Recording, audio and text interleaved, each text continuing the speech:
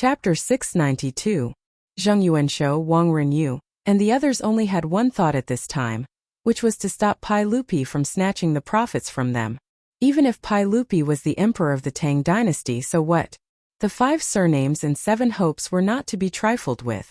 Your Majesty, the master has already reached an agreement with us. How can you go back on your word? Your Majesty is rich. How can you compete with the people? Zheng Yuanshou, Wang Renyu, Cui Xian, and the others spoke one after another. What they meant was that they didn't want Pai Lupi to get involved. Pai Lupi frowned slightly and snorted discontentedly. You didn't sign the agreement with the master. Why can't I participate? What's the reason? Zheng Yuanshou and the others were speechless, but Li Wangyu persuaded him. Uncle, it's true that the masters have made an agreement first. Why don't we all take a step back? Uncle, you also have a share in it? How about lending some gold to the master? Zheng Yuanshou and the others looked at each other. Although they were unwilling, they could only nod helplessly. Everyone knew that if Pai Lupi contributed another share, they would be able to get less gold from the gold mine in the future. Li Er nodded slightly and then said, Since that is the case, we will not force you. We will only take a share of this matter. However, Master Feng and Master Du will naturally each take a share of this matter. Well, let's count it as 12 shares. Each of you will take out 80,000 taels of gold. What do you think, my dear ministers? Although Zheng Yuanshou and the others were unwilling to accept Pai Lupi's golden words, they could only nod helplessly and agree. They could take out 80,000 taels of gold and didn't need to raise money everywhere.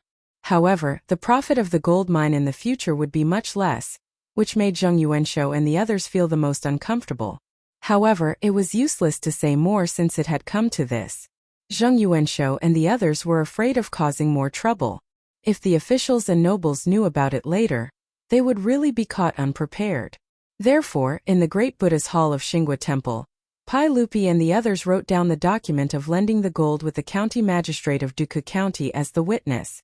They stamped the document and officially confirmed the matter. Everyone, including Pai Lupi, was led by the monk to the tunnel behind the temple to witness it with their own eyes. Just like what Zhong Chu had reported, the nearly 100-meter-long tunnel, under the illumination of the torches, the 4 walls were filled with all kinds of dazzling golden light. Obviously, these were all gold ores. After seeing the mine with their own eyes, they no longer had any doubts. Master, we will send the gold to Xinghua Temple in 3 days. However, this old man has to say this first. This gold must always be under the supervision of our prefecture's central Song sect. Even if we cast the golden Buddha in the future, the use of gold must be supervised by our prefecture's central Song sect. Master, you don't have any objections, right? Zheng Yuanshou instructed the good faction monk. The monk bowed and replied, Ba. Poor monk naturally has no objections. This is the safest way. Poor monk is also worried that so much gold piled up in the temple will attract the attention of thieves. It can't be better if you send people to guard it. Very good. Then we won't disturb your cultivation. 3 days later the gold will be sent here. Zheng Yuanshou and the others looked at each other, bowed to Pai Lupi, and then left. Today's trip to Xinghua Temple was really beyond the expectations of these aristocratic families, and they felt a little speechless. They originally thought that they could easily take away a gold mine, but they didn't expect that they would have to lend the gold in exchange for the profit of the gold mine. However, the reason why Zheng Yuanshou and the others agreed to this was that, on the one hand, they were reluctant to give up the huge profit that the gold mine might bring. On the other hand, they also felt that the so-called lending of gold was just changing a place to store the gold, and there was no risk. If the monk of Xinghua Temple could steal the gold from many troops of the 5 surnames and 7 Wangs and the imperial guard sent by His Majesty, it would be strange. Although the cost was not small, Zheng Yuanshou and the others were still very satisfied with the result that they didn't come here in vain. After all, if the gold mine could produce enough gold every year in the future, it would be enough for the aristocratic families to make a lot of money. After the 5 surnames and 7 Wangs left, Pai Lupi suddenly looked up to the sky and laughed. Haha, as you expected, these people really fell into the trap. Tut-tut, 80,000 taels of gold. If Mr. Zheng and Mr. Wang knew the truth, they would be so angry that they would vomit blood, right? Chang'an also laughed and said, Wow, ha ha, my acting for a long time was not in vain. Even if the 5 surnames and 7 Wangs lost 80,000 taels of gold, I'm afraid that they would lose a layer of skin. In the Hall of Great Strength everyone was laughing. Even the righteous monk and his disciple Lin Yang were the same. Obviously, the so-called gold mine and the borrowing of gold were just a trap set against the aristocratic families. Of course the gold mine was not real. It was just a scam that Li Wangyu and his beautiful boss figured out together that day in order to revenge the aristocratic families. The orthodox monk was obviously Monk Wenzai, who Li Wangyu found in the Jianfu temple that day, and Lin Yang was naturally Lin Daniu. When Monk Wenzai cheated the Li clan of 200 taels of gold in Hu County, he disguised himself as an orthodox monk. Xinghua Temple was indeed the place where Monk Wenzai used to cultivate. It was also Monk Wenzai's suggestion to create all kinds of illusions in Xinghua Temple. Naturally, there was no gold mine in the stone mountain behind Xinghua Temple. That tunnel was just a hiding place dug by the monks of Xinghua Temple, in order to avoid the disaster of war, when the country was in chaos in the previous dynasty. The reason why the stone wall sparkled under the light of the torches and looked like gold ores when they entered just now was that Li Wangyu and others smeared gold powder on the stone wall. As for the mining tools and the scattered ores in the cave, they were all deliberately placed there to trick the aristocratic families into taking the bait. The gold ores were naturally real gold ores. However, Li Er had ordered people to carefully select them from the gold mines of the imperial court. They were the best ores. As for the nugget gold and gold sand that were sold in the gold and silver shops, they were produced by other gold mines for the same reason. Pai Lupi ordered people to secretly send them to Monk Wenzai and his disciples as bait, to attract the aristocratic families. Their purpose was to cheat the so-called loaned gold from the aristocratic families. This was the plan that Li Wangyu, Pai Lupi, Chang Yaojin, Fang Xianling, and Du Ruhui discussed in the bathroom of Lai Hot that day. Pai Lupi did not hesitate to agree to this kind of thing that could make the aristocratic families suffer a big loss and make a lot of gold at the same time. Chang Yaojin and Fang Xianling followed Pai Lupi's lead. Anyway, even if the plan failed and the aristocratic families saw through the trick, they would not lose anything. Why not? When everyone was laughing, Li Wangyu said with a smile, "Uncle, don't be happy too early. It is unknown whether the aristocratic families will really send the gold 3 days later." Pai Lupi waved his hand and said, "Zio, don't worry. As long as Jijia and I send the gold, these aristocratic families will definitely be fooled. Humph, don't I know them well? They are just a group of idiots. How can they let go of such an opportunity? I can't wait to see how those aristocratic families will behave when the gold disappears in the future." When everyone heard this, they burst into laughter again. Chapter 693. The scheme that Li Wangyu set up for the aristocratic families was, in fact, borrowed the concept of the most famous Ponzi scheme of the later generations. Ponzi scheme was the name of investment fraud in the financial field. In short, it was to use the money of new investors to pay interest and short-term returns to the old investors to create the illusion of making money and then cheat more investment. In the end, it was just using people's greed. Of course, because Li Wangyu only wanted to target the 5 surnames and 7 Wangs, the long-term method of cheating money like the Ponzi scheme was not feasible. First of all, this scam was to arrange for Monk Wenzai and Lin Daniu to continuously go to the gold and silver shops of the 5 surnames and 7 Wangs to sell dog-head gold and gold sand. If it was a scammer from the Tang dynasty, after the 5 surnames and 7 Wangs were hooked, most of them would use the gold mine as an excuse to cheat money. But how could this trick the old foxes of the aristocratic families? After Monk Wenzai said the huge number of 100,000 jin of gold, Zhang Yuanshou and others, who were originally blinded by greed, immediately became alert. But the wonderful thing was that Li Wangyu borrowed Lin Dania's mouth to say those words, turning the business relationship into a loan, turning the gold mine into an investment product. This made the aristocratic families waver. And the gold was under the supervision of the aristocratic families. Naturally, there was no risk to speak of. Compared with the possible benefits, the aristocratic families would naturally be tempted. And Pai Lupi's intervention was the last straw that pressed the aristocratic families. Everyone has a blind heart. No matter how smart the aristocratic families were, how could they think that Pai Lupi, the emperor of the Tang dynasty, Chang Yaojin, Fang Xianling, Du Ruhui, these dukes and dukes would personally come to support them? Therefore, it was normal for them to be fooled. Pai Lupi and his ministers would follow Li Wangyou's nonsense, naturally, not because they coveted the aristocratic family's gold. Even Li Wangyou's annual income was almost 70,000 to 80,000 taels of gold. Of course, it was not to cheat some gold from the aristocratic families. Whether it was Pai Lupi, Feng Xianling, or Du Ruhui, none of them were that bored.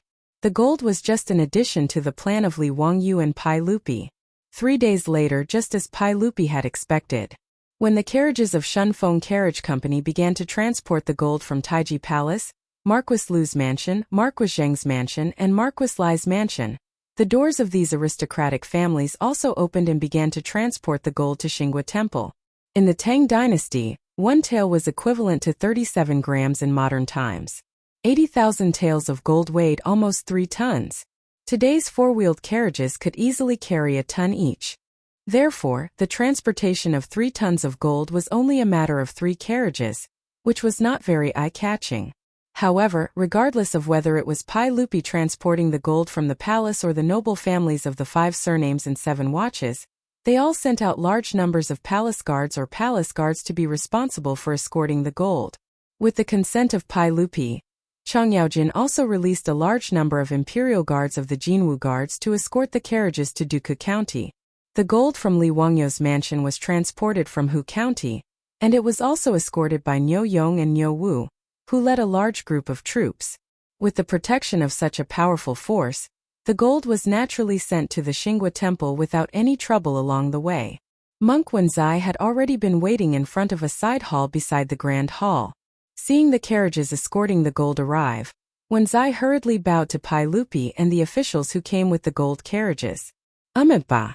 Poor monk greets your majesty and all the noble people. Pai Lupi got off the horse and motioned the monk to dispense with the formalities. Master, please dispense with the formalities. Is the warehouse for storing the gold ready? Yes, your majesty, please have a look. It's this side hall. Do you think it's suitable? Wenzai said. Everyone entered the side hall together and checked it out. They felt it was suitable. The original Buddha statue in the side hall had been removed. There was no other way out except for a door and a round window on the high gable wall.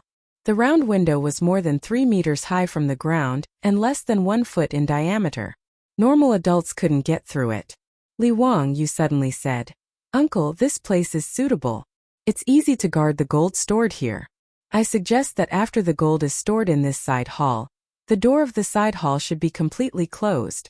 Without the consent of all of us, it can't be opened. However, the window of the side hall shouldn't be closed. Instead, a wooden platform should be built outside the gable wall. In this way, it'll be convenient for everyone to climb up the wooden platform at any time and check the condition of the gold in the side hall through the window to prevent the gold from being lost. Hearing this, everyone nodded and agreed. They felt that Li Wangyou's idea was quite good. Since the door of the side hall was closed, no one could enter. If the window on the gable wall was left open, it would allow the guards outside to check the situation at any time. It would also prevent them from coming into contact with the gold, so it was naturally very safe. After Pai Lupi and the other big shots all nodded in agreement, they began to arrange for the guards to move the gold into the side hall. More than 30 carriages of gold were transported for 4 to 6 hours before they were all transported into the side hall and placed neatly. After all the gold was transported into the side hall, the door of the side hall closed with a creak and a large bronze lock was hung on it. Li Wangyou smiled and said to everyone, Uncle, everyone, we have so many guards, so we don't need to guard here at the same time, right? There are too many people and it's inconvenient to give orders. How about we split up the guards? With 10 days as the boundary, Uncle's imperial guards, Uncle Chang, Duke Feng, Duke Du, and my estate's troops will guard the palace for 10 days first. Then I'll hand it over to Zhonggong, Wanggong, and your estate's troops to guard the palace for 10 days. Pai Lupi and the others naturally nodded in agreement. Zheng Yuanshou and the others discussed with each other and also felt that this was the best way. Anyway, they couldn't share the same pot with Cheng Yaojin and the others. If they all gathered together, it would be easy to cause trouble. Zheng Yuanshou nodded in agreement. What Count Hu said is reasonable. However, when the two sides hand over the gold, they need to go in and check the amount of gold, in case the amount doesn't match. It will be hard to explain. Of course, Then check the amount of gold every 10 days. Li Wangyu nodded. After arranging the storage of the gold, Zhang Yuanshou bowed to Pai Lupi and said, Your Majesty, since the gold has been transported to Xingwa Temple, should we start mining the gold mine? Your Majesty, please give a decree to the supervisor and the Ministry of Works to dispatch craftsmen here. Hearing this, Pai Lupi gently shook his head and said, This is my private property. How can I let the Ministry of Works dispatch craftsmen here? If the goat-nosed Duke knows about it, won't I be spat to death by his saliva? It's not appropriate. Mr. Zheng, Mr. Wang, it's better for you to recruit craftsmen. Hearing this, Zhang Yuanshou couldn't help but be stunned. He knew that Pai Lupi was right. The gold mine in Xingwa Temple was not owned by the imperial court. If the craftsmen of the Ministry of Works were mobilized, Wei Zheng the censor would probably lose his temper again. If you mobilize craftsmen from my family, the mining of the gold mine will have to wait for a few days. After all, it will take a long time to mobilize craftsmen from Xinjiang or Taiyuan. Zhang Yuanshou was a little helpless. He naturally hoped that the gold mine could be started immediately. Pai Lupi casually waved his hand and said, It doesn't matter. The gold mine can't grow legs and run away. It doesn't matter if it's delayed for a month or so. There was nothing in the stone mountain of Xingwa Temple.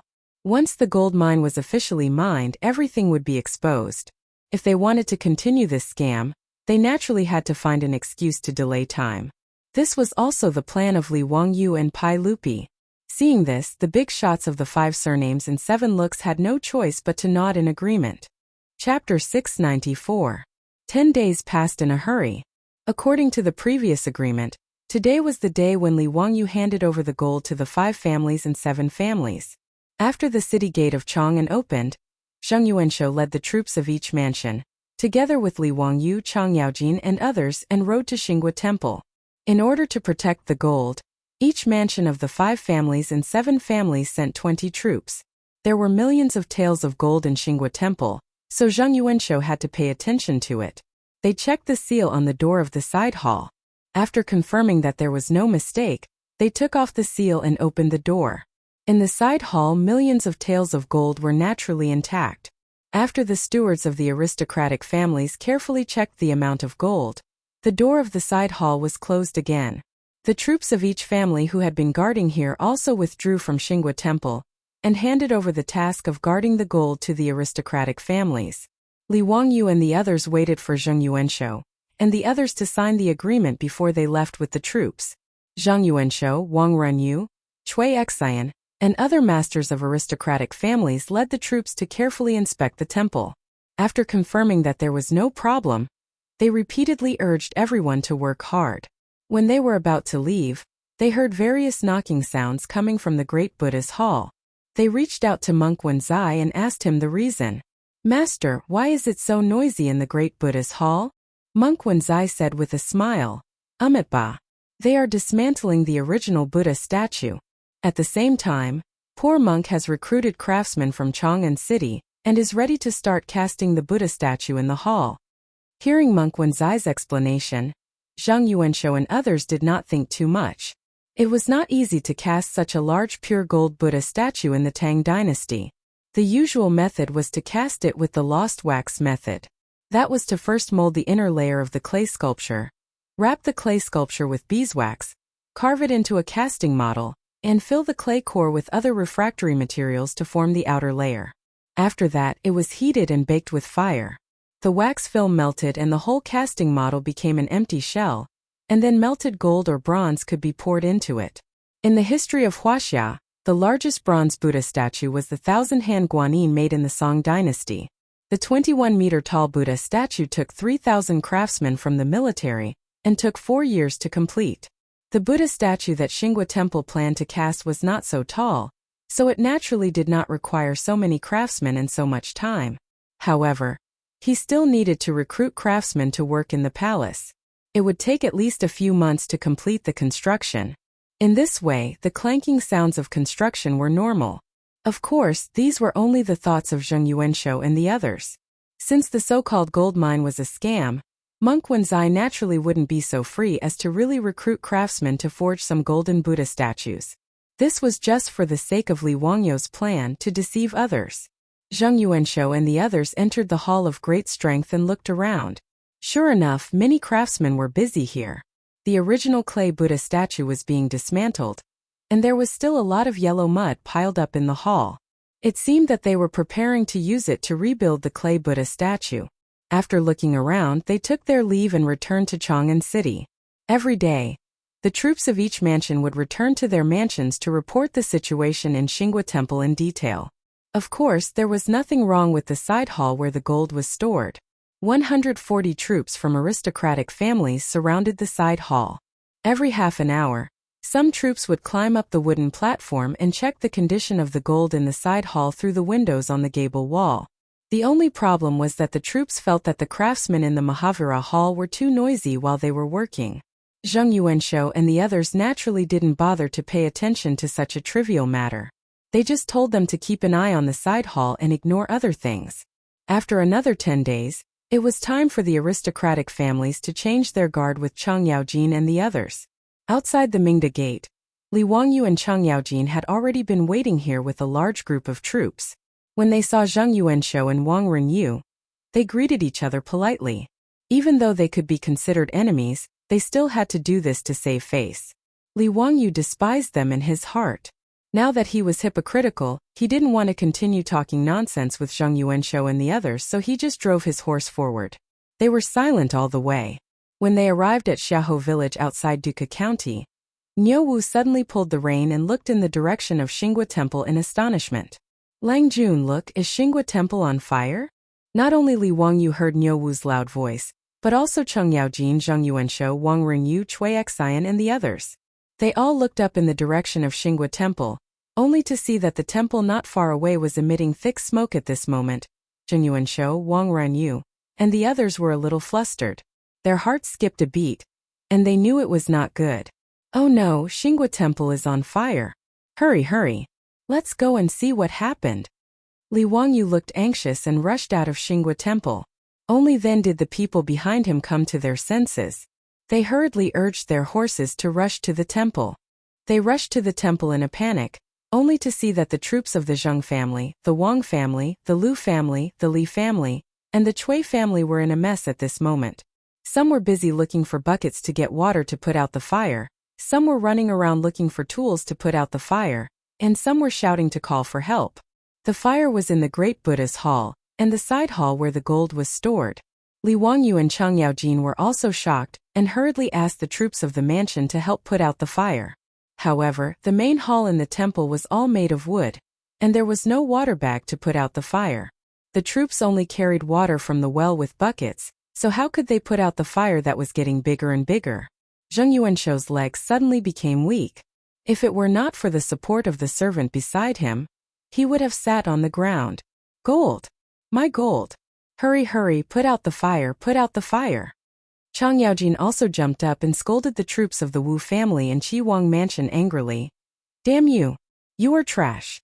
You are worse than dogs! I asked you to guard the temple. Why did it catch fire? If something happened to my gold, you should be careful of your dog heads. Li Wangyou heaved a long sigh and consoled. Sigh, this fire can't be extinguished in a short time. Uncle Chang, you don't have to worry. As the saying goes, true gold is not afraid of fire. This broken temple can be burned down, but no matter how much it burns, it won't destroy the gold. Even if some of it is melted by the fire, it won't be a big problem. Can be smelted again. Zheng Yuanshou, Wang Renyu and the others were originally ashen-faced, but when they heard Li Wangyou's words, they were slightly relieved. It was indeed so. Gold was not wood, so it didn't matter if it was burned. Once the fire was put out, the gold would not grow legs and run away. Thinking of this, Zheng Yuanshou's face eased a little. He reached out and called the troop leader over. What happened? Why did it catch fire all of a sudden? Is the gold still there? The troop leader immediately knelt down and answered in fear and trepidation. Lang Jun, I don't know why it caught fire. Previously, I saw the good faction monk and his disciples enter the Hall of Great Strength. Not long after, the Hall of Great Strength was set on fire and the fire spread rapidly. I was about to put out the fire, but the fire spread quickly and directly ignited the side hall. The gold should be fine. Before it caught fire, I and the troops of the Wang, Cui, Lu and Li families checked on the wooden platform. That's good, that's good. Zheng Yuanshou heard this and was slightly relieved. Quickly get someone to put out the fire. Go and find that righteous path monk for me. This old man wants to ask what's going on with this fire. Yes. The troops of the Zheng family received the order and left. On the other side, the troop leaders of the Cui, Lu, Li and Wang families also reported the whole story to their respective Langjuns. Everyone had the same story, which made Zheng Yuanshou and Wang Renyu feel relieved. Since the gold was still there, today's incident was not a big deal. However, very quickly, a troop from the government reported that they could not find any trace of the monk in the temple. Chapter 695. Hearing that they couldn't find the trace of the orthodox monk and his disciple Lin Yang, Zheng Yuanshou and others couldn't help but feel gloomy. Many troops reported that before the main hall was on fire, many people saw the monk enter the grand hall with his disciple. Many people even guessed that this inexplicable fire was set by the monk himself. Many troops saw this with their own eyes. After all, the side hall where the gold was stored was right next to the grand hall. The monk entered and left the grand hall under the eyes of these troops. Moreover, there was only one entrance and exit in the grand hall, and no one saw the monk run out after the fire. At this moment, Zheng Yuanshou and others had no time to care whether the fire was set by the monk or not. They could only desperately urge the troops to put out the fire. Although Li Wangyu and Chang Yaojin brought nearly 100 troops to help today, due to the lack of fire extinguishing tools, it took them 2 hours to put out the fire. The grand hall and the side hall where the gold was stored in the Xinghua temple were almost burned to the ground, leaving only a few broken walls smoking. Those troops were anxious to put out the fire, so their faces were blackened by the smoke. Their clothes were torn by the sparks, and many people's hair was burned. At this time Zheng Yuanshou, Wang Renyu, and other masters of aristocratic families didn't care whether their troops were injured or not. They repeatedly urged the troops to move away the still smoking ruins and carry out the gold in the ruins of the side hall. Li Wangyu also asked his troops to help clean up the ruins and dig out the gold. Fortunately, there were more than 200 troops in the Xinghua temple at this time, so the speed of cleaning up the ruins was not slow. Soon, all kinds of broken pillars, bricks, and tiles were still smoking, and the floor tiles of the side hall were exposed. However, to everyone's surprise, the gold ingot of 1 million taels of gold was nowhere to be seen. After receiving the report from the troops, all the big shots of the aristocratic family seemed to have gone mad. They didn't care about the filth and all rushed over like a swarm of bees. The floor tiles of the side hall had been cleared, but there was nothing. Not to mention the piles of gold, they didn't even see a single gold ingot. Wang Renyu shouted angrily, "Where's the gold? Where's my gold? That's impossible. Keep digging for me. If you can't dig out any gold, you better watch your heads carefully." Zheng Yuanshou angrily waved the horsewhip in his hand and fiercely whipped his own troop leader. "Where's the gold? Tell me the truth." The leader of the Zheng family's troops didn't care about the filth on the ground. He knelt down and replied with a sad face, "Lang Jun, I don't know.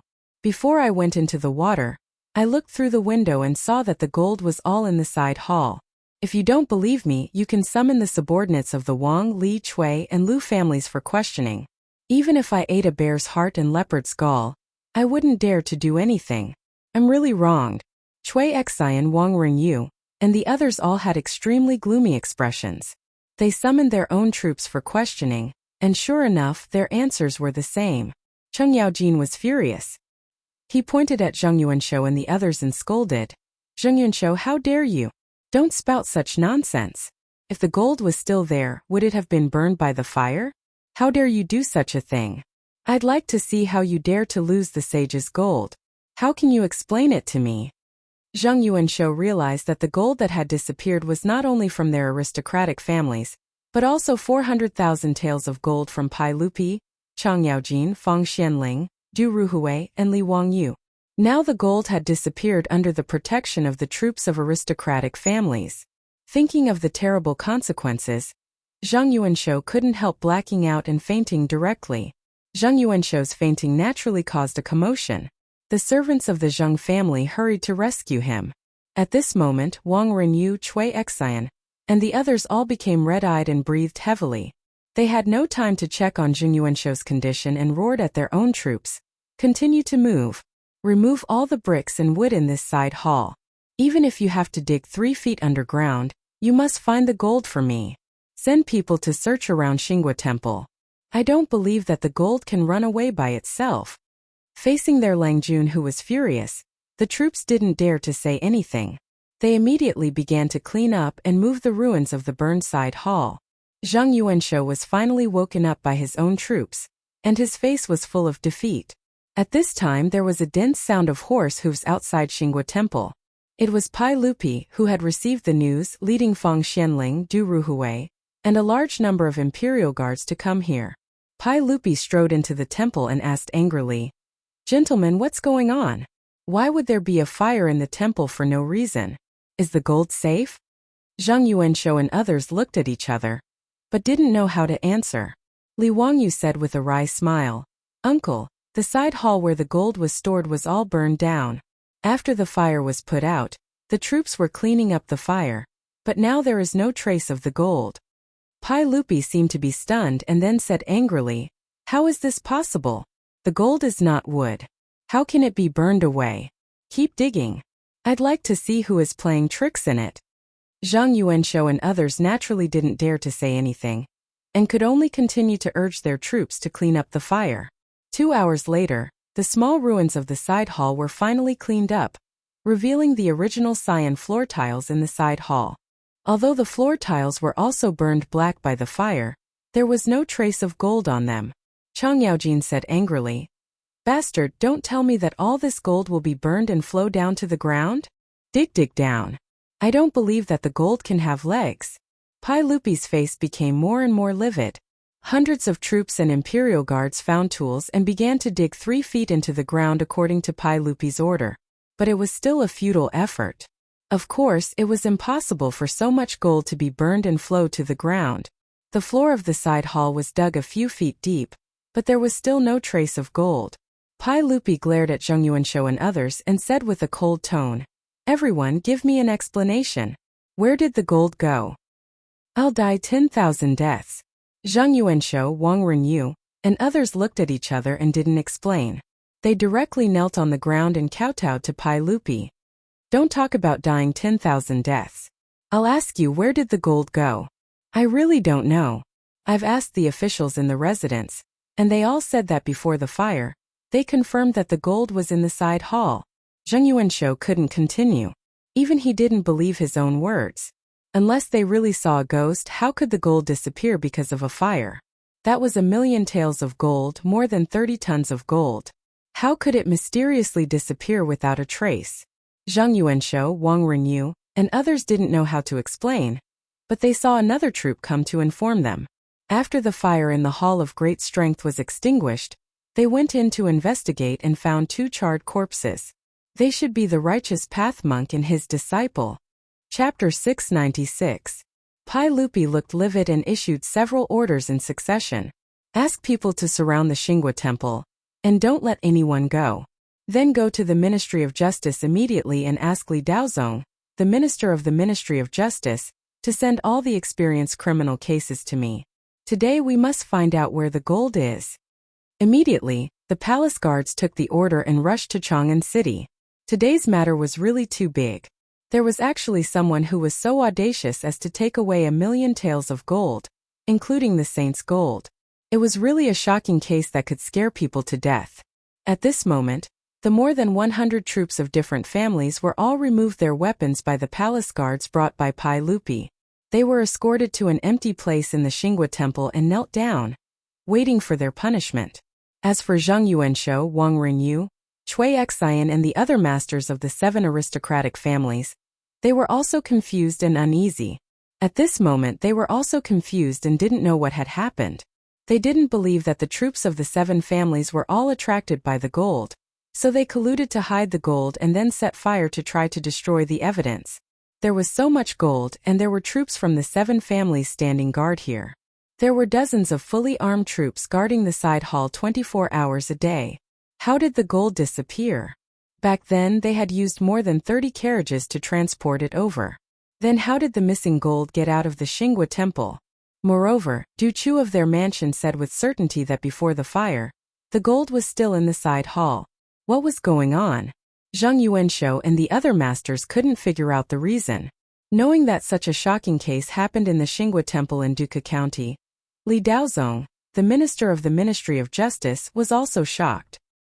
He didn't dare to delay and hurriedly gathered people and led the Ministry of Justice here. After seeing Li Daozong, Pai Lupi immediately ordered him to interrogate the troops of the aristocratic families and check the scene. They must get to the bottom of the matter and find out the whereabouts of the gold. Daozong, you can send people to interrogate anyone in this case. Remember, anyone. I don't care what method you use, but you must find the gold for me. Yes, this subject obeys. Li Daozong braced himself and replied. Li Daozong had roughly learned about the case, and he also felt that it was strange. Naturally, he did not dare to neglect Pai Lupi's order. After nodding, he immediately commanded those experienced criminal cases of the Ministry of Justice to take over everything in Xinghua Temple and begin to investigate the case. The Ministry of Justice's experienced criminal cases separated the aristocratic family troops and interrogated them separately. They took their confessions and investigated the fire in the side hall. However, because Zhang Yuanshou and the others had ordered the troops to move away all the wreckage in the side hall, and Pai Lupi had ordered people to dig 3 feet into the ground, they could not find any valuable clues in the wreckage of the side hall.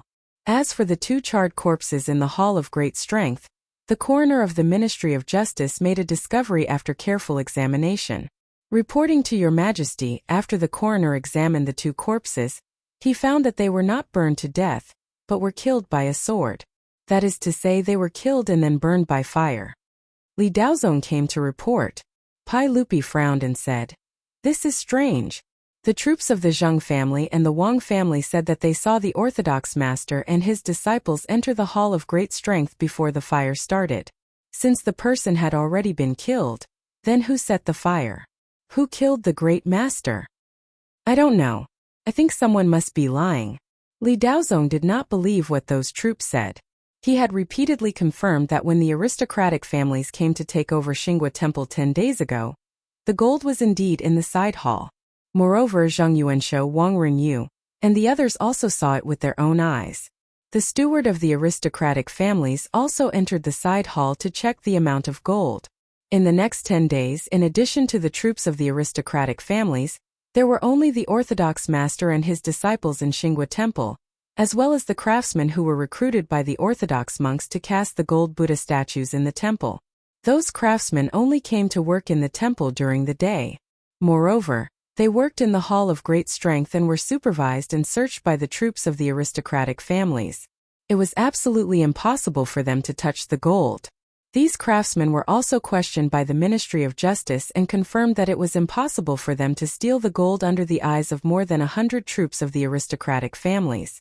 What was more bizarre was that no matter how the experienced criminal officers of the Ministry of Justice interrogated them, the troops of the aristocratic families insisted that before the fire in the side hall, they had confirmed with their own eyes that the gold was in the hall through the window on the gable wall. The more the officials of the Ministry of Justice interrogated them, the more confused they felt about this case. They could not understand it at all. There was no other possibility except that the troops of the aristocratic families colluded with each other to steal the gold. Therefore, with the consent of Pai Lupi, the Ministry of Justice directly tortured the troops of the aristocratic families. Suddenly, the Xinghua Temple was filled with the miserable howls of the troops of the aristocratic families. After beating several leaders of the troops of the aristocratic families into a bloody mess, the confessions they got were still the same. Those troops insisted that they knew nothing about it. Even if some people could not stand the torture and admitted that they had stolen the gold, they could not tell where the gold was. Obviously, they were just talking nonsense. Zhang Yuanshou and the others became more and more embarrassed because the troops of their own mansion were tortured by the Ministry of Justice. However, Zhang Yuanshou, Wang Ringyu, and Cui Xian all remained silent at this moment. Now not only the gold of the aristocratic families disappeared, but also the gold of Pai Lupi, Chang Yaojin, and others had disappeared. How could they say anything at this moment? The sun was very good today, but in the warm sunshine of March, the faces of the masters of the aristocratic families became paler and paler. They were silent, and no one knew what they were thinking. Pai Lupi turned to look at Li Wangyu and asked, "Zio, what do you think? This case is really strange." Li Wangyu just shook his head silently, but the uncle and nephew secretly exchanged a look when others were not paying attention. Even though Pai Lupi looked solemn, the corners of his eyes were full of excitement. Obviously, today's situation was another trap set by him, Li Wangyu, Chang Yaojin and others. However, Zhang Yuanshou and the other masters of the aristocratic families jumped into the trap without noticing it, like the beasts in the forest. How could Pai Lupi not feel happy about this? Summoning the Ministry of Justice to inspect the scene, investigate the suspects, and trace the gold was just a show for the aristocratic families. In short, as long as the gold could not be found, the aristocratic families would have to take the blame for the loss of the gold. Whether they were willing or not, there was no excuse for it. In fact, the million taels of gold were still in the Xinghua Temple at this time. Chapter 697. The Ministry of Justice had investigated the gold theft case in Xinghua Temple for more than half a month, but they still had no clue. The case soon became known to almost everyone in Chang'an City. This incredible case immediately became the hottest topic in Chang'an City, a huge city with a population of millions. Both the officials and the people on the street were extremely excited and gossipy after hearing this shocking case. After all, it involved millions of taels of gold, which made people yearn for it. However, just like the opinion of those experienced criminal cases of the Ministry of Justice, no one could find any other suspects except for the more than 100 aristocratic families' troops who were responsible for guarding the Xinghua Temple at that time. Unless there was really a ghost, how could millions of taels of gold disappear into thin air?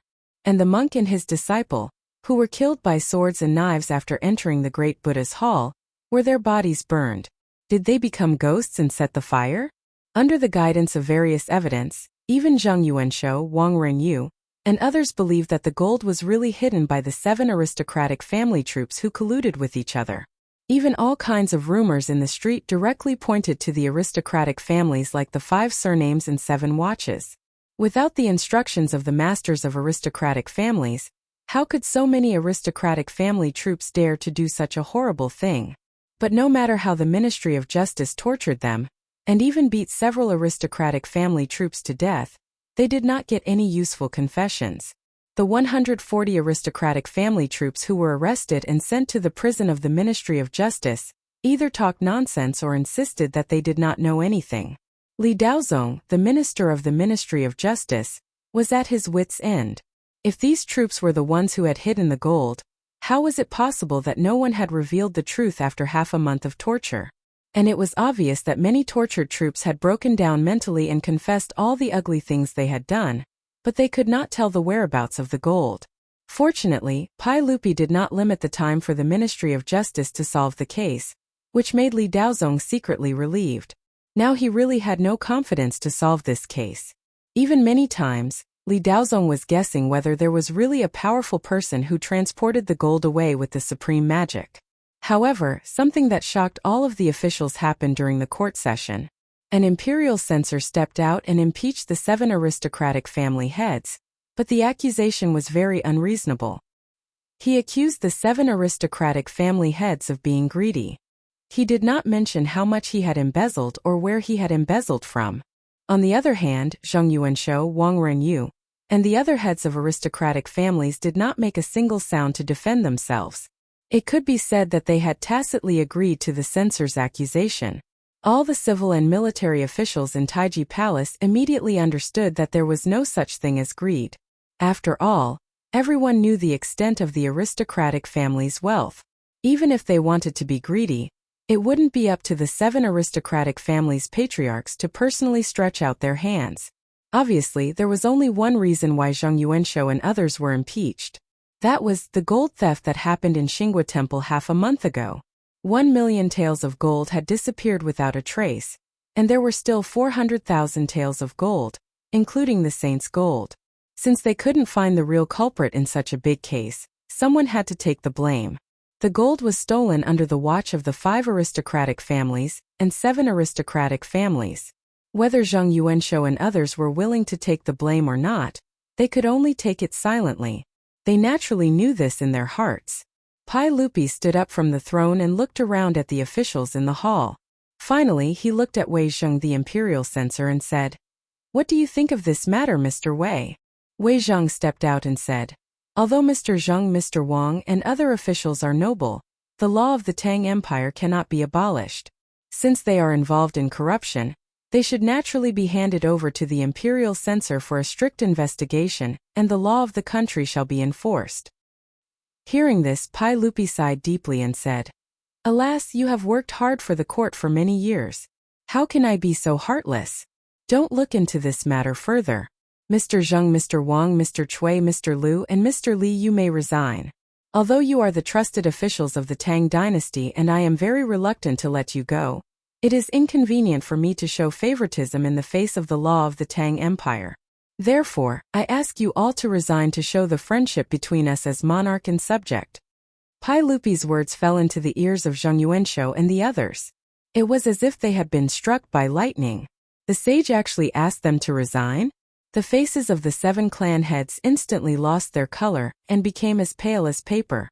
They were angry in their hearts, but they had nothing to say. After a long time, the 7 clan heads, including Zheng Yuanshou, Cui Xian, and Wang Renyu, finally bowed to Pai Lupi with great difficulty and squeezed out a hoarse voice from between their teeth.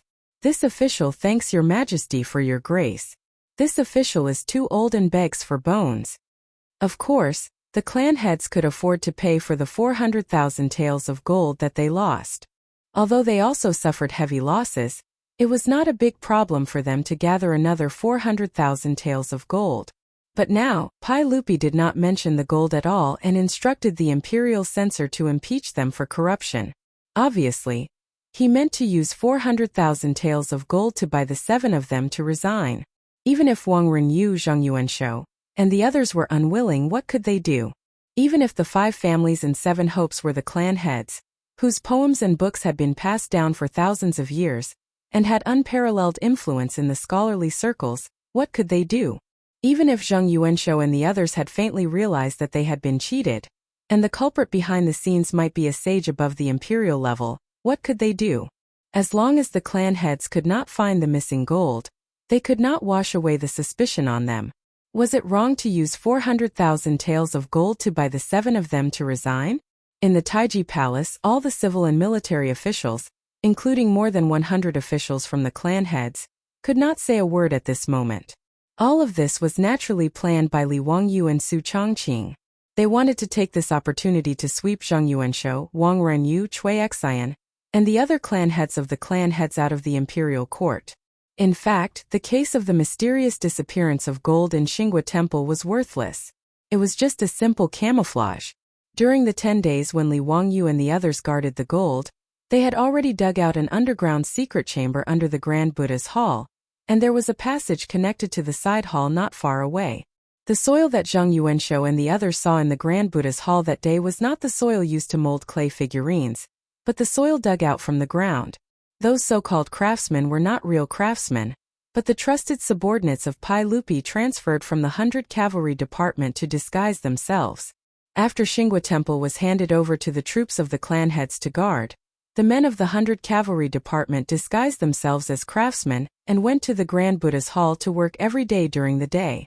Under the cover of the noisy construction sounds, they dug through the ground under the side hall and secretly transported all the gold to the secret chamber under the Grand Buddha's hall. After the gold was removed, they filled the bottom of the side hall with the soil piled up in the main hall. Therefore, after the fire that day, Pai Lupi ordered people to dig down, but they found nothing except soil. The only difficulty of this plan was how to hide from the eyes of the troops of the clan heads. However, since it was Li Wangyu who proposed to keep the window on the gable wall for observation, it was naturally a flaw, deliberately left by Li Wangyu in order to confuse the eyes of the troops of the clan heads. Chapter 698.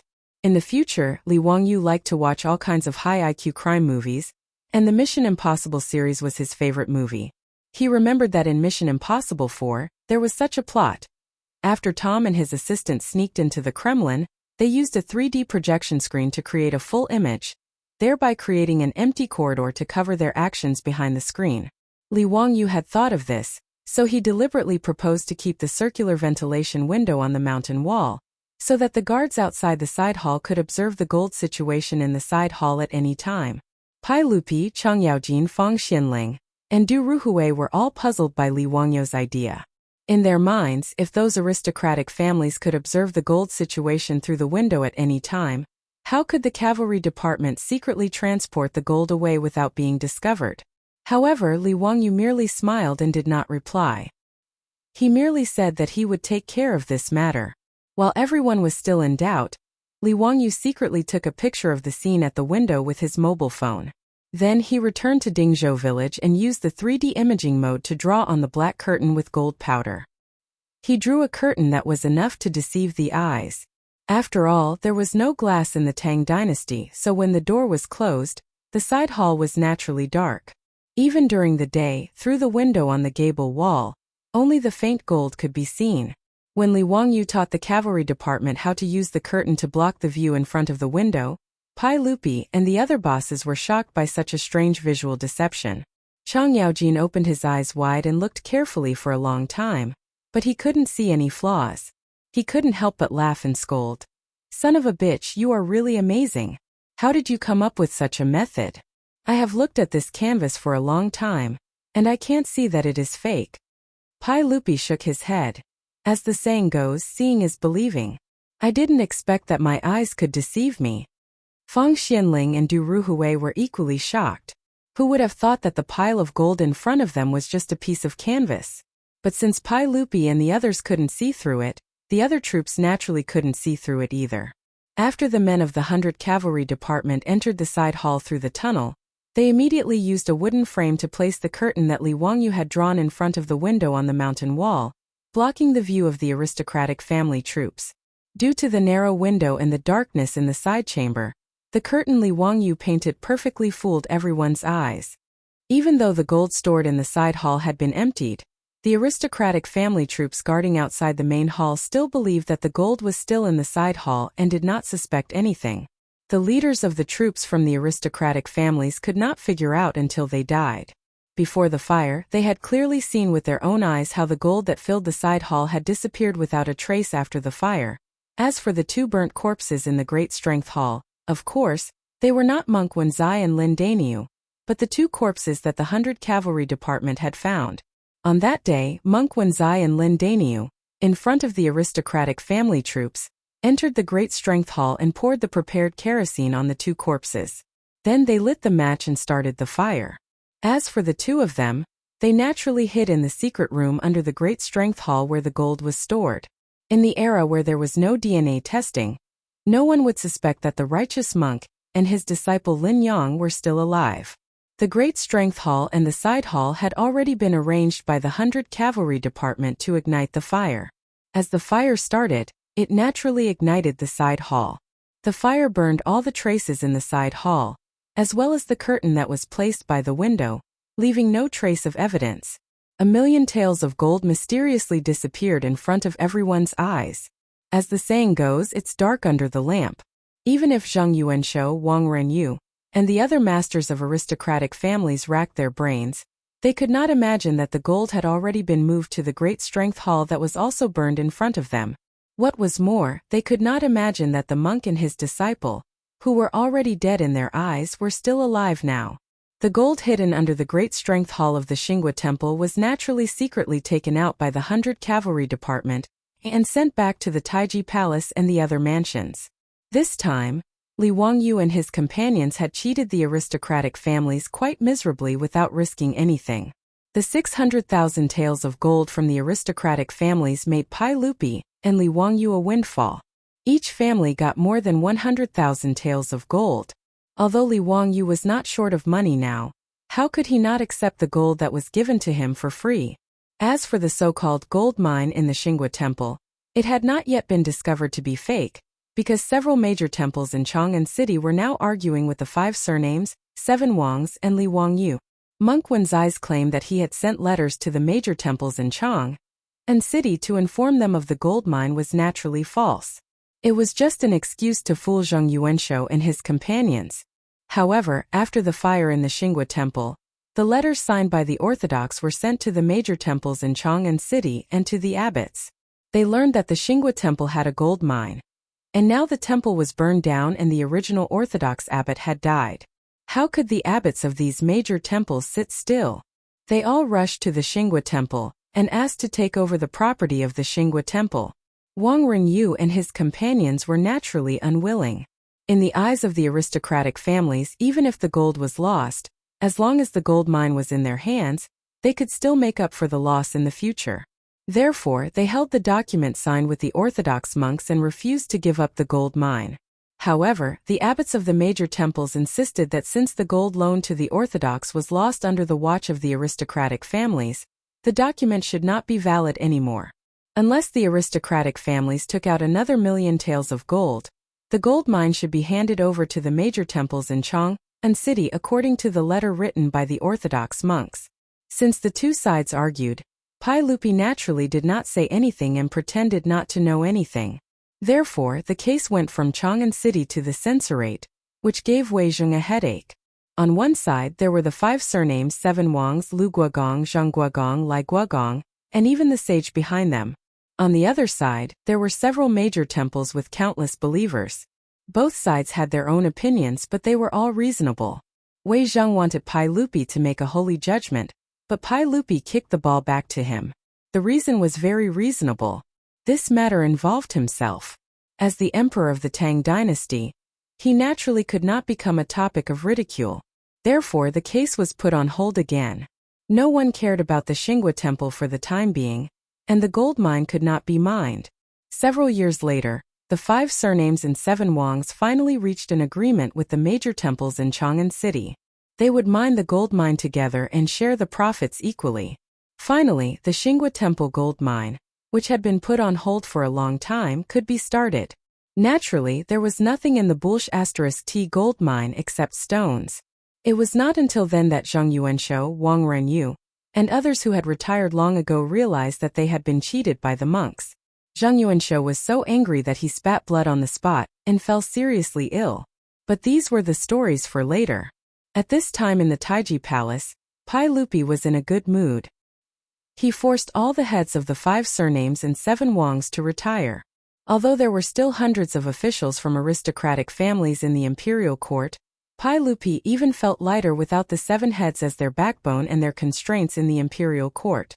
In the Taiji Palace, Pai Lupi pretended to comfort the heads of the 7 aristocratic families and praised them for their contributions to the imperial court.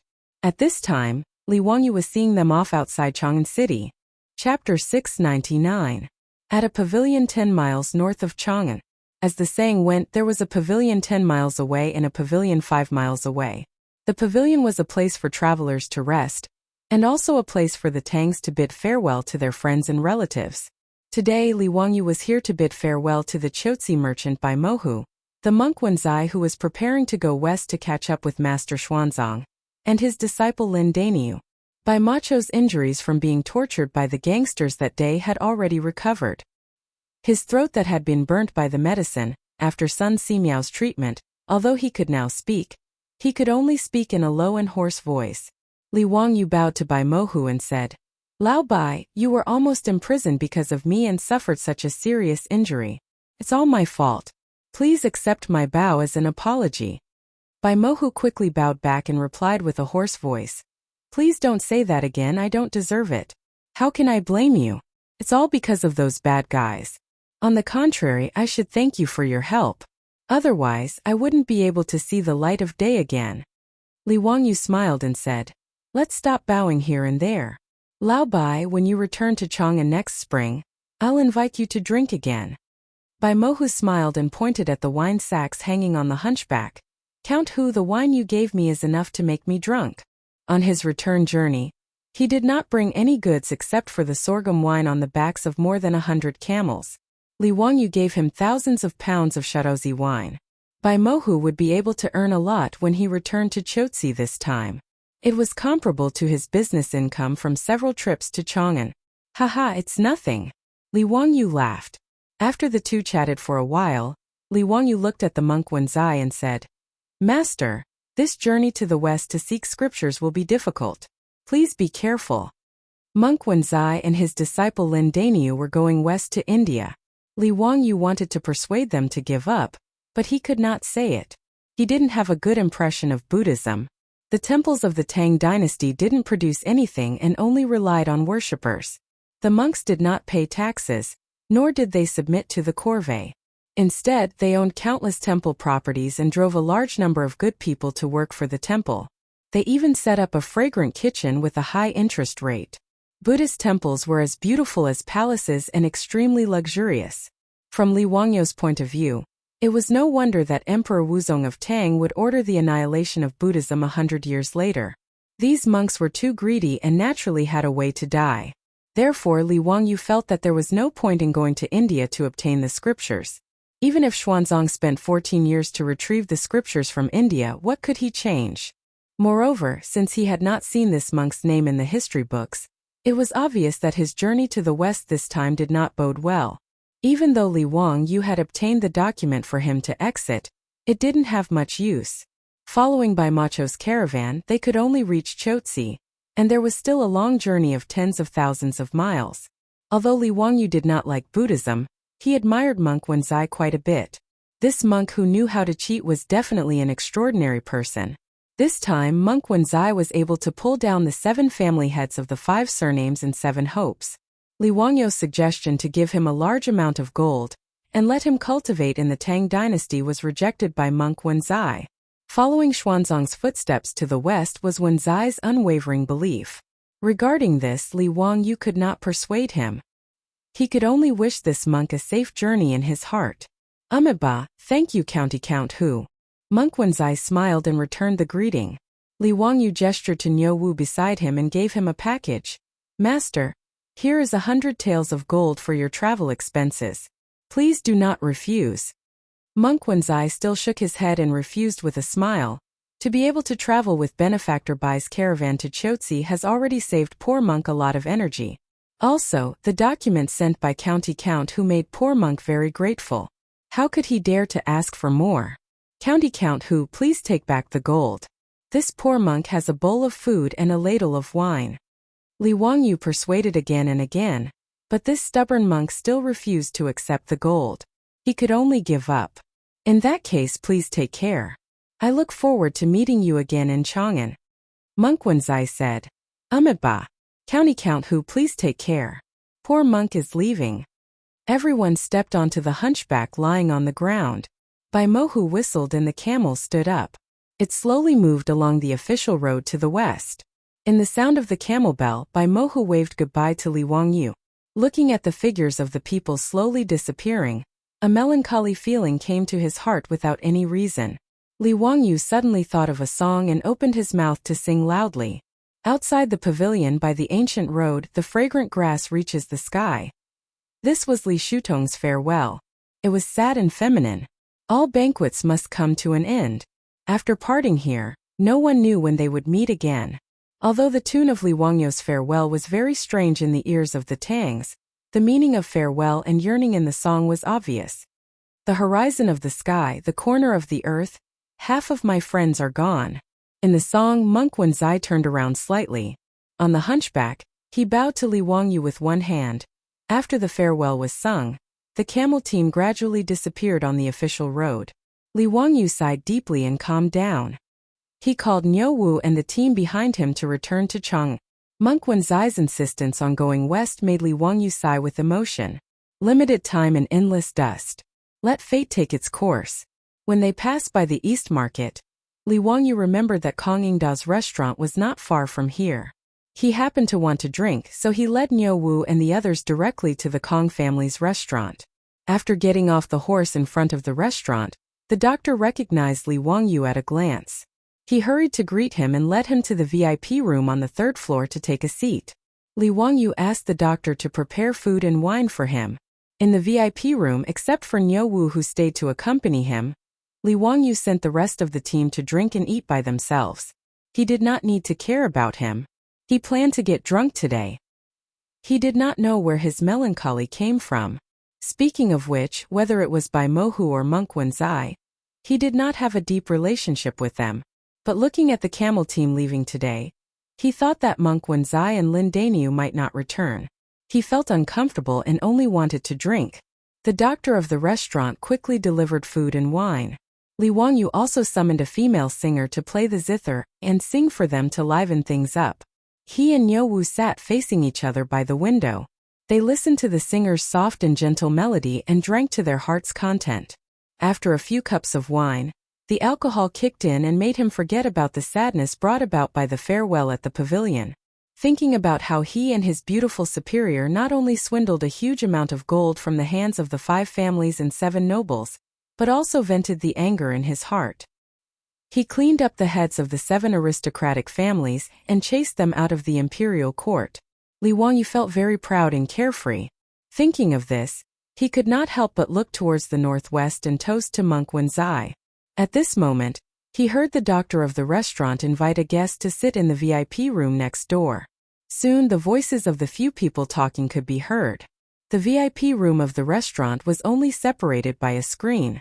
Naturally, it was not soundproof. Even if he and Niu Wu did not want to hear the conversation next door, they could still hear it very clearly. Li Wangyu had just picked up a cup of wine and poured it into his mouth. When he heard the conversation in the VIP room next door, he almost spat out all the wine in his mouth. Chapter 700. In the private room next door was a group of scholars. After instructing the restaurant's doctor to bring them food and wine, they began to talk loudly. Brothers, speaking of the restaurant where we're drinking today, there's an interesting story. Do you know about it? Haha, brother Fan, it's not like you don't know. We're all students participating in the spring examination. How would we know about the interesting stories of the restaurants in Chang'an City? Don't keep us in suspense.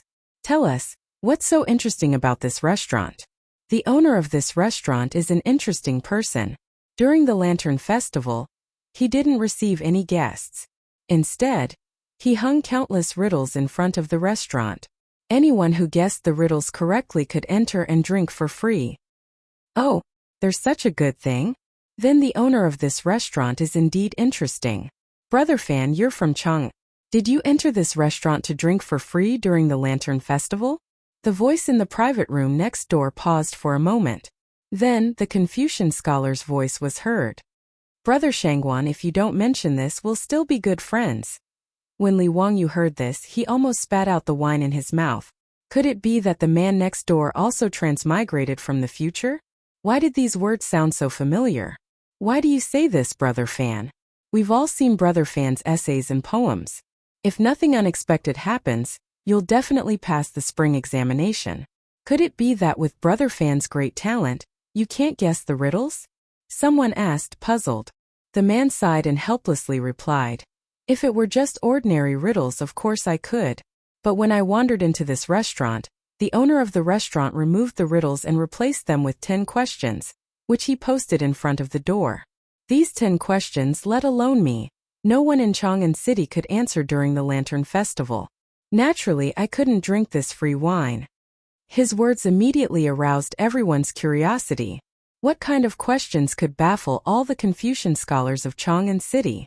There's such a thing? Does Brother Fan still remember the 10 questions? Why don't you tell us about it? Someone was unconvinced and asked. Of course I remember. You can all try. If you can answer them, I'll treat you to a banquet today. Listen carefully. The first question is a question. There is a word that everyone who sees it will mistake. Type that word. The second question is, in a year, which month has 28 days? The third question. There was no sound in the room next door. Li Wangyu almost laughed out loud. It was interesting that his sudden change of mind to make things difficult for Li Gang and Yu Shernan had attracted such resentment from the scholars of Chang'an. What? What kind of damned questions are these? Brother Fan, who is the owner of this restaurant? Why would they come up with such a difficult question? Some people couldn't figure it out no matter how hard they racked their brains. After hearing the answer, they couldn't help but be speechless. It was quite a while before they asked indignantly. Haha, I don't know who the owner of this restaurant is, but I do know who came up with these questions. Oh? Brother Fan, quickly tell me, who is so despicable?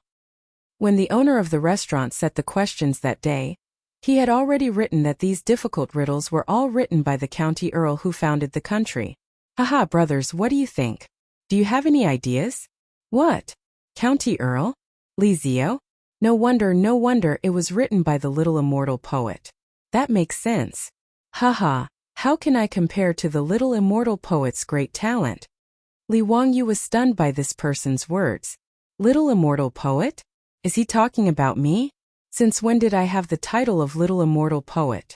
But immortal poet is immortal poet, why add the word little? Li Wangyu shook his head, feeling a little smug. He raised his head and drank another cup of wine.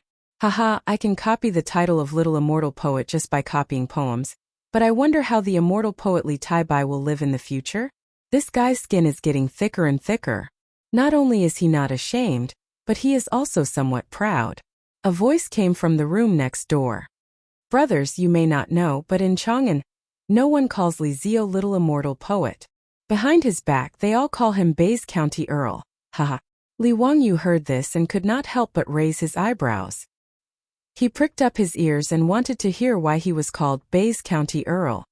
Brother Fan, are you trying to reconcile? What do you mean by Bays?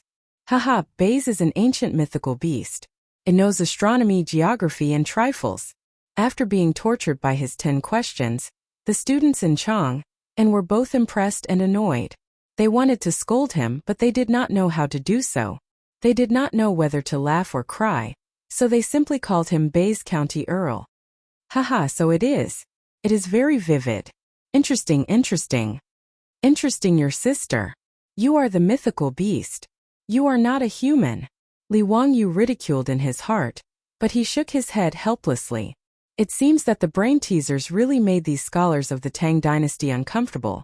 Even Niu Wu, who was beside him, looked like he was trying to hold back his laughter. Li Wangyu looked at him and rolled his eyes. In the room next door, a group of Confucian scholars was still talking about him. Brother Fan, I wonder what poems the little immortal poet has written recently? Of course there are. Have you heard of Li Zio's 2 poems about the Lantern Festival? I have not heard of them. Brother Fan, please recite them for us. The voices in the room next door naturally reached the ears of the singer who was playing the zither for Li Wangyu. As a woman, she naturally loved Li Wangyu's 2 poems about the Lantern Festival. Hearing this, the singer did not wait for Li Wangyu's order. She immediately plucked the strings of the pipa in her arms and began to sing Green Jade Case New Year's Eve. As soon as the song started, no one in the room next door spoke. They all began to listen to the singer's voice. Looking for her thousands of times, suddenly looking back, she is in the waning light. The song was sung 3 times before she stopped. Suddenly, there was a burst of applause in the room next door. This is the little immortal poet's new work? Amazing, truly amazing. It really makes people unable to stop loving it. The little immortal poet really is the little immortal poet. TSK, with this poem about the Lantern Festival, how can we write poems during the Lantern Festival in the future?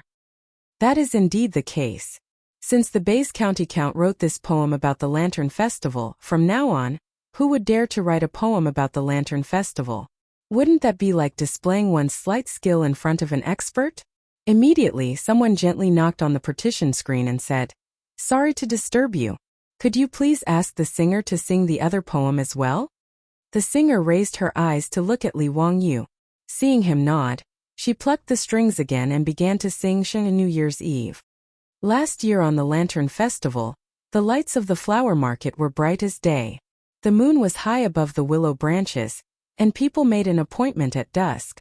The room was silent again. Everyone listened attentively, afraid of missing a word. Since they were all students participating in the spring examination, their knowledge was naturally quite good. After listening to the 2 poems about the Lantern Festival, the room was abnormally quiet.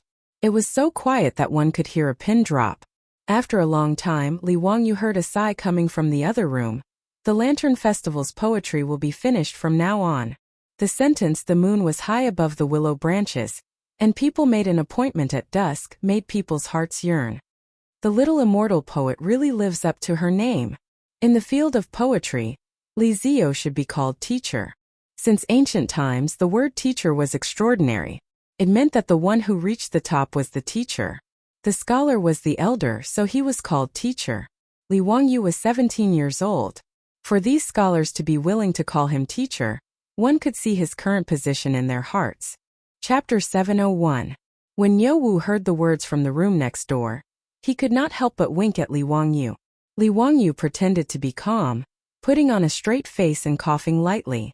He looked like he did not care, but he was actually feeling really good inside. Naturally, he felt really good hearing someone praise him in secret, but he still put on an act. Niu Wu knew his Longjuan's temperament, so he just grinned and did not expose him.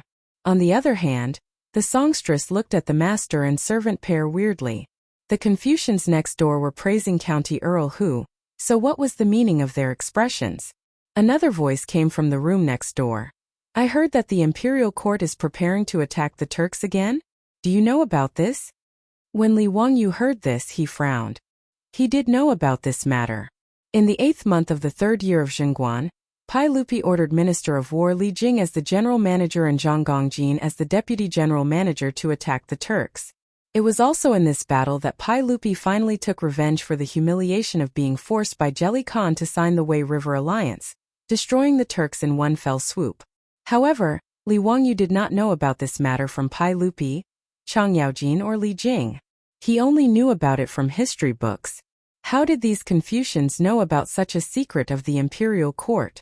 It had only been 3 months, and the matter of attacking the Turks had already caused such an uproar? We do not know about this matter, so how did Brother Shangguan know? Brother Zhu, have you forgotten that Brother Lu and I are both from Hunan? When the two of us left for Chang'an, the Zhetzong House of Hunan had already started to recruit soldiers and was preparing to move to Longyu. As such, I believe that they are going to attack the grassland. When Li Wangyu heard this, he understood why this Confucian scholar could guess this matter. This Confucian scholar surnamed Shangguan was smart to be able to guess that the imperial court was going to attack the Turks. During the early Tang dynasty, the soldiers were farmers who cultivated the land. They trained during the farm breaks and joined the army during wartime. Since they were going to use soldiers against the Turks, the imperial army in Chang, and was clearly not enough, so they had to recruit soldiers from the various prefectures. Due to the current traffic situation in the Tang dynasty, it would take up to a year to prepare for the deployment of troops.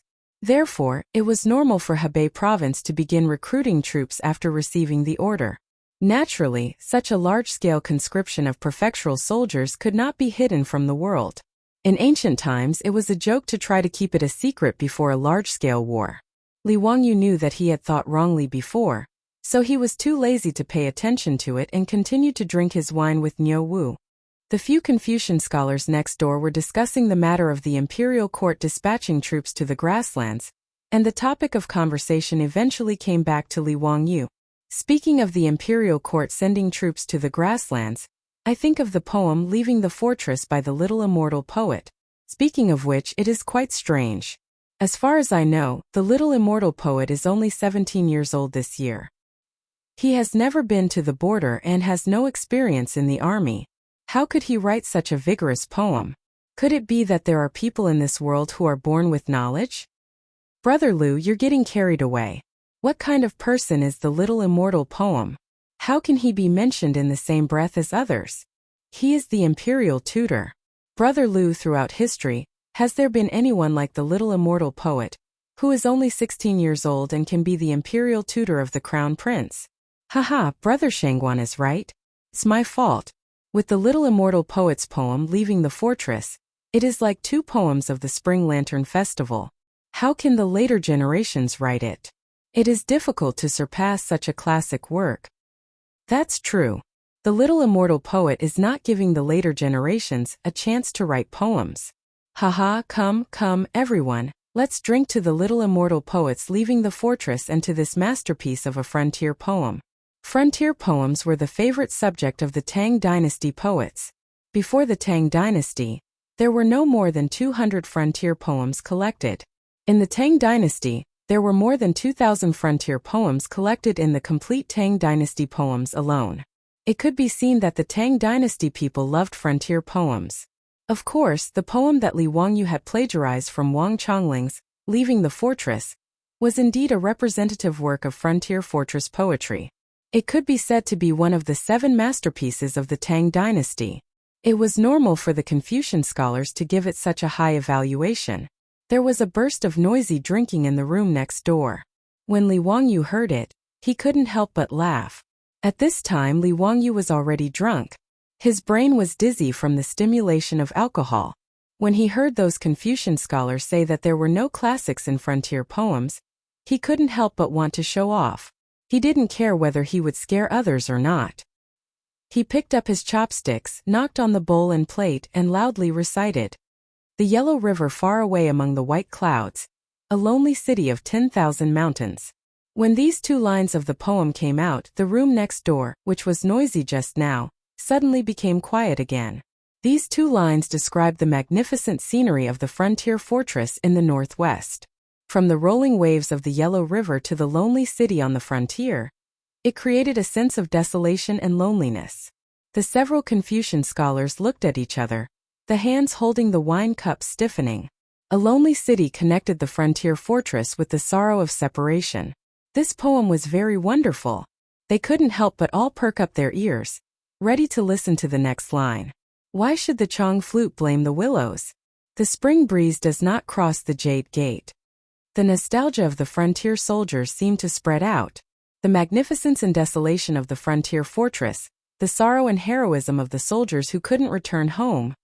Wang Zhihuan's masterpiece, another classic frontier fortress poem of the Tang dynasty, had been plagiarized by the shameless Li Wangyu, and those Confucian scholars didn't know how to react. Awkward, really awkward.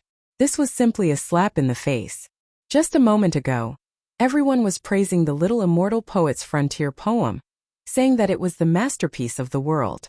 But in the next room, someone immediately recited a poem that was on par with her? Everyone even doubted if they had heard wrongly. But that songstress's eyes lit up.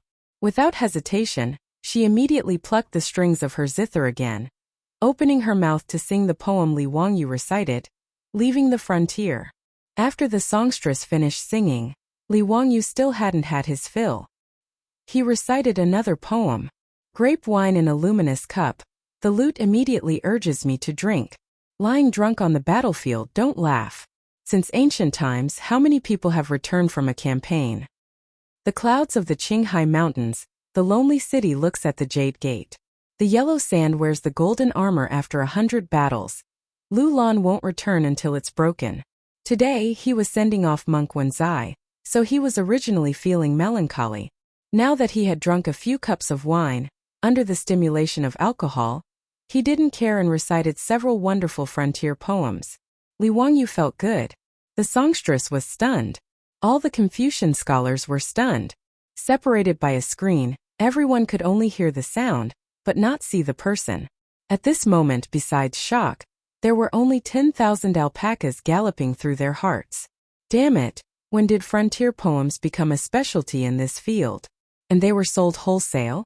They had only praised the little immortal poet's frontier poem. And now they were fighting? Moreover, every single one of them was actually so magnificent and full of ambition. All the Confucian scholars were sluggish for a long time. After carefully pondering over these frontier poems, they had to admit that these poems were on par with the little immortal poet's, Leaving the Frontier. Brothers, come, let's drink. I hope that all of you can pass this year's spring examination. Yes, let's drink. Haha, the taste of today's wine is really good. In the room, the Confucian scholars were stunned for a long time before someone interrupted. Everyone closed their mouths and didn't talk about the poem anymore. They greeted each other and drank, erasing the awkwardness from just now. Chapter 702. In the past, when they heard Li Wangyu's poems, they would come to meet the poet and make friends with him. But today, when they were flattering the goddess of poetry, they were directly slapped in the face by the unknown guy in the next room. Under such embarrassment, how could they have the nerve to make friends with him? Therefore, they could only persuade each other to drink and pretend that they didn't hear the poem. Of course, in everyone's hearts, these few poems were firmly engraved in their minds. They planned to find someone to ask who these few poems were later. Brothers, by the way, you should know about the gold theft case in Xinghua Temple, which has caused a stir in Chang'an City recently, right? What do you think? The Confucian scholars simply changed the topic and talked about the hottest thing in Chang'an City recently. This extremely bizarre case naturally attracted the gossips of everyone in Chang'an City and incessantly discussed it. Even though they were Confucian scholars who came to Chang'an City to attend the imperial examination in spring, they also knew about it. Of course I know. Tut, this case is really strange. It's a million taels of gold. I was born in an official's family, but I have never seen so much gold. Haha, I'm not afraid of being laughed at. I haven't even seen 10,000 taels of gold, let alone a million taels of gold. Haha, none of us have seen it either. The strange thing is that so much gold disappeared just like that. To tell you the truth, I don't quite believe that it was those aristocratic families who were greedy. If they were really greedy, why didn't they run away?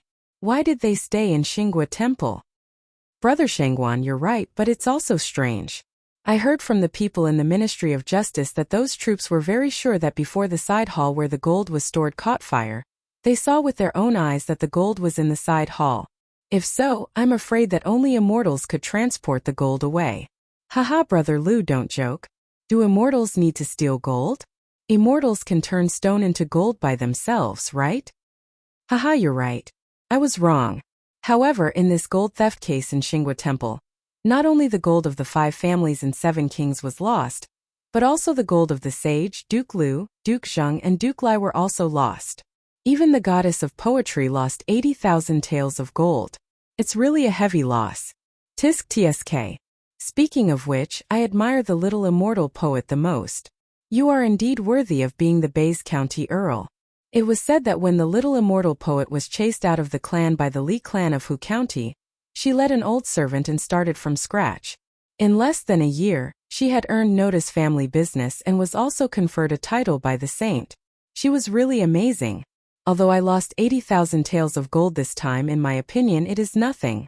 Little immortal poem will definitely be able to earn it back. The group of Confucian scholars also nodded repeatedly. They admired Li Wangyu to the core. Not only was his literary talent outstanding, but in terms of poetry, no one in the world could surpass him. Moreover, his ability to earn money was comparable to Shangshang, Taoshang, Zhugong, and Fanli. Could not help but be envious. Li Wangyu was already drunk at the moment. When he heard this, he actually found an excuse to interrupt and said, "Haha, it's just some useless things. It's not worth mentioning, not worth mentioning." When his words fell into the ears of the group of Confucian scholars, they became even more displeased. They felt that the people in the cubicle were not tactful at all. We are talking, how can this person be so impolite? The group of Confucian scholars were all students participating in this year's spring examination. They were not from Chang'an, so they naturally did not want to cause trouble. Although they were unhappy, they did not argue with him and pretended not to hear him. Brothers, you don't know that the Li clan of Hu County is regretting it to the point that his intestines are turning green. Little immortal poet, such a godly figure, was actually chased out of the clan by them. They really have eyes but can't see. Now in Chang'an, who doesn't laugh at them? Ba serves them right. This kind of clan is unworthy of being a member of the Li Tang clan. The saint should have chased them out of the clan. When Li Wangyu heard this, he almost couldn't help but applaud the Confucian scholars in the cubicle. Sure enough, the eyes of the crowd were as bright as snow. If it weren't for the fact that the Li clan of Hu County was very well behaved and that they were still relatives, Li Wangyu would have already made trouble for the Li clan of Hu County. However, if he ruined his own reputation in order to deal with the Li clan of Hu County, that would not be good. Therefore, Li Wangyu restrained himself and did not seek trouble with the elders of the Taotai clan. At this time, when he heard the Confucian scholars curse the Li clan of Hu County, he naturally felt happy. He interjected, "Well said, well said." The group of Confucian scholars in the elegant room were stunned. None of them understood what was going on with the guest next door. In the Tang dynasty, it was rare to see someone respond like this. Some of the Confucian scholars felt that it was inappropriate for them to impudently talk about the imperial clan, not to mention that there was a shameless eavesdropping person in the cubicle.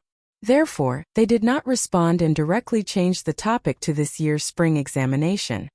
Brothers, do you all know? The imperial court has already announced that the rules for this year's spring examination are different from previous years. It is said that the examination papers will be copied and sealed? That's right, it is indeed so. It is said that the changes in the spring examination were also the idea of the immortal poet. This plan is very clever.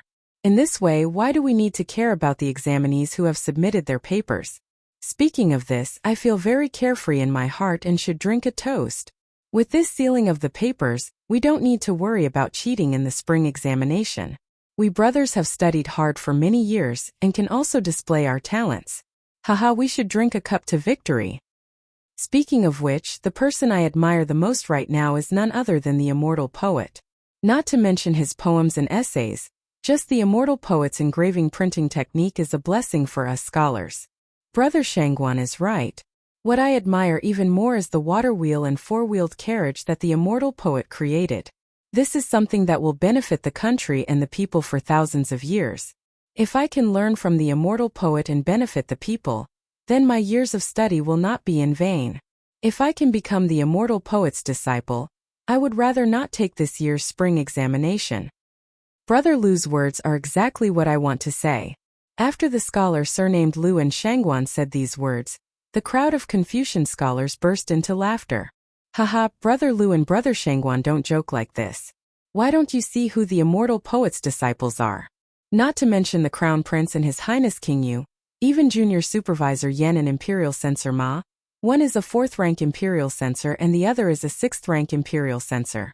It is not easy for Brother Lu and Brother Chang'an to become the immortal poet's disciple. Passing the spring examination is easy, but becoming the immortal poet's disciple is too difficult. Brother Lu and Brother Chang'an, do you still have the extravagant hope of becoming classmates with the Crown Prince and His Highness King Yu? Li Wangyu was dizzy when he heard the Confucian scholars next door dismissing the two of them. He couldn't help but laugh and say inarticulately, why not? You, the two of you, as long as you pass this year's spring examination, I will accept the two of you as my younger children. When his words fell into the ears of the group of Confucian scholars, they were first stunned and then became furious. What an arrogant guest. It was one thing to rudely interrupt time and time again, but now he actually dared to speak such drunken nonsense? Everyone could hear that the guest in the next room was very drunk and couldn't speak clearly.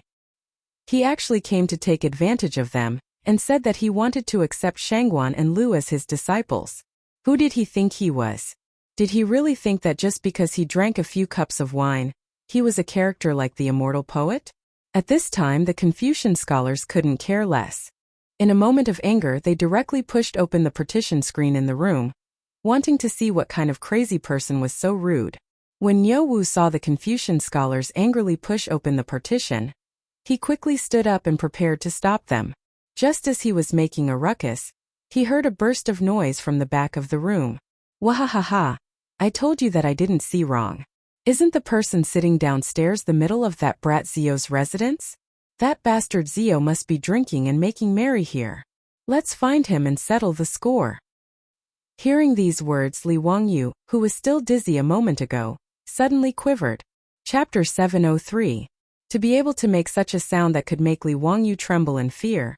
Other than Chang Yaojin, there was only Chang Chumo, that dandy. The group of dandy were carefully led to the 3rd floor by the restaurant's manager and doctor, who were smiling apologetically. They pushed open the door to Li Wangyu's private room. Seeing that it was indeed Li Wangyu and Niu Wu in the private room, the dandy laughed and scolded. Damn it, this kid is drinking and making merry here. He actually didn't call his brothers, he really deserves a beating. Ziyu, you bastard, you made us run around like donkeys and you came to the restaurant to have fun. TSK, you even called a singer. Li Wangyu, you bastard, you've learned bad things. Everyone, don't talk nonsense with this kid. Today we must make this kid drink, otherwise, we won't be able to vent our anger. This bastard, he sent us to manage the Wangyu Charity Hall, but he came here to have fun. Brothers, today we must not let this kid off. As soon as the dandy saw Li Wangyu, they shouted to beat him up. Li Wangyu, who was already drunk, looked at the situation and suddenly broke out in a cold sweat. Even his drunkenness sobered up a lot. He naturally knew why the dandy were like this and knew that he was in the wrong. He quickly stood up and bowed to the dandy. Hehe brothers, good day. Ziyu greets all my brothers. Haha, it's been a few days since we last met, and I've missed all of you. I didn't expect to meet all of you here in this restaurant. Come brothers, please take a seat. Today, this little brother will be treating, and we won't leave until we're drunk. The Wangyu Charity Hall that Li Wangyu set up on a whim was not short of money, but there were many things that needed people to do. March was the time for spring sowing, but last year, A large area of Guangzhou Road was hit by a disaster. Even though Pai Lupi issued a decree to waive last year's rent, it was still a drop in the bucket, and the people were now crying for food. Although the government also provided disaster relief, it could only ensure that the people of Guangzhou Road did not starve to death. At this time, Wangyu Charity Hall, which was not short of money, could play a role.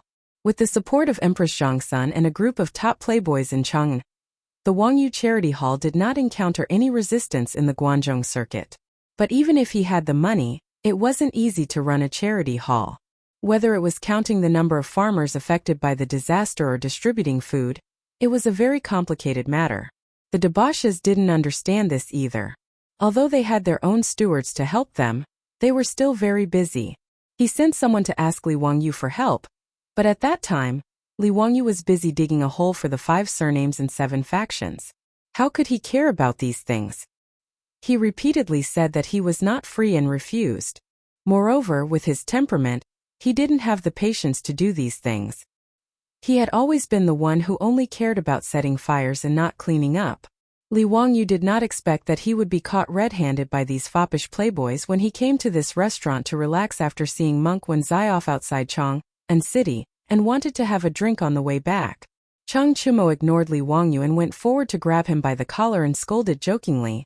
"Don't talk nonsense, Zio, you scoundrel. You left so many things to us. You tell us what to do." Niu Wu knew that the debauches were joking with his Lang Jun and did not stop them. He just laughed and watched the fun. Li Wangyu saw that the debauches were coming at him aggressively and decided to play rogue.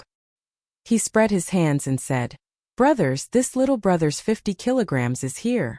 If you are not satisfied, then you can deal with me however you want." His shameless appearance made the debauches laugh. Fang Yai simply shouted, "Beat him!" Then the group of debauches rushed forward and pressed Li Wangyu to the floor and ravaged him for a while. The scene in the elegant room shocked the group of Confucian scholars. They had originally planned to denounce the person in the room and see who was constantly interrupting them. They didn't expect that before they could open their mouths, they would encounter such a scene. Although the Confucian scholars didn't know who the debauches were, they could see from their clothes and the precious jade ornaments on their waists that they were nobles that they couldn't afford to offend. The Confucian scholars were just about to return to their own elegant rooms when they heard the conversation between the debauches and Li Wangyu. They couldn't help but be surprised. "Li Wangyu? Zio?" The Confucian scholars looked at each other in disbelief. They were so excited that their bodies were trembling. Could this be the famous county count of Hu County that they had been discussing all this time, Li Wangyu Li Zio? They thought back to the poem that the person in the room had recited. If it was said by the immortal poet herself, wouldn't it all make sense? No wonder. In this world, besides the immortal poet, who else could compose such a poem? The Confucian scholars suddenly felt that today was truly the blessing of the Tao ancestor. They had run over to this restaurant and were actually able to see the immortal poet herself. They were truly too happy. The Confucian scholars were all scholars. Although their eyes were constantly emitting a scorching light, they didn't scream like the fans of later generations would when they saw their idol. They could be considered to have excellent self-restraint. It wouldn't be an exaggeration to say that in the eyes of these Confucian scholars, Li Wangyu was no different from the superstars of later generations. The debauches ravaged Li Wangyu for a while before pulling Li Wangyu up from the floor. His hair was messy like a chicken's nest and his clothes were as dirty as rags. Only after the crowd had finished laughing did they notice the group of Confucian scholars standing uneasily in the elegant room. Chang Chumo couldn't help but curiously ask, "Zio, who are these people?" Li Wangyu looked over and couldn't help but smile. He naturally knew that these Confucian scholars were his fans in the elegant room just now. Li Wangyu said, "They are all students participating in this year's spring imperial examination." "Oh, that's right, I just chatted with you for a long time. I still don't know your names?" His last sentence was naturally directed at the group of Confucian scholars. Since this group of Confucian scholars had flattered him for a long time today, Li Wangyu was naturally willing to chat with them. "Greetings, sir. I am from Shanzhou of Henan Province. My surname is Chang'an and my given name is Yi."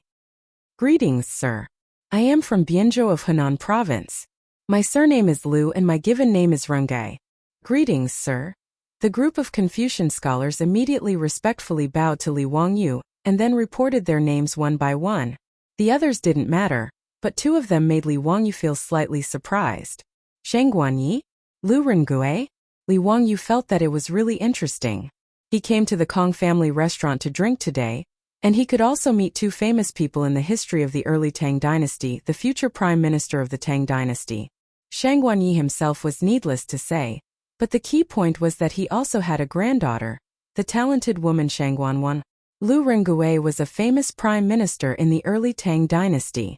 During the period when he was guarding Beich, he rescued Xinlua and defeated the allied forces of Japan and Beich at the Battle of Baijiankou.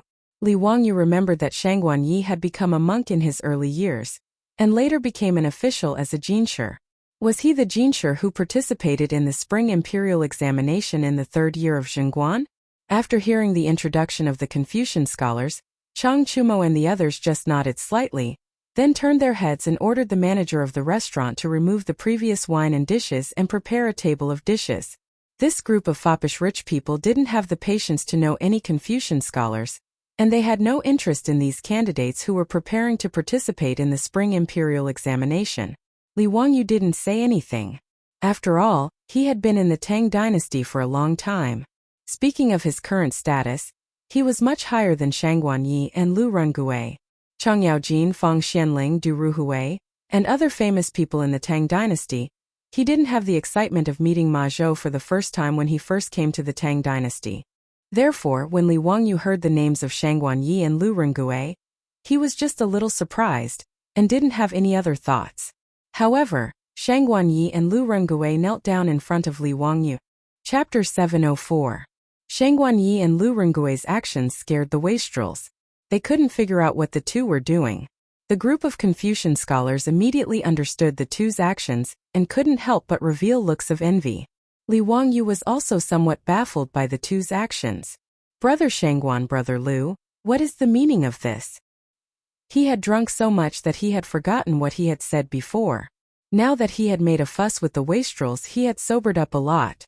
However, he didn't remember that he had said that he would accept the two as his disciples.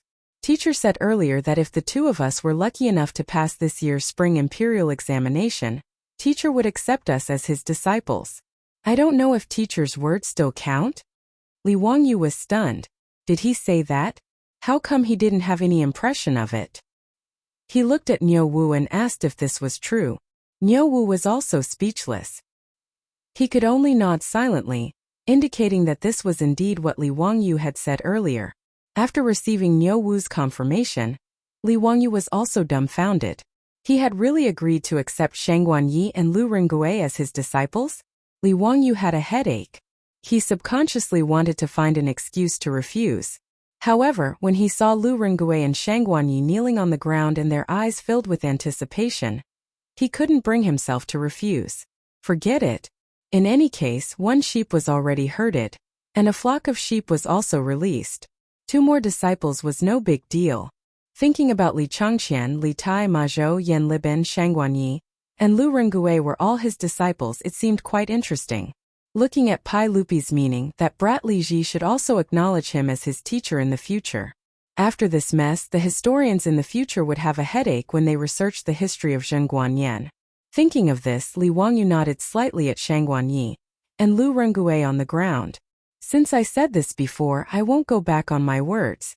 After this year's spring imperial examination, if the two of you can pass, go to Hu County's Dingzhou village to find me. I will accept the two of you. But if it doesn't, then there's no need to mention it again. Chang'an Yi said happily, Teacher, don't worry. Brother Lu and I are both candidates for this year's examination.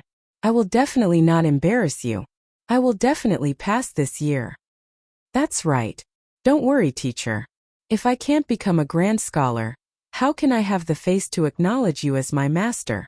Brother Chang'an and I are confident that we can pass this year's spring quarter examination, Lu Rengui said without hesitation. Li Wang, you didn't doubt that the two of them could pass the imperial examinations. What a joke. If the two future prime ministers of the Tang dynasty couldn't even pass the spring imperial examination, who else could? After receiving Li Wangyu's confirmation, Shangguan Yi and Lu Rengui were overjoyed. As for the other Confucian scholars, they were all filled with envy. They hated themselves for not saying that they wanted to take the little immortal poem as their master. Anyone would understand how great the benefits of being Li Wangyu's disciple were. Even though Li Wangyu looked like he was 17 this year, and they were much older than him, so what? The young man in front of them was not only famous in Chang'an, but he was also the imperial preceptor of the crown prince. If they took him as their master, wouldn't it mean that they would also be close to the crown prince? If the crown prince inherited the throne in the future, would Li Wangyu's disciples not have a good future? These Confucian scholars naturally didn't think that Shangguan Yi and Lu Rengui, who they called brothers, would be able to become the prime ministers of the Tang dynasty in the future even if they didn't rely on Li Wangyu's influence. Li Wangyu said, "Well, since the spring quarter examination is around the corner, you two should review your homework well. Don't be careless. You also know that this year's imperial examination requires you to copy the exam papers. If you don't have real talent, it won't be easy for you to pass. If you can't pass the imperial examinations, don't blame me for not opening the door for you too." "Yes, teacher, you're right. Brother Lu and I will definitely not let you down." Li Wangyu said a few more words to them, and then indicated that they could go back. This group of Confucian scholars knew that Li Wangyu was here, so they didn't dare to continue drinking in the private room. After they respectfully saluted Li Wangyu, they hurriedly left. After Shangguan Yi and Lu Rengui left, Fang Yai asked curiously, "Zio, can the two students who want to take you as their master really pass the spring quarter examination this year?" "It's not easy to pass the spring quarter examination," Li Wangyu said. "Haha, I believe in them. Brother Yai, just wait and see. I'm sure they will pass." The foppish young masters didn't quite believe his words, but they didn't care. After all, whether the two students passed or not had nothing to do with them. "Don't talk about that. Come on everyone, let's drink. Today we must make that bastard Zio drunk." Chang Chumo raised his glass and shouted, which attracted the response of the foppish young masters. The private room suddenly became noisy. Needless to say, Li Wangyu was drunk again the next day. He rubbed his temples and got up from the bed. He took the hangover soup from his beautiful boss and drank it in one gulp. Then he said painfully, "I will never drink with Chang Chumo and his group of bastards again." His beautiful boss rolled her eyes at him and said, "Humph, you say that every time, but when have you ever done it? Wangyu, don't forget that you are not 26 years old now. Your body is only 17 years old. Getting drunk like this is not good for your body." Li Wangyu said with a cheeky smile. Yes, my wife cares about me." "Humph, who's your wife?" Li Wangyu grabbed his beautiful boss's soft arm and imitated the tone of the bully in the TV series as he teased. "What's wrong? Do you want to break off the engagement? To tell you the truth, today you have to obey, even if you don't want to." The beautiful boss didn't bother to pay attention to him. She reached out and pinched his ribs. Li Wangyu was in so much pain that he immediately let go and said, it hurts, Chongqing. Do you want to kill your husband? Stop pretending. Get up quickly. Chang Chumo and the others have been here for a long time. They are waiting for you in the restaurant downstairs." The beautiful boss smiled and pulled him up. Li Wangyu was speechless. He put his hand to his forehead and said, "My God, what are they doing here again?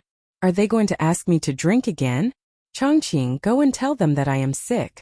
"Well, I am very sick and can't go out for a few days." The beautiful boss said, "Don't worry, they are not asking you to drink. They said that today the charity hall will go to the south of the city and give food and clothing to the poor families. You have the nerve to set up a charity hall and leave it all to Chang Chumo and the others? Isn't it true that the able do more work? Besides, I am also very busy. Didn't I just earn 80,000 taels of gold for the family recently?" Li Wangyu was really lazy. He really didn't want to run out and do good deeds with the rich playboys. It was not that he didn't have a heart, but this guy felt that since he had spent the money, why couldn't he be the boss? He spent the money and the rich playboys spent the effort. It was fair and reasonable. However, since Chang Chumo and the others had already come knocking on his door, Li Wangyu also knew that he would definitely not be able to escape today. He could only sigh and climb up from the bed. When his beautiful superior helped him change his clothes, this guy did not forget to take advantage of her. causing her to roll her eyes to almost reach the sky. The beautiful boss slapped away the soft hand on her chest and said in a coaxing tone, "Well, be good, go early and come back early. I will wait for you to come back for dinner." After that, she kissed him on the face. Finally, this guy happily left the room and went to the restaurant. Chapter 705. Dingzhou Village, Huxin County. In the dining hall of the Lai Hot Manor, a group of playboys were eating all kinds of exquisite food served by Lai Hot's maidservants. They were complaining about Li Wangyu's dawdling. Li Wangyu, who had just walked into the hall, was almost angered to death. This group of animals, yesterday he was drunk until he was unconscious and had not woken up since noon. They, on the other hand, were fine. Each of them looked lively. Just looking at them made him angry. Moreover, before he passed out yesterday, he vaguely remembered that he had ordered Niu Wu to return to Dingzhou Village. He did not dare to stay in Chang'an City because he was afraid that the playboys would drag him to do something about the charity. But this morning, not only did this group of playboys ride to Dingzhou Village, but they also came to his residence to eat breakfast. How hateful. Li Heng. There is no extra food in the residence. In the future, if there are any bad guests, don't give them any food. It's a waste of food. He purposely spoke in a loud voice so that the silk pants could hear him. What he got in response was 10 middle fingers in unison to show his disdain. The old housekeeper Li Heng naturally just laughed and did not take it seriously. He knew that his Lang Jun was just joking with the playboys. Li Wangyu snatched the soup dumplings in front of Fang Yai and put them into his mouth. He complained, "Brothers, do you have to be like this? Early in the morning, you came to my residence to block me. Those who know will say that we are doing good deeds. Those who don't know will think that I owe you a lot of money." Chang Chumo glared at him fiercely. "Ziyu, you bastard, if we did not block you today, would you have obediently followed us to do things? Let me ask you, since the establishment of this Wangyu Charity Hall, have you ever been to it? Do you know where the door of the hall is?" "That's right, this brat actually threw the matter to us. It's really hateful." The playboys echoed. Li Wangyu knew that he was in the wrong, so he didn't try to defend himself. Instead, he raised his hands in surrender. "I was wrong. Elder brothers, you are right. Today, I will follow your arrangements without any objections." Speaking of which, Li Wangyu also felt that it was strange. He originally thought that the hedonists were just a name for the charity hall. After all, the hedonists had their eyes on the good reputation that doing good deeds could bring.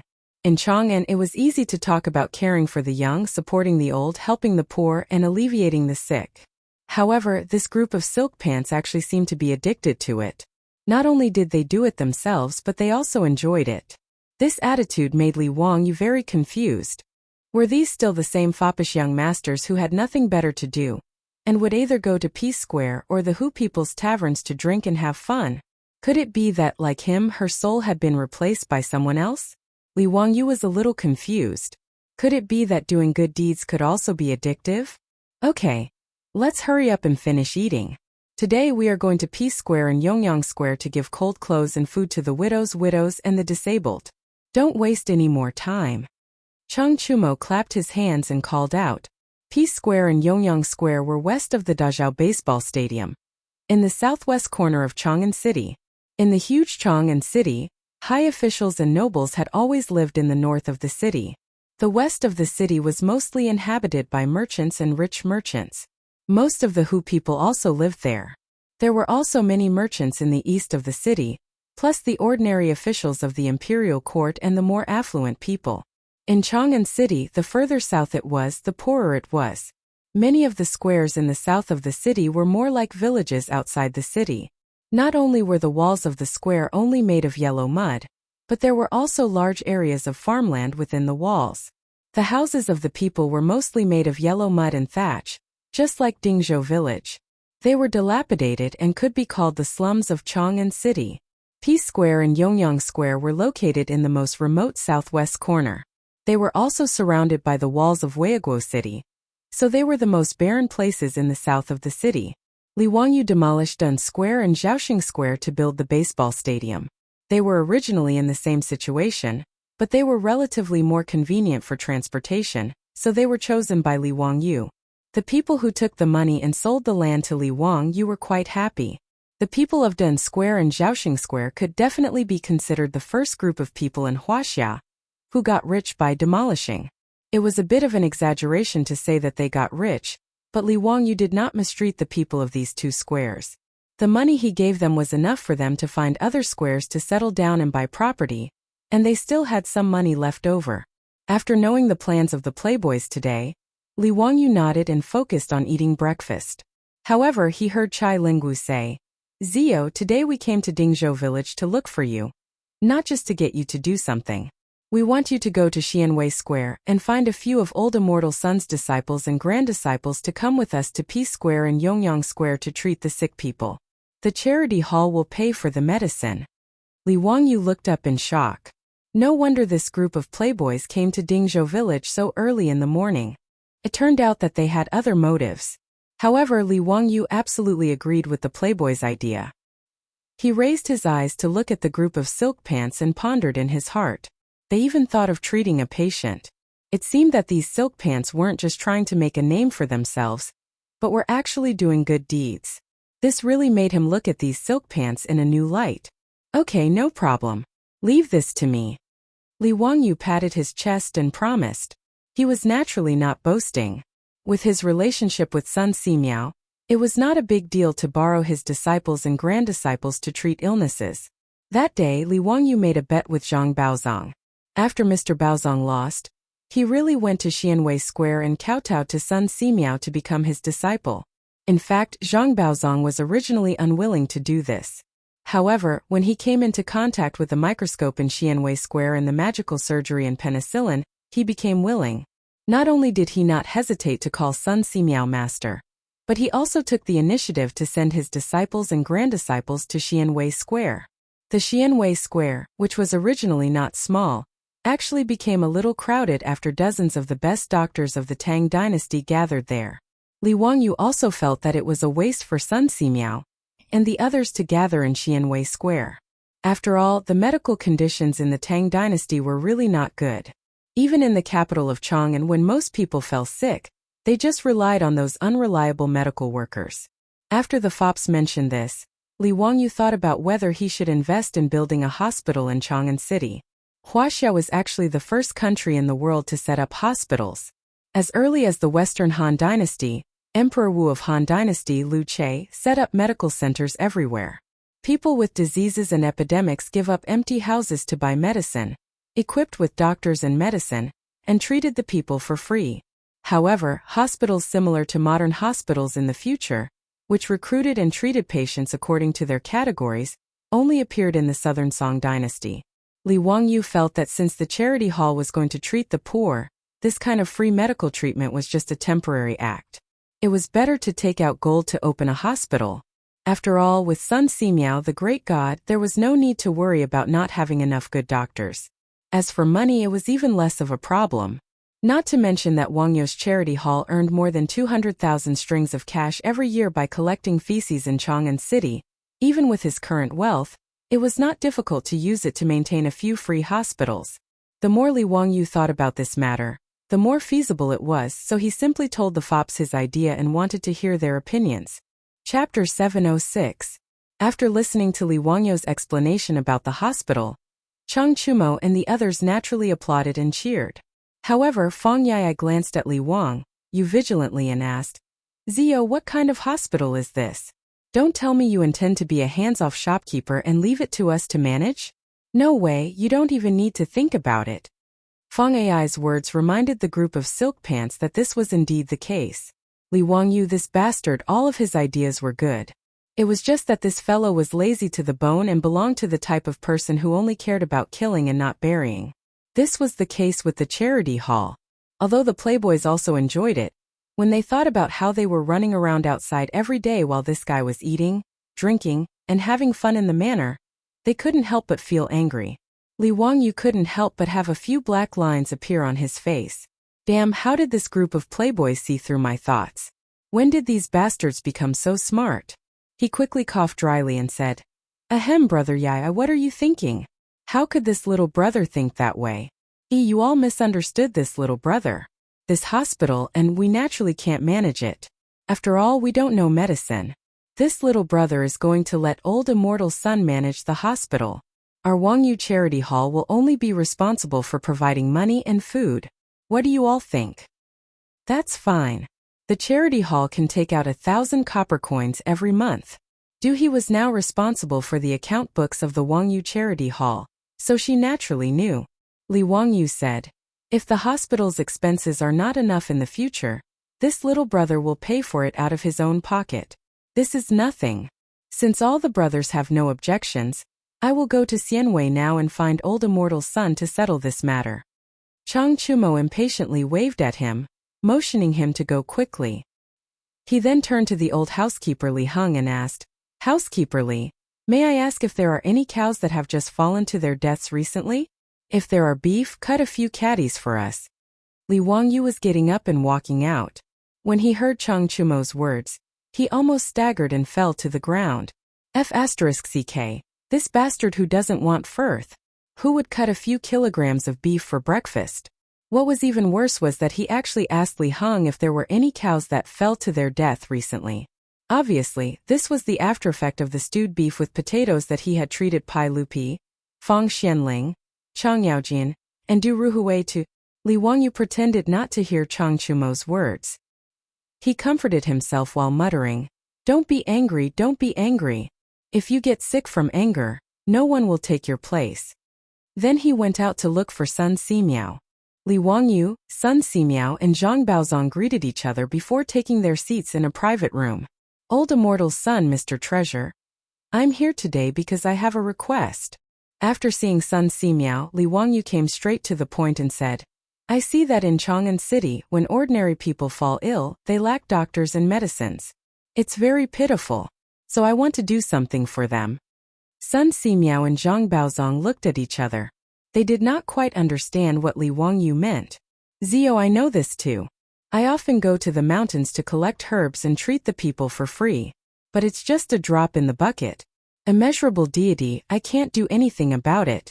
There's always a limit to human power. Sun Simiao sighed. Old immortal son, because of this, I plan to open a hospital in Chang'an City. There will be outpatient clinics and inpatient clinics to treat the patients. Oh, outpatient clinics are where the patients come to see the doctor and get medicine. Inpatient clinics are where the patients who have difficulty moving and are easy to infect will be opened. I'll pay for all the medical expenses and medical expenses of the ordinary people's families.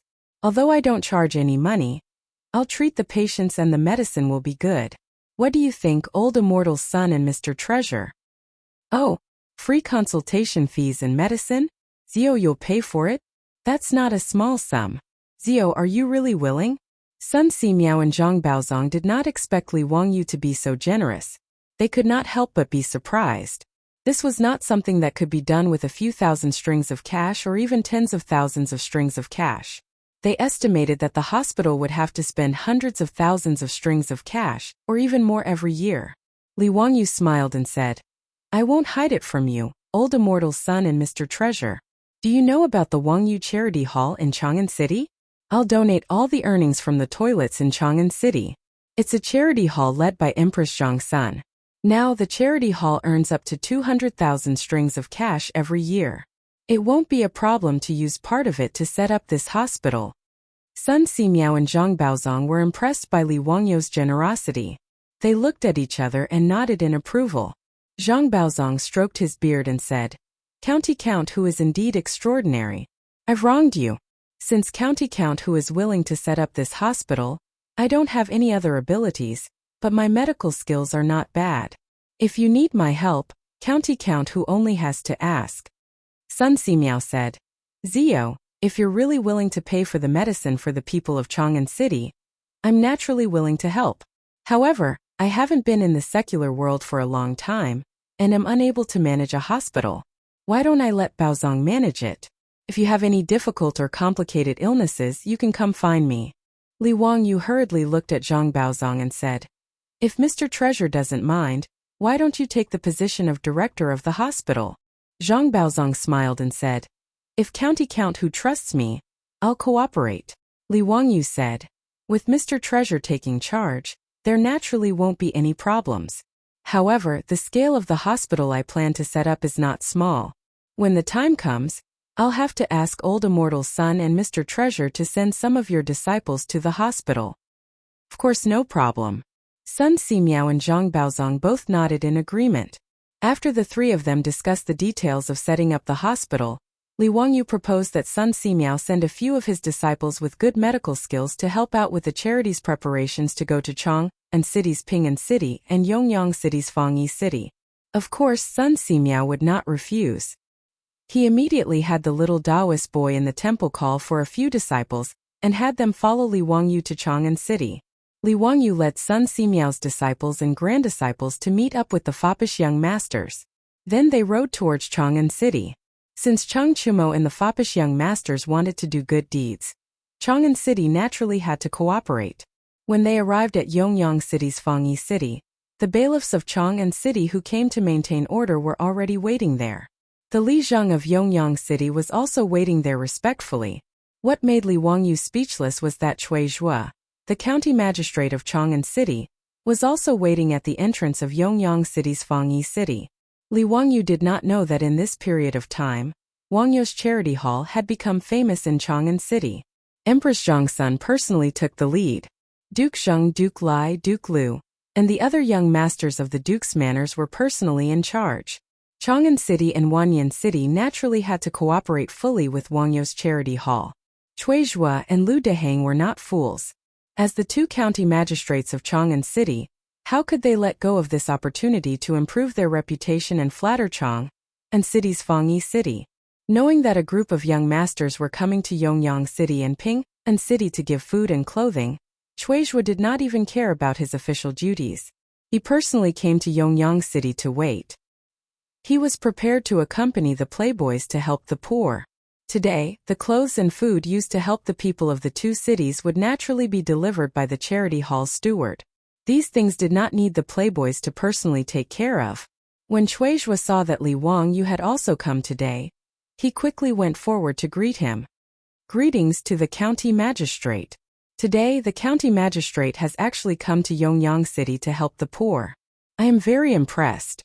Thank you for your trouble, Ming House. Li Wangyu politely returned the greeting. Looking at the young man smiling at him, Cui Zhua could not help but feel a little absent-minded. The scene when he first met Li Wangyu outside Dingzhou village was still vivid in his mind. Who would have thought that this young man, who was chased out of the clan by the Li clan of Hu County, would become the county magistrate of the founding dynasty within a year, a level 4 official. And he was still the level 6 county magistrate of Chang'an City. Cui Zhua could not help but feel that he had lived for so long in vain. Chapter 707. Let's not talk about Cui Zhua, the county magistrate of Chang'an County. Li Wangyu and the foppish sons were carefully escorted by the Li Zheng of Yongyang Lane. Behind them were several carriages piled with grain sacks, salt, clothes and other supplies. Whether it was in the future or the Tang dynasty, Li Wangyu had never personally done such a thing to help the poor. He had seen a lot of it on television in the future. The general idea was to distribute the food and other supplies to each household, and then say a few words of comfort. Actually, Li Wangyu did not agree with this method of giving people fish to feed the poor. Even the poverty alleviation in the future was not so simple. Simply giving the poor people some money and food could only relieve them of their poverty for a while. Could not change their poor lives. Continuously giving them money and food would only raise lazy people. It would not help at all. The poverty alleviation in the future of Huaxia was more about helping the poor find jobs, providing them with vocational training and jobs. This was the reason why it was better to teach a man to fish than to give him fish. But now, Wangyu's charity was only blood transfusion. It did not have the effect of creating blood. Li Wangyu could not help but shake his head when he thought of this. But the wastrels were in high spirits. It could be seen that this group of wastrels was sincerely doing good deeds. Even though the clothes of the people in Yongyang Lane were shabby and dirty, Chang Chumo and this group of wastrels who were used to living like princes did not mind. They even personally carried bags of food from the carriages and sent them to the people's homes. Sun Simiao's disciples also began to treat the illnesses of the people in the homes.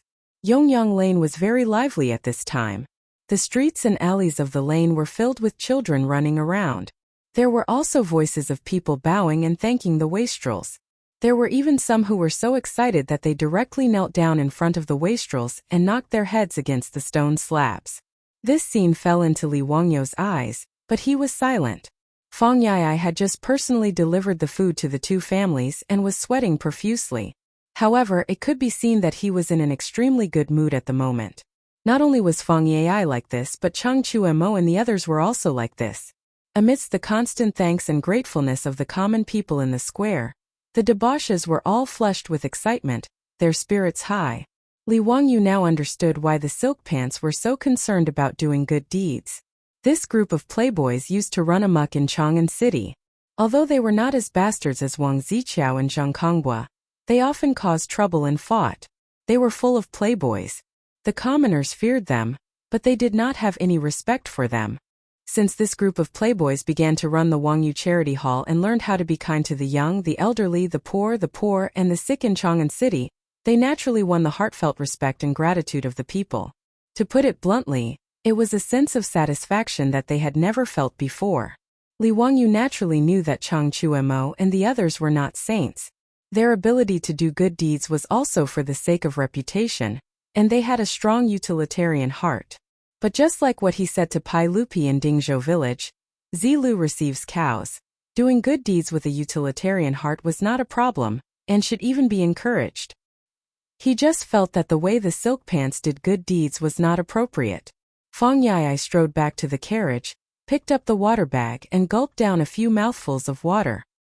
He wiped the water stains on his lower lip and the sweat on his forehead, and then slapped Li Wangyo's shoulder heavily. Haha, Zio, your decision to run the charity hall that day was indeed very correct.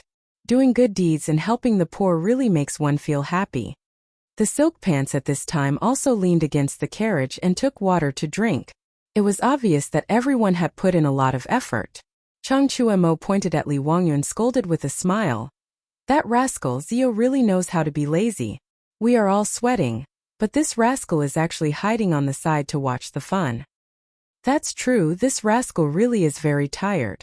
It was Du He who was more careful and saw that Li Wangyu did not seem to be in a good mood. She could not help but say, Zio, why don't I see a smile? Could it be that you are distressed about the copper coins that you spent? Du He's words were naturally a joke, but she just wanted to tease Li Wangyu to make him happy. Li Wangyu looked at the silk pants, and then looked at the smiling people in the square, but did not know how to answer. However, on second thought, he remembered a joke he had seen in the future. He said to the silk pants, Brothers, I thought of a joke. Are you interested? Oh? What joke? Let's hear it. It was said that in a certain place there was a man who was famous for being charitable. Every day when he went out, he would meet a beggar, and he would give the beggar 10 copper coins. It was like this every day. A year later, one day, the man went out and met a beggar. He only gave 1 copper coin. So the beggar asked him why he only gave 1 copper coin today. The man replied that he was married and needed to support his wife and children. Who knew that the beggar would fly into a rage and actually slap the man and angrily scolded, How can you use my money to support your wife and children? After Li Wangyu finished his joke, the silk pants did not laugh and looked at each other suspiciously. Chang Chumo, Yuchi Baolin and a few others with fiery tempers immediately scolded. What kind of nonsense is this? That beggar is so unreasonable. How did it become his money? This kind of beggar should be arrested and thrown into prison, and the heaviest punishment is 50 strokes. If I meet this kind of beggar, I will definitely beat him. Chai Lingwu, Du He, and the others could hear the hidden meaning in Li Wangyo's joke, and could not help but frown. After a long time, Chai Lingwu asked uncertainly, Zio, do you mean that what we are doing now is the same as that man? It can't be, right? The common people are mostly simple. How can they be as shameless as that beggar? Du He turned her head to look at the smiling common people, and asked with uncertainty. Li Wangyu said, Brothers, as the saying goes, if you raise the rice, you'll be grateful, but if you don't, you'll be hated. If one is used to being helped and given, they will openly ask for more from you. His words moved the group of silk pants. After thinking about it carefully, they felt that it made some sense. Chang Chumo muttered unhappily, Zio, it was you who said that you wanted to set up a charity hall. Why are you the one pouring cold water on us now? Are you not going to help the poor anymore? Li Wangyu smiled and said, Brother Chumo, you misunderstood my meaning. This kindness to the young, to the old, to the poor, to the poor, to the sick naturally still needs to continue. Otherwise, there is no meaning in setting up a charity hall. I just feel that we should think of a way to let these common people have the ability to earn more copper coins themselves, and not rely on our charity. Of course, for the old, young, sick, and disabled it is a different matter. Regularly giving them some money and food is something that should be done. The silk pants pondered for a while and nodded. Zio's words are reasonable. The common people in the south of the city have a hard life, but relying on us to give them some copper coins to eat is not a long-term solution. Zio, you have many ideas. Tell us, how can we help these common people find a livelihood? Seeing that the silk pants threw the difficult problem back at him, Li Wangyu was also depressed. In such a short time, how could he think of a good idea? Chapter 708. Li Wangyu really didn't know how to help these poor people in Chang'an and make a living. Poverty alleviation in later generations was supported by a huge amount of government data and targeted re-employment training for the poor to help them find suitable jobs. However, these people in the Tang dynasty were illiterate, and the only thing they could do was labor. Even so, most of the people in the south of the city could only farm a few acres of land in the inner square, and occasionally find some odd jobs to earn some copper coins. It was not that there were no jobs for them in Chang'an. As the most prosperous and populated city in the world today, it actually required a lot of labor, whether it was the shops in the east and west markets or the caravans that shuttled back and forth in Chang'an every day. However, in the Tang dynasty it was not easy for these people to find a job or hire people in the shops. There was no other reason, no other information. In the Tang dynasty there were number 58 cities, gathering websites, recruitment websites, direct recruitment websites, and so on. Even powerful people like Zhang Zia and Zhuge Liang had to find willing people to take the bait to find a job, let alone these ordinary people. It was not easy for the merchants in Chang'an to find people. Most of them had to ask the middlemen of the broker house to help introduce them. And the people who were introduced may not be suitable. There was no situation like in later generations, where hundreds or thousands of people competed for a job with a recruitment advertisement. Li Wangyu felt that he should have thought of this. He had heard his beautiful boss complain many times that it was really difficult to recruit people for her family's businesses. Thinking of this and looking at the Dazhao baseball field not far away, Li Wangyu couldn't help laughing. He stretched out his hand and snapped his fingers. Brothers, I have an idea. Hearing this, the playboys looked sideways. Zio, what's the idea? Tell us. Li Wangyu pointed to the Dazhao baseball field and said with a smile, The idea lies in the baseball field. The playboys were stunned and then shook their heads. How many people can you use in your baseball field? It's just more than 100 people. Zio, don't joke. Li Wangyu said, Brothers, have you forgotten about the ball newspaper? Now, every issue of the Globe could sell tens of thousands of copies in Chang'an City. Since that was the case, why not help these people publish information in the global newspaper? I'll just create a job search column. In this way, whether it was merchants or shops, when they needed people, they would be able to follow the map. Since we can help these people find a source of livelihood and also solve the needs of the merchants, why not? Job search column? Every word Li Wangyu said was understood by the rich kids, but when put together, they were completely dumbfounded. They didn't understand what he meant. Zio, why is there a job hunting column? It's simple. Just gather the information of these people such as their name, age, where they live, what specialties they have, and so on. Then, publish this information on the global newspaper. Now, everyone in Chang'an would read this newspaper, including the merchants and shopkeepers of the eastern and western cities. If they need help in their shop, they can choose from among them. Isn't this the best of both worlds? When the silk pants heard this, they more or less understood what Li Wangyu meant. He pondered for a moment but shook her head. No. Zio, do you know that there are tens of thousands of people in the southern part of the city? How can a small globe publish all of them? Li Wangyu was stunned. This seemed to be a problem.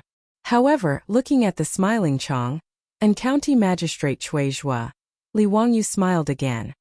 Brothers, this is simple. We'll have to trouble Cui Ming House with this matter. Why don't we ask Chui Minghouse and Lu Minghouse of Wanyan County to send out their scribes to gather the information of the people in the two counties in detail and compile it into a book?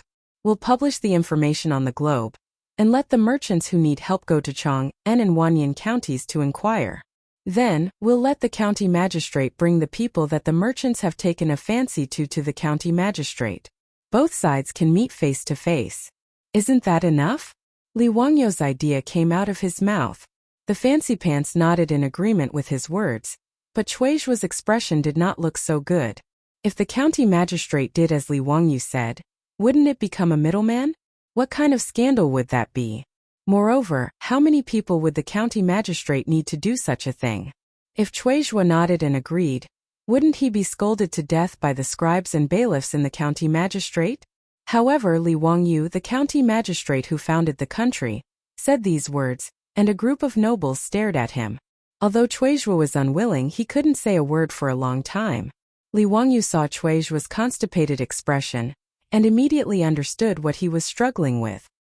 He couldn't help but laugh. Chui Minghouse, don't think it's troublesome. This is actually a good thing. Chui's expression was bitter. He cupped his hands toward Li Wangyu and said, "Please advise me, county magistrate who?" Li Wangyu said, "The people under the Ming House's rule have a stable livelihood. I think it's also good for the Ming House, right?" Chui naturally nodded. These words were not wrong. For a county magistrate like him, the people under his rule could live and work in peace and contentment. Whether it was his political achievements or his reputation, it was a good thing. I naturally understand what county magistrate who is saying. However, if we want to manage this matter, we need a lot of people. I'm afraid that the bailiffs and scribes in the county magistrate will have many complaints. Li Wangyu said, "The county magistrate can make a lot of money from this matter. I think it should be enough to dispel the people in the county magistrate's complaints." Chui couldn't help but ask curiously, "What are the benefits? Please advise me, county magistrate who?" Li Wangyu said, "Simple, collect money." Collect money? Chui and the other playboys were all confused. Yes, collect money. Since the middlemen can collect money, why can't the county magistrate take money? The county magistrate has calculated the data. If the merchants want to hire people, they naturally have to pay. The Chui Ming House can collect copper coins from the merchants based on the number of people they hire. For example, for every person the merchants hire through the county magistrate, they will give the county magistrate 500 copper coins. Although this is not a lot, many little drops make a mickle. Under the rule of the Ming House in Chang'an, there are tens of thousands of poor people. Is the Ming House afraid that the county magistrate won't be able to make money? The Ming House can take out a portion of this money and use it to subsidize the bailiffs and scribes. Would they have any complaints after taking the money? Li Wangyu's words made Chui's eyes light up. Seemed to make sense. If the middlemen could collect money, so could the county magistrate. However, for the county magistrate of Chang'an and Wanyan to collect money, he didn't know if the imperial court would allow it. Li Wangyu saw Chui's concerns and continued, "The Ming House doesn't have to worry about the imperial court opposing it. Isn't there still Brother Eai and Brother Du?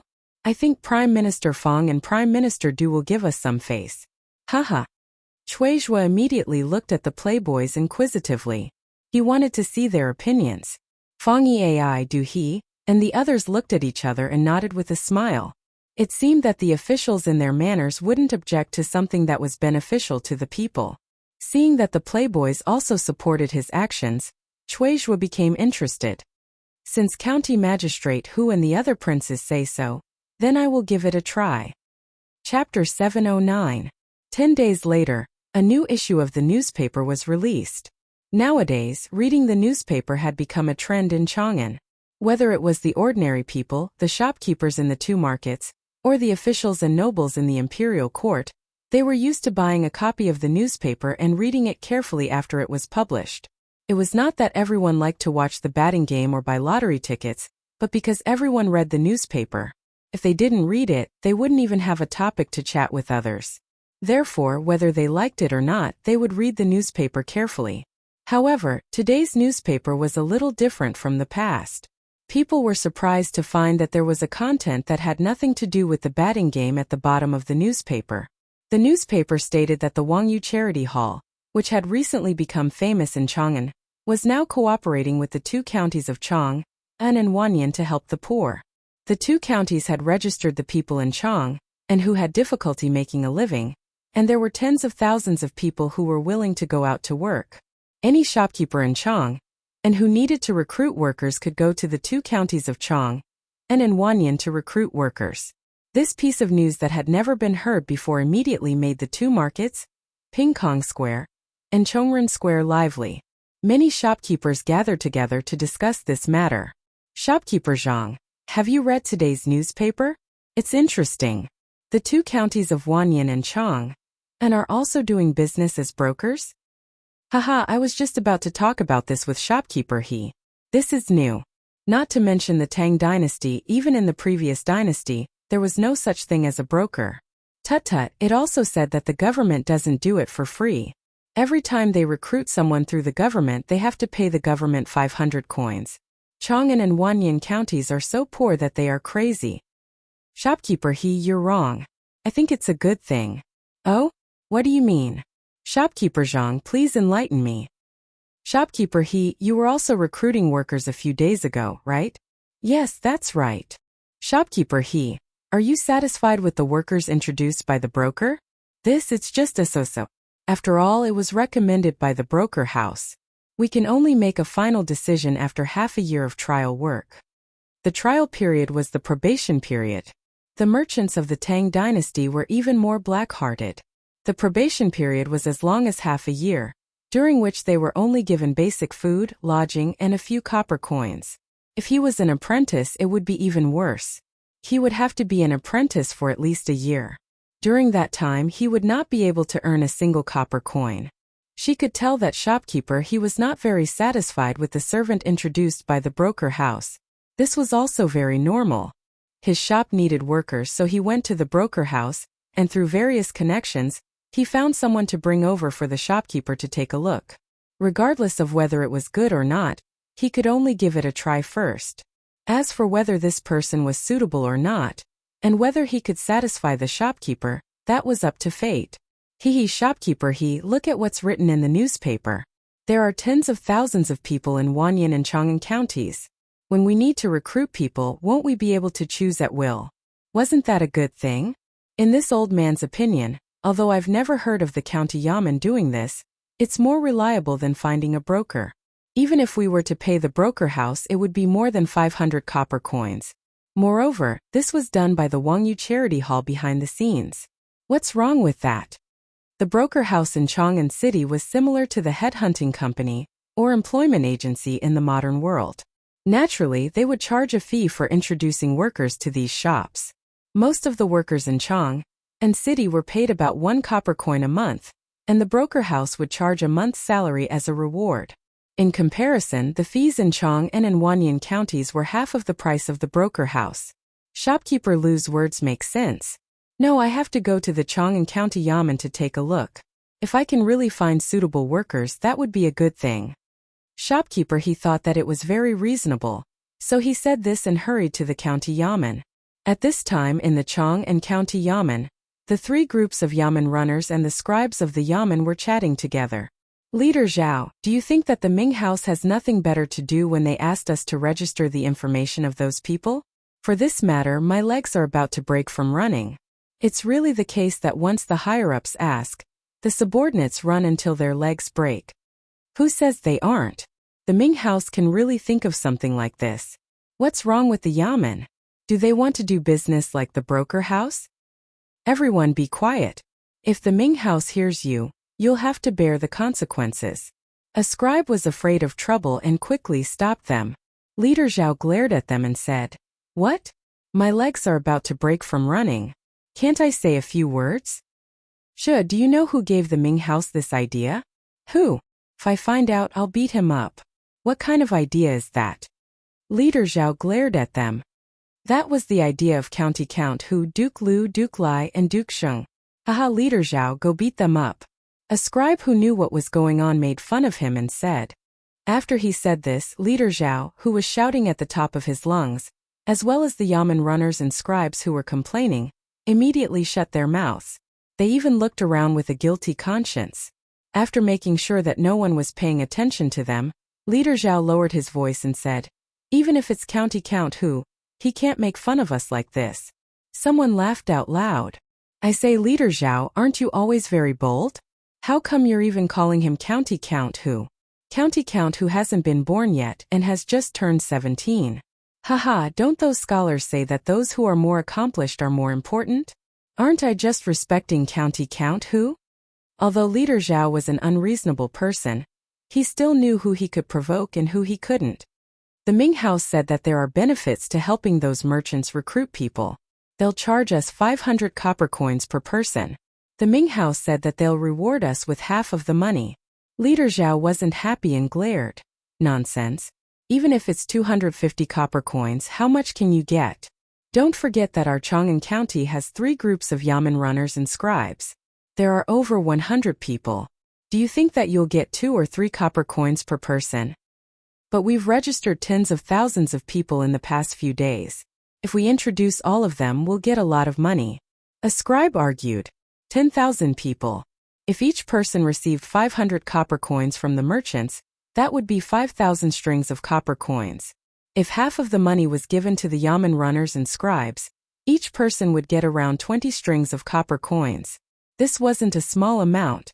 It was equivalent to a year's salary for the yamen runners and scribes. Leader Zhao's face was filled with disdain. "Come on, you believe that? The yamen has a lot of information about the people, but it's not enough to introduce them. This county government isn't a broker house. How can there be so many merchants coming to the county government to recruit people?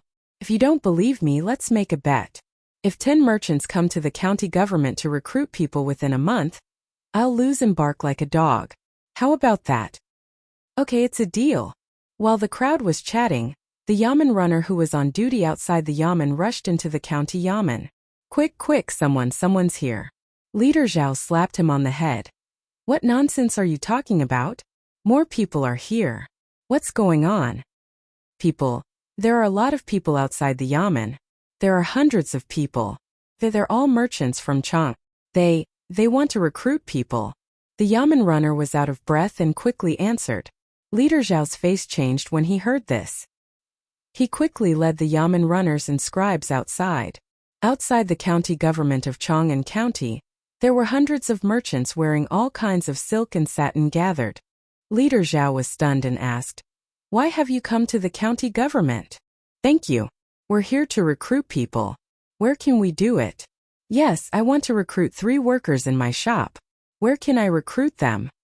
"The newspaper said that Chang'an County can recruit people. Is that true?" Leader Zhao was stunned for a while. Then he turned his stiff neck and looked at the person who made the bet with him. Woof, woof, woof. Chapter 710.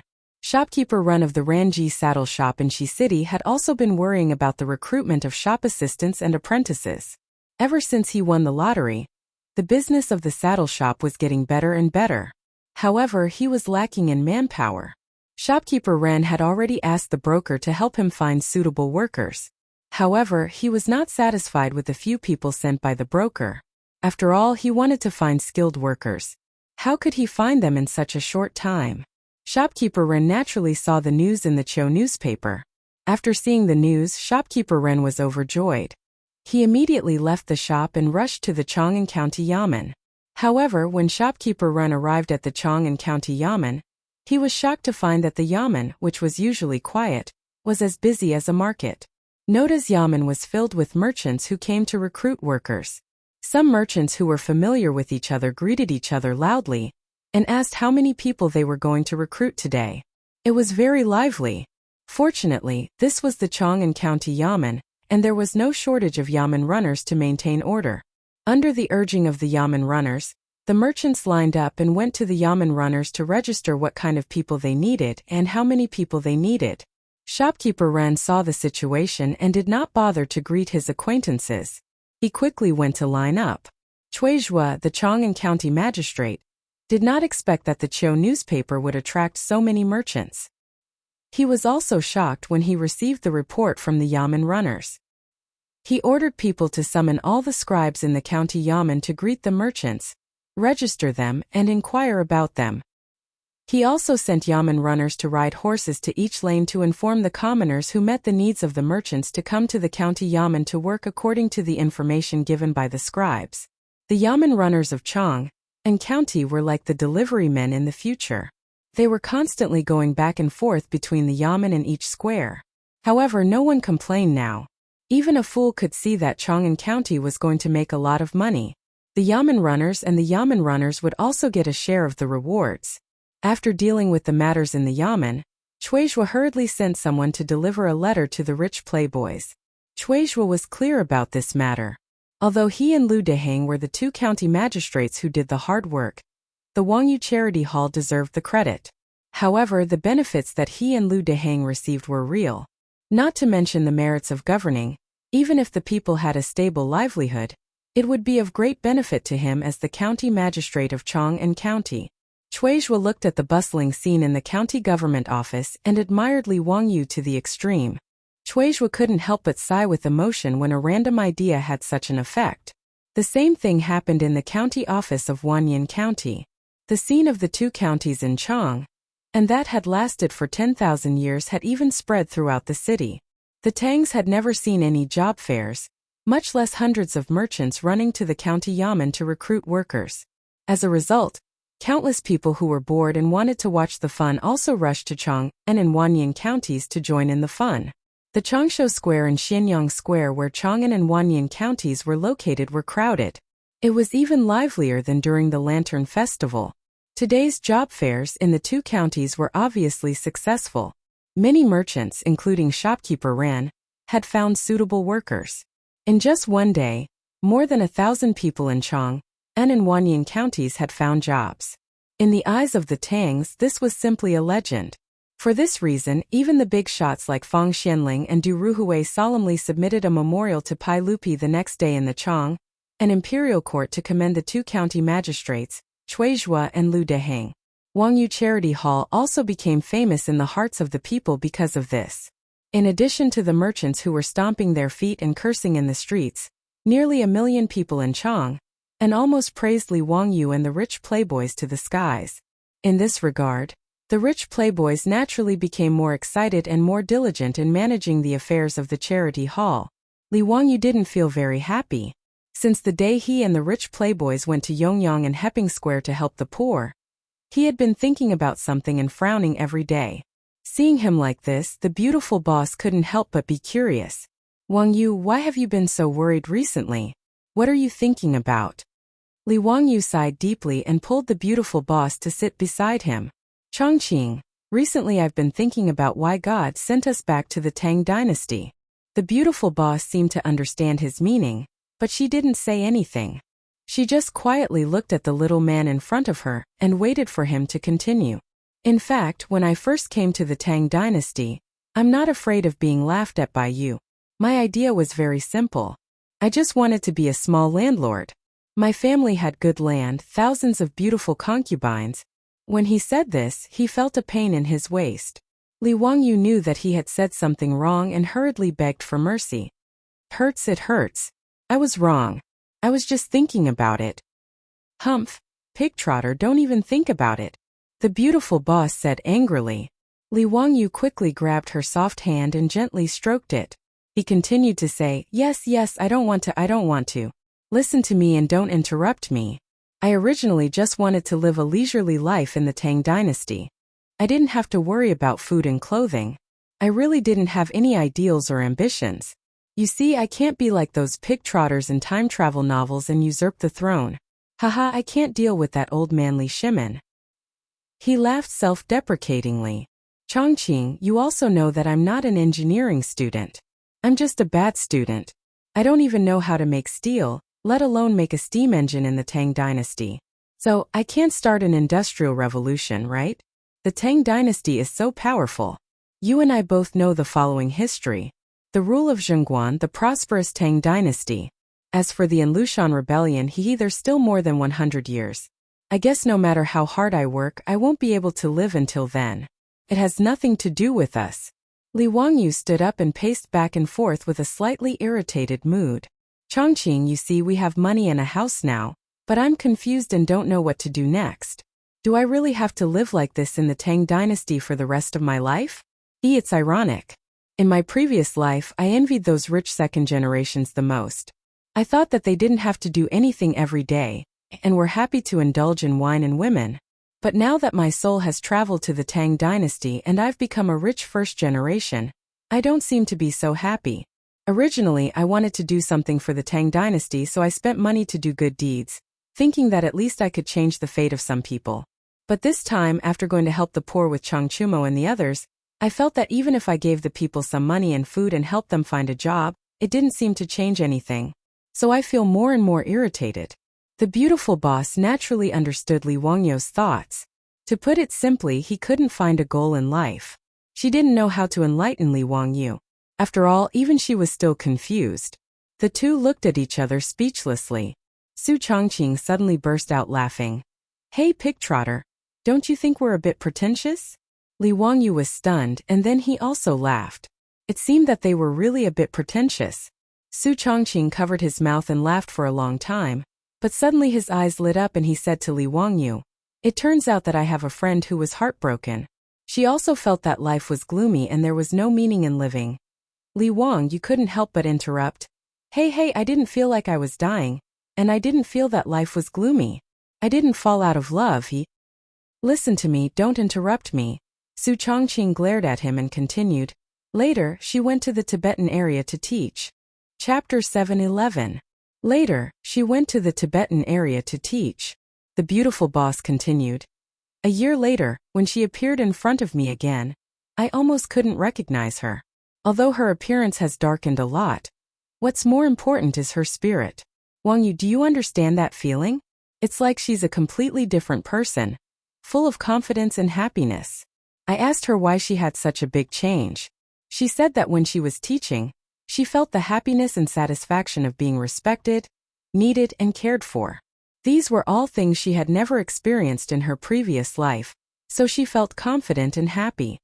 Li Wangyu was a bit confused. He looked at Su Chongqing in puzzlement and asked, Chongqing, what do you mean?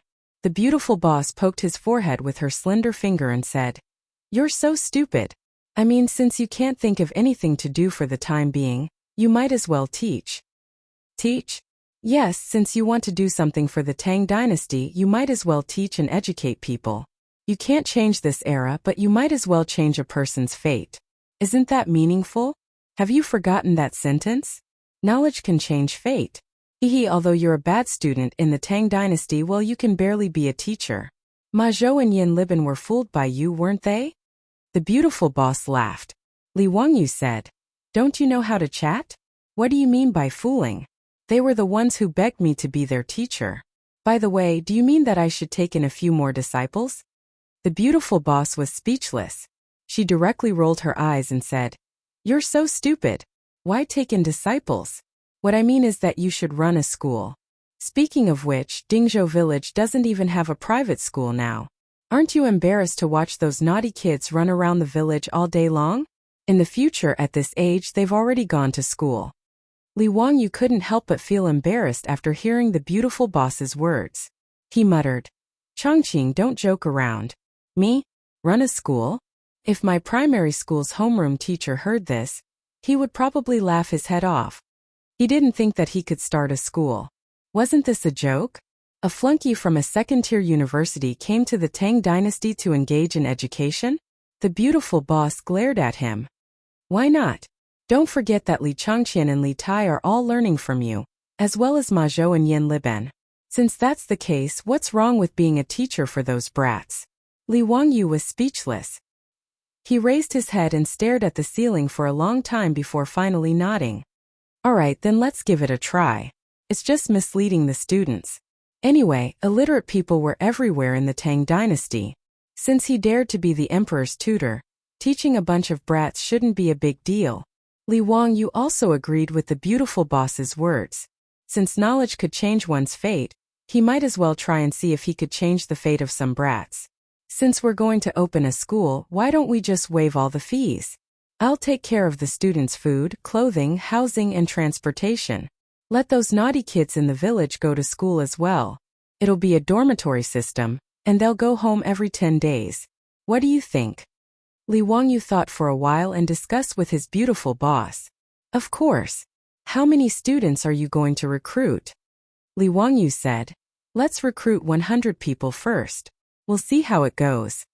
The beautiful boss asked again. Where are you going to set up the school? Li Wangyu remembered that he had asked Pai Lupi for the land on both sides of the Gan River.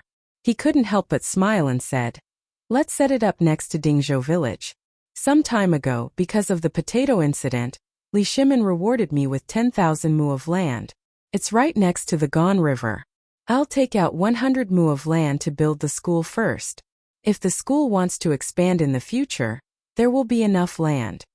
The beautiful boss naturally had no objection to this. After confirming that they were going to build a school, both of them became interested. They immediately found a pen and paper and began to write and draw on it, thinking about how to build the school. Sports field, track, canteen, dormitory, teaching building, swimming pool, horse racing field, archery range, auditorium, lake lawn. It was as if the two of them had found a fun toy. They were constantly drawing on the paper according to their imagination and intentions. Li Wangyu had just swindled more than 100,000 taels of gold from the aristocratic families. He didn't treat money as money. He could design the school's blueprint however he wanted. Li Wangyu and Su Changqing began to plan the school's blueprint at noon. They were actually in high spirits all the way until it was time to light the lamps. Li Wangyu stretched his body with satisfaction. He looked at the sketch that was beginning to take shape in front of him. His heart was filled with satisfaction. The beautiful boss looked at the sketch, but suddenly burst into laughter. Changqing, what are you laughing at? I remember you said you were only going to recruit 100 students? Huh? What's wrong? The beautiful boss pointed to the sketch and asked, look at how big the school we designed is. Let alone 100 students, I'm afraid it can accommodate 10 times more, right? Isn't this a bit too exaggerated? Li Wangyu was also stunned. Seemed to be true. If the school was built according to this sketch, thousands of acres of land might not be enough. Seemed too exaggerated. The scale was comparable to the scale of the universities in the later generations. But looking at the sketch, he was reluctant to modify it because it was his and the beautiful boss's painstaking efforts. Li Wangyu touched his nose and couldn't help but laugh. Let it be big. Anyway, we have plenty of land and money. Maybe we can recruit more students in the future. The beautiful boss asked, what about the teachers? How are you going to solve it? Li Wangyu didn't think about the teachers. He was stunned for a while before he replied with uncertainty. Recruit from Chang'an City. Pay more. You can recruit some people, right? The beautiful boss glanced at him. Are you going to find some old masters to teach those students? What's the difference between that and a private school? Why spend so much money to build this school? Li Wangyu couldn't help but be speechless. What the beautiful boss said was right. But there was no solution. He couldn't go back to the later generations and recruit a group of teachers to work in the Tang dynasty, could he? It was even more impossible for him to teach so many students alone. He couldn't do it even if he died of exhaustion.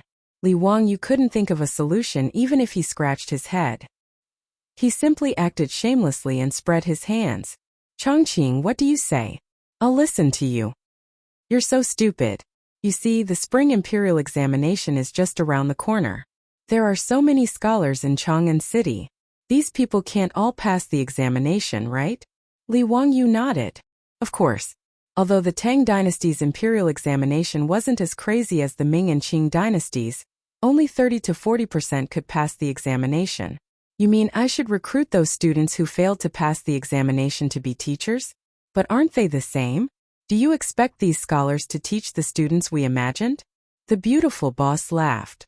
Have you forgotten what was the first thing you did when you just graduated from university? Huh? What was it? Li Wangyu was at a loss. Then he realized. You mean the vocational training before the job? Bingo, congratulations. You got it right. Chapter 7:12. Before Li Wangyu could complete his plan for the construction of the school, he was summoned to Chang'an City by the palace eunuch sent by Pai Lupi. The reason was that the imperial examination in the third year of Zhengguan had begun. Originally, the imperial examination in spring had nothing to do with Li Wangyu. However, He had been rude and had shown off the imperial examination system in front of Pai Lupi, Fang Xianling, and Du Ruhui. What he had said, such as copying the names, sealing the examination room, searching for smugglers, and forbidding the examiners and assistants from contacting the outside world during the examination, made Pai Lupi and Fang Xianling take his words as the golden rule. It couldn't be helped. Hu asked the imperial examination to not be a very strict thing during the early Tang dynasty. Because the examination was not copied and the names were not covered, the examinees could even write their names on the examination paper. The fairness of the examination could be imagined. As for the internal ranking of the examination paper, there were countless cases. The most famous one in history was Wang Wei, a poet in the early Tang dynasty. When Wang Wei participated in the imperial examination and won the first place, he relied on the merit of the examination paper. Therefore, in the early Tang dynasty, the imperial examination was actually a test of connections and connections. As long as the connections were strong, there was no one who could not pass the imperial examination. Among them, the biggest beneficiaries were the aristocratic families. Therefore, Pai Lupi was quite resentful of them. Therefore, when Li Wangyu and Pai Lupi talked about the measures to prevent cheating in the imperial examination, Pai Lupi was wild with joy. At that time, he ordered Fang Xianling and Du Ruhui to follow suit and cut off the hands of the aristocratic families and courtiers that stretched out to the imperial examination system. Now that the imperial examination in spring had begun, Pai Lupi was still worried. So he ordered the eunuch to summon Li Wangyu back to Chang'an city and let him accompany him to inspect the examination room. Originally, the examination room of the imperial examination in the Tang dynasty was in the square in front of the Ministry of Rites. Rows of seats were placed in order, and the examinees sat in the open air to take the examination. The examination time was not long, only 1 day, so it was not a torture. In this kind of examination room environment, there was naturally no need for strict confidentiality. After Li Wangyu's suggestion, the examination venue for this year's spring imperial examination was changed. The Ministry of Rites specially vacated a courtyard in Noda for the imperial examination. Under Pai Lupi's orders, Chang Yaojin dispatched the imperial army of the Golden Guards to surround the examination venue. Outside the examination hall, the candidates who were preparing to take part in the imperial exam this year had already gathered in front of the examination hall, waiting for the examination hall to open. There were many subjects in the imperial examinations, such as Ming Fa, Ming Swan, and Ming Ci, which were not taken seriously by others. Even if one passed the imperial examinations, one would only be appointed as a small official by the imperial court. The elementary scholar section was abolished because it was too difficult. The earliest Xiaocai was worthy of being called a talented scholar. It was not something that the scholars of the Ming and Qing dynasties could compare to. At this time, the imperial examination of the Tang dynasty paid special attention to the Jinshi and Mingjing examinations. Jinshi was tested on current affairs, poetry, and essays. Ming classics was tested on current affairs, calligraphy, and Mai. However, Li Wangyu knew that many of the prime ministers of the Tang dynasty were Jinshi. Therefore, the Jinshi examination was the most important. The advanced examination naturally did not test on the Ming and Qing dynasties. Instead, it focused on poetry. Therefore, when Yu Shinan saw Li Wangyu plagiarizing 2 of Li Taibai's poems, he was certain that he would pass the spring imperial examination. The Mingjing examination was about calligraphy and Mai. In layman's terms, it was about filling in the blanks and writing from memory. It was relatively easy. After all, one only needed to be familiar with the calligraphy and annotations to pass the intermediate examination. On the other hand, composing poems required a certain amount of talent. Therefore, it was very difficult to pass the Jinshi examination. In the Tang dynasty there was a saying, 30 years old Mingjing, 50 years old Jinshi. It meant that if one passed the Mingjing examination at 30 years old, one would be considered old. However, if one passed the Jinshi examination at 50 years old, one would be considered very young. The advanced examination had the lowest admission rate. On average, there were only 20 people on each roll. The rate of passing the Jinshi examination was only 1 in 60. At this time, more than 1,000 examinees had gathered outside the examination hall. It was a spectacular sight. Pai Lupi in casual clothes stood outside the crowd with Li Wangyu. Feng Xianling, Du Ruhui, and a few others were also in casual clothes. Pai Lupi looked at the thousands of examinees and was very satisfied. Zio, look at these examinees. They are the foundation of the Tang dynasty.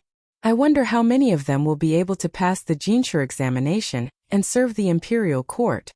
Li Wangyu was very tactful and flattered. Congratulations, uncle. All the heroes in the world are in your hands. Haha, you bastard. I said this in the beginning, but later I found that it was not completely true. However, with Zio's good plan to improve the imperial examination, I can now say this again. Pai Lupi was very proud. Feng Xianling suddenly smiled at Pai Lupi and said, Your Majesty, speaking of the imperial examination, Zio mentioned something interesting a few days ago. Oh, what is it? Tell me about it, Feng Gonggong. Feng Xianling twirled his beard and said with a smile, I also heard from my son that Zio was drinking in a restaurant and happened to meet several examinees participating in this year's spring imperial examination. 2 of the examinees wanted to be Zio's disciples, but Zio told them to go to your residence to be Zio's disciples after passing the Jinshi examination. Your Majesty, don't you think Zio is deliberately making things difficult for them? Du Ruhui also said, Haha, that's right. I also heard about it. It is said that Zio said with certainty that the 2 examinees will pass the Jinshi examination this year. I don't know why Zio is so confident. I heard that the 2 examinees are not yet 30 years old. If it is the Ming Classics examination, it will be fine. But it is the Jinshi examination. I'm afraid it will not be easy. Pai Lupi was interested and asked Li Wangyu, Oh, is there really such a thing? Ziyu, you rascal, you're too wicked. If you don't want to accept them as disciples, just say it. Why do you have to make things difficult for them? Haha, you only accept them as disciples when they pass the Jinshi examination. It is really difficult for them. Li Wangyu laughed in his heart. What a joke. If the 2 future prime ministers of the Tang dynasty failed to pass the Jinshi examination, wouldn't it be funny? However, the admission rate of the Jinshi examination was too low. Li Wangyu did not dare to guarantee that Lu Rengui and Chang'an Yi would pass the Jinshi examination this year. After all, he only knew that the 2 of them had passed the Jinshi examination in history. But who knew when they passed the Jinshi examination? Li Wangyu could only pretend to be mysterious when Pai Lupi, Feng Xianling, Du Ruhui, and others made fun of him. He said, Hey Uncle Master Feng and Master Du, let's wait and see.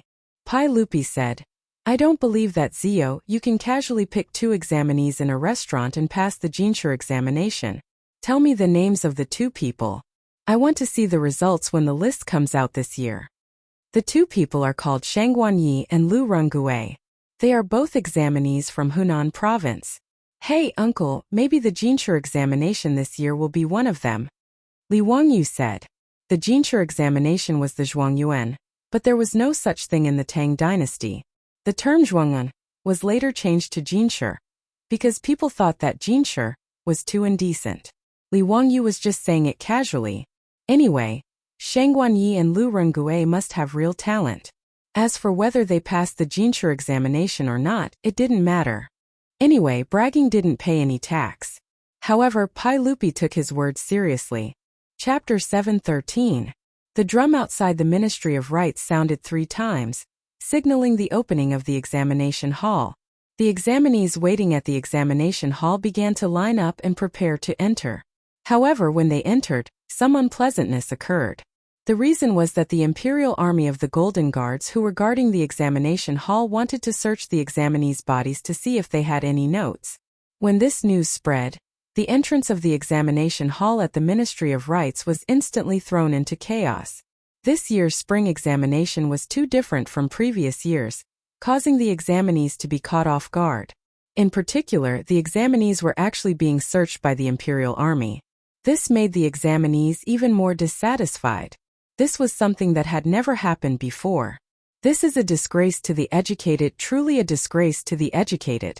We are all examinees participating in the spring examination. Why are we being searched by the Imperial Army? I have also participated in the spring examination a few times, but I have never been searched like this before. Why are we being searched this year? The entrance of the examination hall was in chaos. There were even people who shouted to charge in. Such provocative words made the scene even more chaotic. Seeing this situation, Pai Lupi couldn't help but frown. His good mood from before was instantly ruined. Nonsense! How dare these examinees be so impudent? Me Tua pass down my decree. Those who cause trouble will be disqualified from this year's spring examination. Pai Lupi ordered Me Tua, who was serving behind him. Yes, Me Tua replied. He turned around and prepared to pass down the decree to the imperial army, but he was stopped by Li Wangyu. Uncle, let's give them a chance. These rules have just been implemented this year. These examinees don't have it easy, so let them off, Li Wangyu persuaded. Speaking of which, he also held some responsibility for the commotion in front of the examination hall at the Ministry of Rites. After all, he was the one who suggested the rules for the spring examination to Pai Lupi. If many examinees couldn't participate in this year's spring examination and wasted a year's worth of time, Li Wangyu would feel apologetic. Although Pai Lupi was displeased, he didn't continue to insist on Li Wangyu's words. Since you are pleading for the examinees, I will let them off this time. But now that things have turned out like this, what kind of scandal is this? Li Wangyu could only brace himself and say, let me persuade them. Pai Lupi nodded slightly in agreement. With Pai Lupi's permission, Li Wangyu quickly walked towards the entrance of the Ministry of Rites. Nyowu was afraid that the examinees would bump into him, so he wanted to lead his troops forward to protect him, but he was stopped by Li Wangyu. At this time it was better not to add fuel to the fire. If he led a group of troops to appear, it would be easy to make the examinees feel disgusted. Anyway, they were just some weak scholars. There was nothing to worry about. Li Wangyu squeezed through the crowd and walked to the entrance of the examination hall in 2 or 3 steps. Leading a group of golden guards to guard the entrance of the examination hall, the one who was currently arguing with the impulsive examinees was a lieutenant of the golden guards.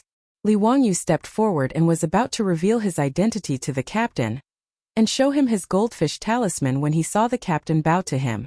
Greetings, County Earl of Huizhou. Li Wangyu curiously asked. Oh, you know me? The captain smiled and said. When County Earl of Huizhou and the young dukes were practicing at the Golden Guards, it was this lowly official who led them to practice with County Earl of Huizhou. Only after he said this did Li Wangyu realize that this captain was very familiar. It turned out that when he and Chang Chuma were practicing at the Golden Guards barracks, Chang Yaojin had called him over to be their practice partner. Since he was an acquaintance, this matter was easy to handle. Li Wangyu smiled and whispered into his ear. The sage is watching, so don't let these examinees continue to cause trouble. Have them quiet down, I want to say a few words to them. Hearing that Pai Lupi was also here, the captain did not dare to hesitate and immediately nodded in agreement. Yes. He called over several golden guards and gave them a few orders. Then he stood on the stone steps in front of the Ministry of Rites and loudly shouted at the crowd below. Silence! Everyone be silent. If there is any more noise, you will be severely punished. The soldiers of the Golden Guards also shouted in unison. Everyone shouted in unison, and their voices were quite loud. Very quickly, those noisy examinees were suppressed. Out of the thousands of people present, no one said anything. Seeing that the crowd had finally quieted down, the captain invited Li Wangyu to the steps and then shouted at the examinees. This is County Earl of Huizhou. He has a few words to say to all of you. All living beings must be silent. When the captain's words reached the ears of the examinees below, they naturally caused a buzz of discussion. How could these examinees not know who Li Wangyu was? They were all examinees participating in the advancement examination, so poetry was the most important thing to them. And in Chang'an, who did not know that County Earl of Huizhou Li Wangyu was the famous immortal poet? These examinees had carefully analyzed the poems that Li Wangyu had spread out countless times. The name Li Wangyu was a celestial figure in their hearts, an idol among idols. When they heard that the young man standing on the steps of the Ministry of Rites was County Earl of Huizhou, Li Wangyu, all of the examinees were extremely excited. Greetings, teacher. Greetings, County Earl of Huizhou. Greetings, immortal poet. The 1,000 examinees on the field all bowed to Li Wangyu in unison, and all sorts of names came out of their mouths. Li Wangyu, this outwardly passionate man, hadn't thought that he would have such a high status in the hearts of these scholars. He couldn't help but feel somewhat proud.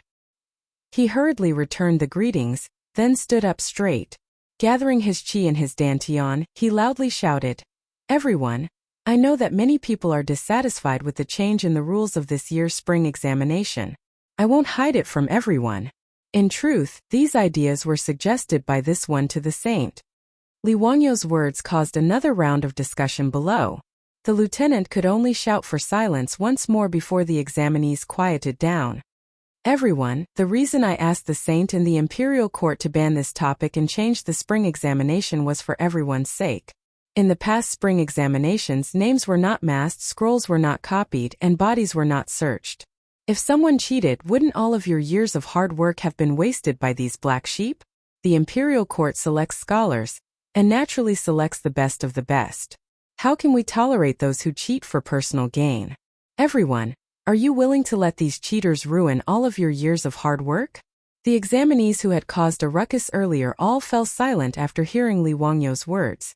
The Grand Scholar examination was already extremely difficult, not to mention that there was a tendency to throw in papers.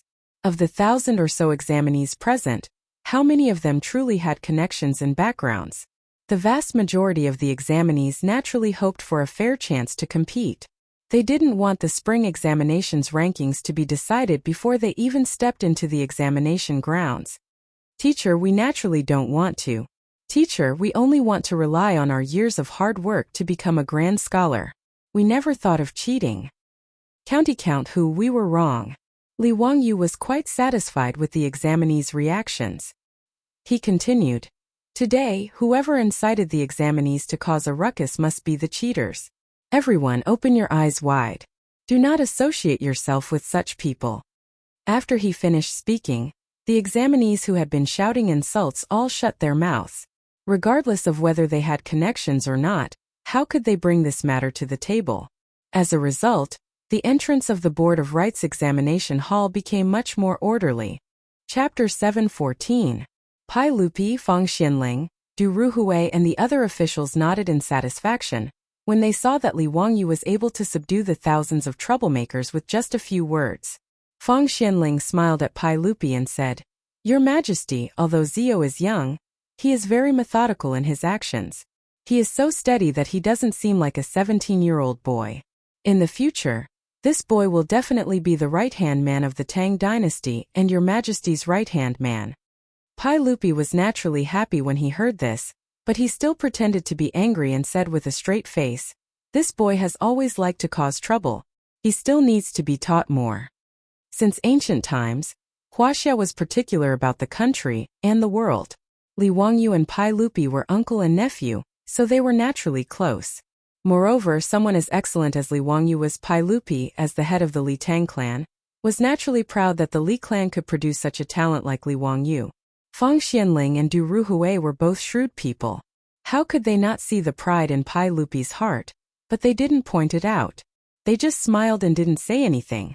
In front of the examination hall of the Ministry of Rights, Li Wangyu ordered the captain of the Jinwu guards to find a black curtain and encircle a passage in front of the examination hall.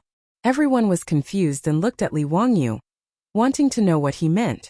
Li Wangyu stood on the stone steps of the examination hall and shouted to the crowd, Everyone will enter the examination hall after passing through this curtain. Before entering the examination hall and being searched, if anyone carries something that they shouldn't have, they can throw it away in this curtain. Everyone has studied hard for many years. Whether or not you can pass the examination depends on today. Everyone, please don't make a mistake. If someone is found to be carrying a cheat sheet, then it is really a self-inflicted evil. You can't blame others. Am I right? The reason why Li Wangyu did this was because he could tell that even though the scholars no longer objected to the Golden Guard searching their bodies, he could also see that many of the examinees were avoiding his gaze with fear on their faces. Clearly, they were carrying something that they shouldn't be carrying. This was actually normal. After all, the previous spring imperial examinations were very lax. Li Wangyu reckoned that it was common for someone to find a gunman to take the test for them, let alone bring along a cheat sheet. Because of his advice to Pai Lupi, the spring quarter examinations had suddenly become much stricter. It was normal for the examinees to feel uncomfortable. That was why Li Wangyu came up with this idea. He wanted to let the examinees who brought along their notes to discard their contraband without hurting their reputation. Thank you for your protection, sir. Thank you for your kindness, teacher. The group of examinees were sincerely convinced and bowed to Li Wangyu once again to express their gratitude. This scene naturally fell into the eyes of Lu Quan, the Minister of Rights. Lu Quan had originally heard an official from the Ministry of Rights report that the examinees were causing trouble in front of the examination hall because of the body search. Lu Quan, who was startled, hurriedly rushed over and happened to see the scene of the students bowing to Li Wangyu. Seeing that order had been restored in front of the examination hall, Lu Quan's hanging heart finally relaxed.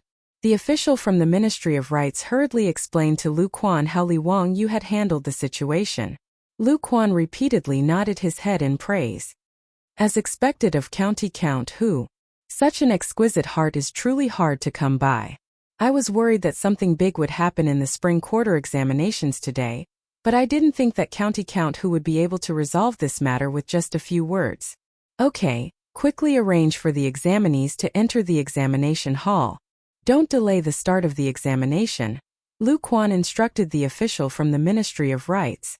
At the front of the examination hall, thousands of examinees walked through the black curtain under the direction of the official from the Ministry of Rights. Then, they handed in their certificates for public examination. After verifying the examinees' identities, they were searched by the Imperial Guard before being allowed to enter the examination hall. Li Wangyu stood beside the stone steps of the examination hall with his hands behind his back. He smiled as he watched the examinees enter. When the examinees passed by him, they all respectfully bowed to Li Wangyu before stepping into the examination hall. Chang'an Yi and Lu Rengue were also in the crowd. They slowly walked in front of Li Wangyu and bowed to him. Greetings, teacher. Li Wangyu smiled and nodded at them. Do well in the examination and strive to get a good result. As the saying goes, no one asks about you for 10 years but you become famous in one fell swoop. Today is the day that the two of you become famous. Chang'an Yi and Lu Rengue looked at each other. Their eyes were filled with excitement. Thank you, teacher. Li Wangyu nodded pretentiously. I'll give you another poem. The past was filthy and not worth praising, but the present is debauched and boundless. Riding the wind and galloping horses, I've seen all the flowers in Chang'an in a day. Go do well in the examination. I'll be waiting for you in Dingzhou village. Teacher, you mean? Li Wangyu's words made Chang'an Yi and Lu Rengue's eyes widen. Did this mean that the immortal poet was willing to accept them as disciples? In their surprise, they didn't even have time to ponder over Li Wangyu's poem. That day in the restaurant, Li Wangyu had said that he would accept them as disciples when they passed the Grand Scholar examination. But now that Li Wangyu had called himself a teacher, it naturally meant that he had acknowledged their identity as disciples. How could they not be surprised? Li Wangyu smiled. I've boasted to the saint that one of you will definitely pass the examination. Don't let me go back on my words, haha. Yes, we won't let you down. After Chang'an Yi and Lu Rengue finished speaking, they knelt down respectfully and kowtowed 3 times to Li Wangyu before getting up and entering the examination hall. After everyone had entered the examination hall, the door of the Ministry of Rights closed with a bang. The 3rd year of the Chang'an Imperial examinations had officially begun. After the black curtain in front of the examination hall was removed, Li Wangyu looked at the scattered pieces on the ground. He didn't know whether to laugh or cry. Not only were the pieces of paper full of small words, but there were also dozens of books of the 5 classics on the ground. Li Wangyu was speechless. Damn, did they think that the examiners were blind? The 5 classics on the 5 classics was a book that examined the Book of Changes, Shangshu Maoshi, Book of Rights, and Zhuozhuan. It was the official textbook of the Tang dynasty. Could it be that those examinees were still hoping to openly flip through the books and copy the answers during the spring imperial examination? What was even more strange was a robe that was thrown on the ground. Li Wangyu was curious and picked up the robe. He couldn't help but be amused after taking a closer look. The inner lining of the robe was actually filled with small words, which were all the contents of the Moai scriptures. This guy was really a genius. He could even think of such a way to cheat. Pai Lupi let Feng Xianling, Du Ruhui, and the others over. They couldn't help but be a little unhappy when they saw the mess on the ground. Sure enough, Zio was right. If it weren't for this spring examination, Zio, who asked for a body search, I wouldn't have known that these examinees were so daring. Everyone, look at this. What do you think of this? Feng Xianling and the others looked at the various cheating tools on the ground and couldn't help but shake their heads and smile bitterly. Li Wangyu felt that the examinees couldn't be blamed for this. Speaking of cheating, in fact, he had done it a lot when he was in school. Cheating and anti-cheating had always been the time when the underachievers were most willing to compete with the teachers. So many people were ready to cheat. It could only be said that the spring examination back then was too lenient. The spring examination was like the college entrance examination of the modern era. Naturally, it needed to be restrained by rules. Li Wangyu was an underachiever. He dared to cheat in the school exams on weekdays, but how many people dared to cheat in the college entrance examination? Therefore, to prevent cheating, it should rely on the system, not the self-awareness of the examinees. However, he couldn't refute Pai Lupi's words. He could only change the topic. Haha, speaking of the spring examination, I thought of a joke. Uncle, are you interested in hearing it? Chapter 7:15. Pai Lupi asked, what joke? Tell me about it. Hey uncle, there are 4 joys and 4 sorrows in life. Do you know what they are? I don't know. Tell me about it. Li Wangyu smiled and said, the 4 joys of life are the sweet dew after a long sweat, meeting an old friend in a foreign land, the wedding night, and the nomination for the imperial examination. These 4 sentences came from the Southern Song Dynasty's poem of joy and disappointment. It was a very appropriate summary. Pai Lupi and Feng Xianling thought about it and nodded with a smile. Yes, these are indeed the 4 joys. What are the 4 sorrows? Du Ruhui said. Is it a widow crying with her son, a general being captured by the enemy, losing the face of the Lord, and losing the support of the imperial examination? Li Wangyu shook his head. What Mr. Du said is sad, but it is not the 4 sorrows of life. Pai Lupi asked. Then what are the 4 sorrows? Don't keep us in suspense. Li Wangyu coughed softly and said, there are 4 sorrows in life. A drop of sweet dew after a long drought, meeting an old friend in a foreign land, a creditor, on the wedding night next door, on the imperial examination the same name. After he finished speaking, Pai Lupi, Feng Xianling, and Du Ruhui were all stunned. Then, everyone burst into laughter. Sure enough, these were the 4 sorrows of life. After a long drought, it finally rained, but it only rained a drop. Meeting an old friend in a foreign land, but meeting the creditor that you don't want to see the most. On the wedding night, it was the neighbor's family. The worst was when you got the imperial examination, you were happy for nothing. It was just the same name. Wasn't the most tragic thing in life to be happy for nothing? After Pai Lupi and the others figured it out, they laughed until tears came out. Zio, you bastard, you are too mischievous. Haha, interesting, interesting. Pai Lupi laughed. After being interrupted by Li Wangyu's words, Pai Lupi forgot about his unhappiness. Everyone chatted for a while before heading back to the examination hall of the Ministry of Rites. Pai Lupi planned to personally inspect today's examination. The entrance exam was divided into 3 subjects. First was the most basic, which was the scriptures. In other words, he had to fill in the blanks from memory. The standard answer was the fixed text of the 5 classics. Li Wangyu felt that the examinees who cheated in the scriptures exam and even tried to smuggle in scriptures were most likely the same as him in his previous life. After the basic examination, it was time for the essay examination, which was also the poetry examination. Composing an essay or a poem was the most difficult and important part of the advanced placement examination. Finally, there were 5 questions on current affairs policy. This was very similar to the civil service examination in the future. It was aimed at practical matters and required the examinees to come up with policy theories. Whether it was Pai Lupi, Feng Xianling, Du Ruhui, or Zhang Sunwuji, these big shots, they were all very pragmatic. The contents of the Jinshi Imperial examination placed more emphasis on the examinee's ability, unlike the Ming and Qing dynasties, where they relied on an empty 8-legged essay. Li Wangyu accompanied Pai Lupi and a group of big shots into the examination hall of the Ministry of Rites. Under the accompaniment of the Minister of Rites, Lu Quan, they began to patrol around the examination hall. More than 1,000 examinees were currently taking the scriptures exam. Li Wangyu looked around. The performance of these examinees was not much different from the students in the future. Top students like Chang'an Yi and Lu Rengue were definitely focused on writing. Their expressions exuded a kind of brilliance that said, "This question is so easy." This kind of expression was what Li Wangyu hated the most. On the other hand, those who were biting their pencils and pondering hard with a conflicted expression on their faces were obviously bad students. Some of them had even begun to daydream. They were undoubtedly bad students. Li Wangyu was also like this in the past, so he was very clear about the meaning of this expression.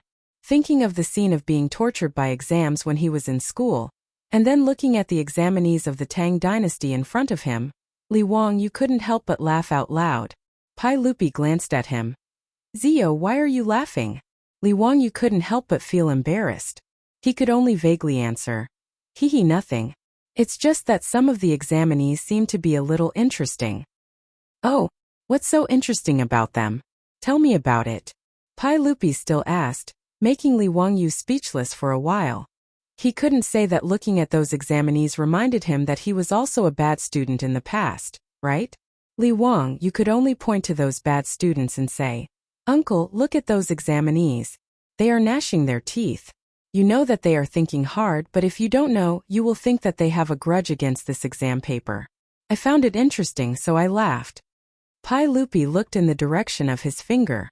Sure enough, there were a few examinees with abnormally ferocious expressions on their faces. Pai Lupi couldn't help but smile. "Hee, what do you mean by thinking hard? It seems to me that you have been studying in the past and haven't been paying attention. Now you are scratching your ears and cheeks thinking about how to answer." Li Wangyu said, "Hee. This is what it means to regret not having enough knowledge when you need it. You don't know how difficult it is until you experience it." He said this casually, but it made Pai Lupi, Fang Xianling, and the others nod their heads. Zio's words are wonderful. Endless charm. It's true that you only regret not having enough knowledge when you need it. Pai Lupi looked at those examinees and said to Li Wangyu, "Zio, as a teacher, you must seriously supervise Chang'an and Qingqua's studies. You must not be like those examinees who only regret not having enough knowledge when they need it." Li Wangyu hurriedly nodded. "Yes, uncle, don't worry. I will definitely supervise the two of them to study hard and improve every day." Pai Lupi laughed. Zio's words are interesting, haha, what a good study hard and improve every day. Yes, this is how studying should be. Fang Xianling also laughed. Looking at what Zio said today, your words are concise and profound, and every sentence is a gem. Zio, have you been writing again recently? Why don't you read it to me? Li Wangyu's head was full of sweat. He had just said it casually. Especially studying hard and improving every day. This was the catchphrase of the teachers and parents of the later generations. How could Pai Lupi and Fang Xianling see so many profound meanings?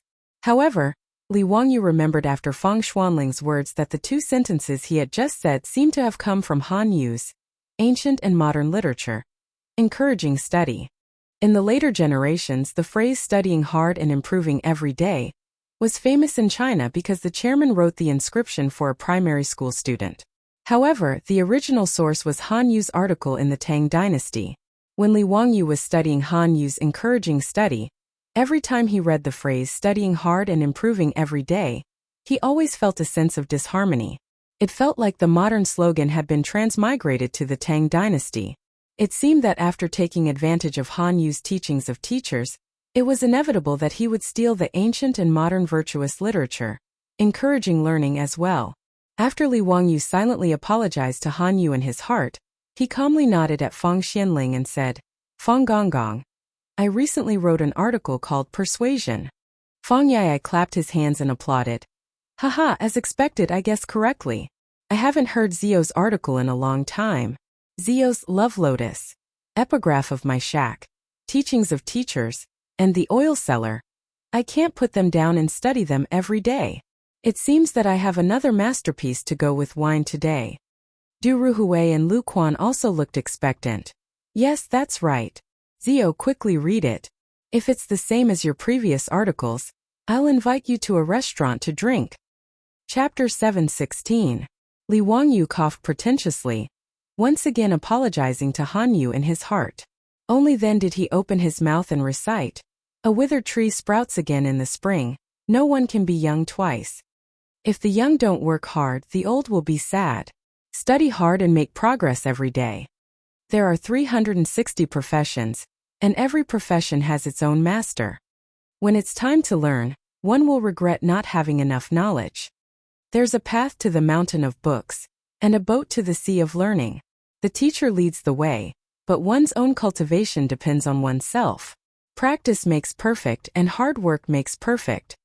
Li Er, Fang Xianling, and the others began to ponder the meaning of the 200 words, ancient and modern literature. Persuasion to learn. Han Yu's article couldn't be said to be very beautiful, but as Fang Xianling had said before, it was concise and profound, and every sentence was a gem. Li Wangyu only learned many of the famous sayings in the future after learning this article.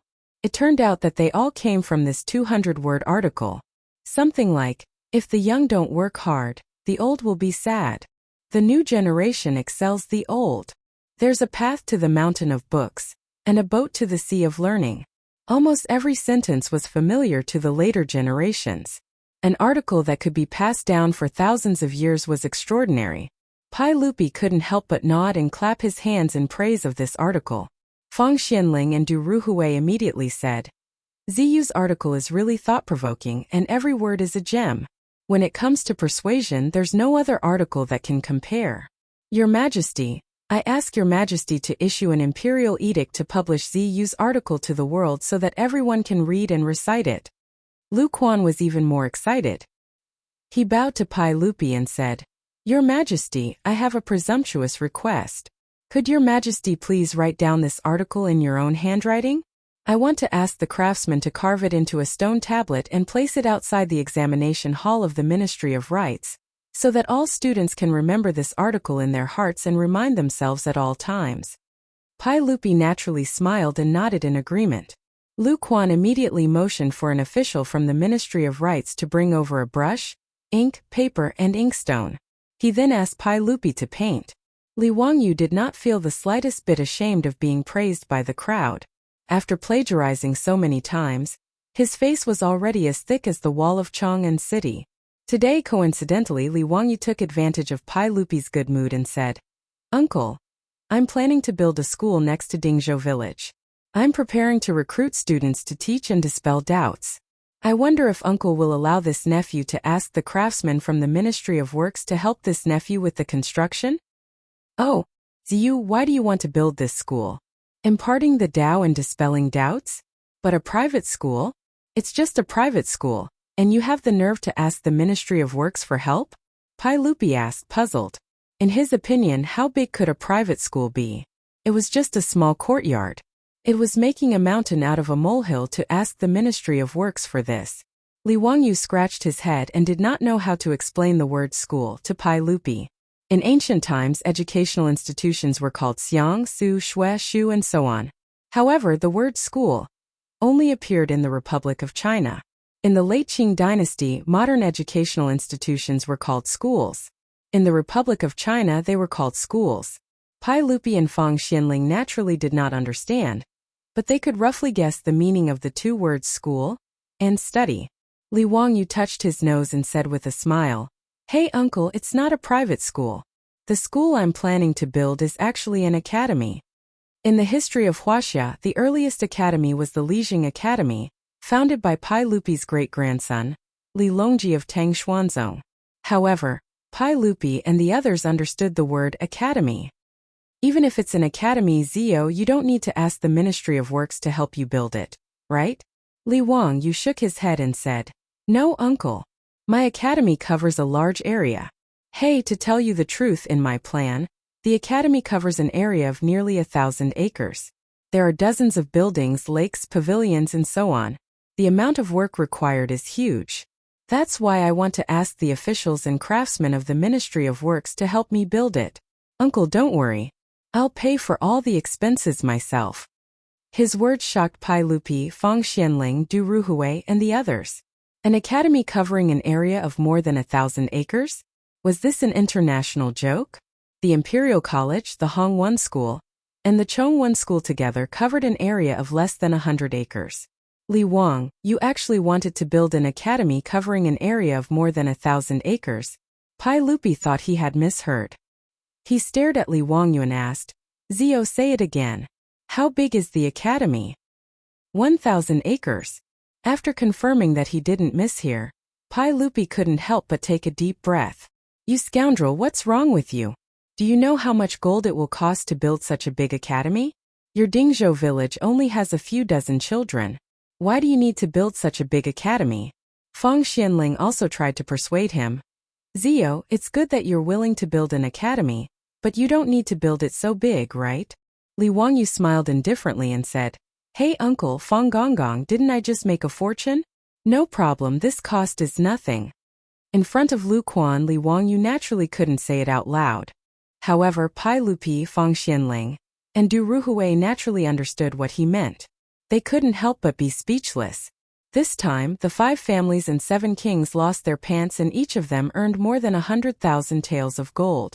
Since Li Wangyu was willing to use part of it to build an academy, it really didn't matter. Pai Lupi still shook his head and said, Zio, tell me clearly, why does it need to be so big to build an academy? Li Wangyu knew that he was going to meet Pai Lupi today, so he was prepared to bring up this matter. Therefore, he always carried the sketch of the academy with him. When faced with Pai Lupi's question, he immediately took out the sketch. Uncle, everyone, please look. This is the sketch of the academy that I'm going to build.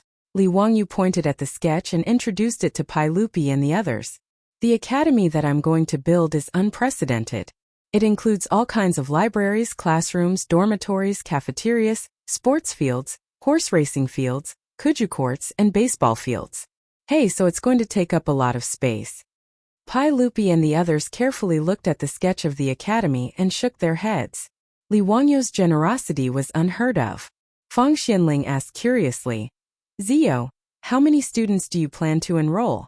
It's such a big academy, are you going to compete with the Directorate for Students? Li Wangyu shook his head and said, Master Fang, the students I plan to teach are not the same as the scholars today. That's why I'm only going to enroll children who are under the age of 10. Pai Lupi and the others were even more speechless. Thousands of acres of land might cost tens of thousands of taels of gold, but the academy was only going to enroll children? In everyone's eyes, it was simply wasteful to the extreme. Although the money was not his own, Pai Lupi still felt the pinch for Li Wangyu. He asked puzzledly, Zio, it's not worth it to spend so much just to teach some children. Li Wangyu said, Uncle, what I want to teach is not the scholars of the Tang dynasty today. I'm going to open courses for the children in the academy. In addition to learning the 5 classics, they also need to learn arithmetic, calligraphy, painting, musical instruments, archery, batting, riding, sword dancing, military tactics, and so on. After a child enters the academy, I'm going to divide them into 3 stages: primary school, middle school, and university. It will take about 10 years to teach a child to become a pillar of the country. Hey, so this 1,000 acres of land is not a lot. I'm going to continue to expand in the future. The 10,000 acres of land that you gave me last time may all be used to build the academy in the future. His words shocked Pai Lupi, Fang Xianling, and the others. Chapter 717. Speaking of which, the education system of the Tang dynasty was also very developed. Especially after inheriting the system of the Sui dynasty and improving it, its ideas and system were not considered backward. Even many education experts in later generations thought that the education system of the Tang dynasty was worth learning from. In addition to the Guoxue and the Imperial College, all the provinces and counties of the Tang dynasty had official schools. Pai Lupi also attached great importance to education. During the Chang'an year when he was the emperor, the number of official schools in the Tang dynasty increased by more than 1,200. The private schools run by the people were not recorded in the records. The Tang dynasty also encouraged the existence of these private schools. However, no matter how advanced the education system of the Tang dynasty was, no one had ever heard of the idea of modern schools proposed by Li Wangyu. When Pai Lupi and the others heard that Li Wangyu was also planning to recruit children from poor families in Chang'an City and let them enter the school for free, they were even more shocked and speechless. When Li Wangyu told them his idea, Pai Lupi, Feng Xianling, and the others were silent. They were each thinking about the differences between this school and the official schools and the private schools of the Tang dynasty, and comparing the advantages and disadvantages. It seemed that spending 10 years to systematically teach a young child like Li Wangyu's idea was an unprecedented initiative. If a young child could systematically learn the lessons that Li Wangyu mentioned from a young age, what would happen when he became an adult? Thinking of this, Pai Lupi looked at the examination hall and the examinees who were immersed in answering questions. He couldn't help but think about what would happen if the students of Li Wangyu's school came to the examination hall of the Ministry of Rites to participate in the spring examination 10 years later. Pai Lupi suddenly turned to Li Wangyu and said, "Zio, the Ministry of Works will naturally send people to help you build the school. However, including Chang'an and Qingke, my princes will also have to enter the school." He now had a total of 9 princes including Li Ji. Prince Zhang Liyun, Prince Yu Lijian and Prince Jin Li Ji were still young, while Prince Chu Liquan had died early. Other than Li Changqian and Li Tai, there were also King of Wu, King of Qi, Li Wangyu and King of Shu, Li Gui. Li Wangyu seemed rather troubled. "Uncle, your nephew's academy has a dormitory system. All of the students live in the academy, and they only have 1 day off every 10 years. Are you willing to let Changqian study in the academy?" The other princes were fine, but Li Wangyu was the crown prince. Li Wangyu wasn't sure if Pai Lupi and Empress Zhongsun would be willing to let him study at the academy. Furthermore, the Eastern Palace had the crown princes left Shu Sun and other officials in charge of teaching and assisting the crown prince. Even Li Gang had just been recruited by Pai Lupi to be the crown prince's grand tutor. It seemed unreliable to let Li Changqian study at the academy at this time. Pai Lupi nodded. "Zio, didn't you say so just now? You don't have to worry about being too old to accomplish anything. You only have to worry about being too young to learn. I just thought about it carefully. Your academy has its merits. I trust you and will not hold back Changqian and the others." Since Pai Lupi had said so, what else could Li Wangyu say?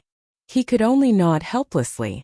However, in his opinion, there were benefits to letting Pai Lupi and the other princes study at the academy.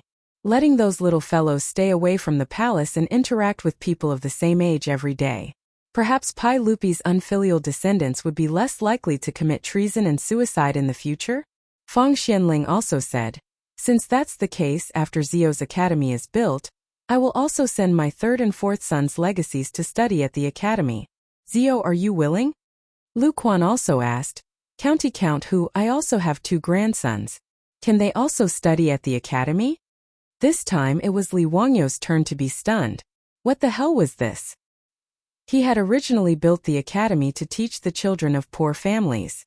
Why did they want to send their children and grandchildren to study at the academy after just talking to Pai Lupi and the others? If this news were to spread, wouldn't those officials and nobles all want to send their children and grandchildren to study at the academy? At that time, wouldn't his academy become a replica of the Hongwen School and the Chongwen School? He then looked at Du Ruhui, who actually had a regretful expression. He only had 2 sons, Du He and Du Go, and they were almost 20 years old. Obviously, they couldn't study at the academy. No, he couldn't go through the back door. Li Wangyu smiled at Feng Xianling and Lu Quan. "He, Lord Feng, Lord Lu. It's not that I'm pretentious. It's just that there are rules for entering the academy. You have to take an exam. Only after passing the exam can you enter the academy. If I rashly agree to let the children and grandchildren of Lord Feng and Lord Lu enter the academy, there are so many officials and nobles in Chang'an City. Please forgive me, Lord Feng and Lord Lu. Why don't you let them take the entrance exam after the academy is built? With your family's education, wouldn't it be easy for you to pass the entrance exam?" Feng Xianling and Lu Quan looked at each other. They understood and nodded with a smile. Li Wangyu then said, "However, the academy also plans to recruit girls. If Lord Feng and Lord Lu have girls of the right age, they can directly send them to study at the academy without the exam." His words stunned Pai Lupi and Feng Xianling. "Li Wang, you also plan to recruit girls?" Although the Tang dynasty was open-minded and didn't have the Ming and Qing dynasties, there were very few girls who went to study at the academy. "Zio, I'm afraid this is inappropriate. Your academy also plans to recruit girls?" If men and women study at the academy together, it will cause a lot of trouble. Zio, I advise you not to do this. Lu Quan couldn't help but persuade. Li Wangyu scratched his head helplessly. He also knew that recruiting girls would cause a lot of trouble. In Chang'an City, building a female toilet caused a lot of trouble, let alone a girls' school. Fortunately, he and his beautiful boss had already expected this. Lord Lu, it's not a girls' and boys' school. Instead, it's a girls' school on the side of the academy. Men are not allowed to enter and only female teachers are invited to teach. Li Wangyu pointed to a corner of the sketch and said. In fact, his girls' school was just skirting the boundaries. That area was just the girls' dormitory area. After these girls entered the academy, they would still be in the same academy. Lu Quan didn't know his plan. He sighed and said, Zio, what's the use of girls entering the academy? Even if you teach them to be extremely knowledgeable, could it be that they would still be able to become officials? It's enough if they can read and understand the principles. Why do they have to study at the academy? As the saying goes, a wise woman can topple a city. What's the use of girls studying? Li Wangyu smiled and said, Lord Lu, you're wrong. It's always good for girls to study. Even if they marry a husband in the future, they can at least write and calculate. They can also manage the family business. What's more, they have to help their husband and teach their children. If they can't read and write, how can they teach their children well? If the Empress is not talented, how can she write the book Women's Principles and teach all the women in the world? Lord Lu, don't you think so? He even mentioned Empress Zhangsun, so Lu Quan naturally couldn't say anything. He just shook his head, obviously not agreeing with Li Wangyu. Chapter 718. Even Pai Lupi did not comment on Li Wangyu's intention to recruit girls. Although he did not care much about etiquette, he still felt that it was troublesome. If he nodded his head and allowed his princesses to study at the academy, those old officials in the imperial court would probably start nagging again and be very annoying. Therefore, Pai Lupi did not comment on Li Wangyu's suggestion. He neither supported nor opposed it. Li Wangyu saw that no one wanted to talk about it, so he did not say anything. Anyway, recruiting girls was not something he had to do. He was not a feminist. If it was not for the strong request of his beautiful superior, he would not have bothered. After chatting about the academy for a while, they turned their attention back to the ongoing imperial examination. It was time for the examination. The officials from the Ministry of Rights came forward to collect the examination papers. The examination papers were held by the Imperial Army and immediately sent to a side room. The Ministry of Rights had prepared hundreds of scribes to copy the examination papers and hand them over to the examiners for marking. After the examination, there were officials from the Ministry of Rights who read out the questions for this year's spring imperial examinations to the candidates. The 3 examinations of the advanced examination would be finished in one day. After that, it would take about 3 days to mark the papers and determine the rankings. Pai Lupi remembered that Li Wangyu mentioned 2 people called Shangwan Yi and Lu Rengue outside the examination hall of the Ministry of Rights. He could not help but be interested. Zio, just now outside the examination hall of the Ministry of Rights, I saw 2 students kowtowing to you. Were they the Shangwan Yi and Lu Rengue you mentioned? Li Wangyu said. Yes, it was them. I have decided to take them as my disciples. Pai Lupi smiled and said, Oh? You have so much confidence in them? You said before that you would only accept them after they passed the imperial examination. Why did you change your mind? Li Wangyu said, Hee, I think that the 2 of them will definitely pass this year's spring quarter examination. Who knows, maybe they will be the Tanhua envoy this year. In fact, Li Wangyu was just bragging. Whether Shangwan Yi and Lu Rengue could pass the exam or not was another matter. After all, the admission rate for the advancement course was too low. Out of more than 1,000 examinees, only 20 or so would be accepted. No one dared to pat their chest and guarantee that they would be able to pass the Grand Scholar examination. But since he had already said so much, he couldn't afford to lose face, right? Naturally, he had to say this. When the results were released, it would be great if he won. It would be a good story. Even if they didn't pass, it wasn't a big deal. They could just kidnap Shangwan Yi and Lu Rengue to teach in the academy and take the exam next year. As for being mocked by Pai Lupi, would he care? The Tanhua Shi that Li Wangyu mentioned was also called Tanhua Lang. But it didn't mean the Zhuangyuan, Banyan or Tanhua of the later generations. In the imperial examination of the Tang dynasty, other than the Zhuangyuan, there was no such thing as the Zhuangyuan. As for Tanhualang, it didn't refer to the third place. After the Grand Scholar examination, Pai Lupi would give the new Grand Scholar examination a grand celebratory banquet. This banquet was held in the apricot flower garden of the Tsujiang Pond. The Tanhua banquet, as the name implied, was to select the two youngest and most outstanding Grand Scholars to be the Tanhua Shi. Their task was to travel around the famous gardens and pick fresh flowers along the way. Then they would compose a poem in the Chonglin garden and welcome the Zhuangyuan with fresh flowers. There were unspoken rules for the selection of the Tanhua Shi. First, they had to be young, and second, they had to be handsome.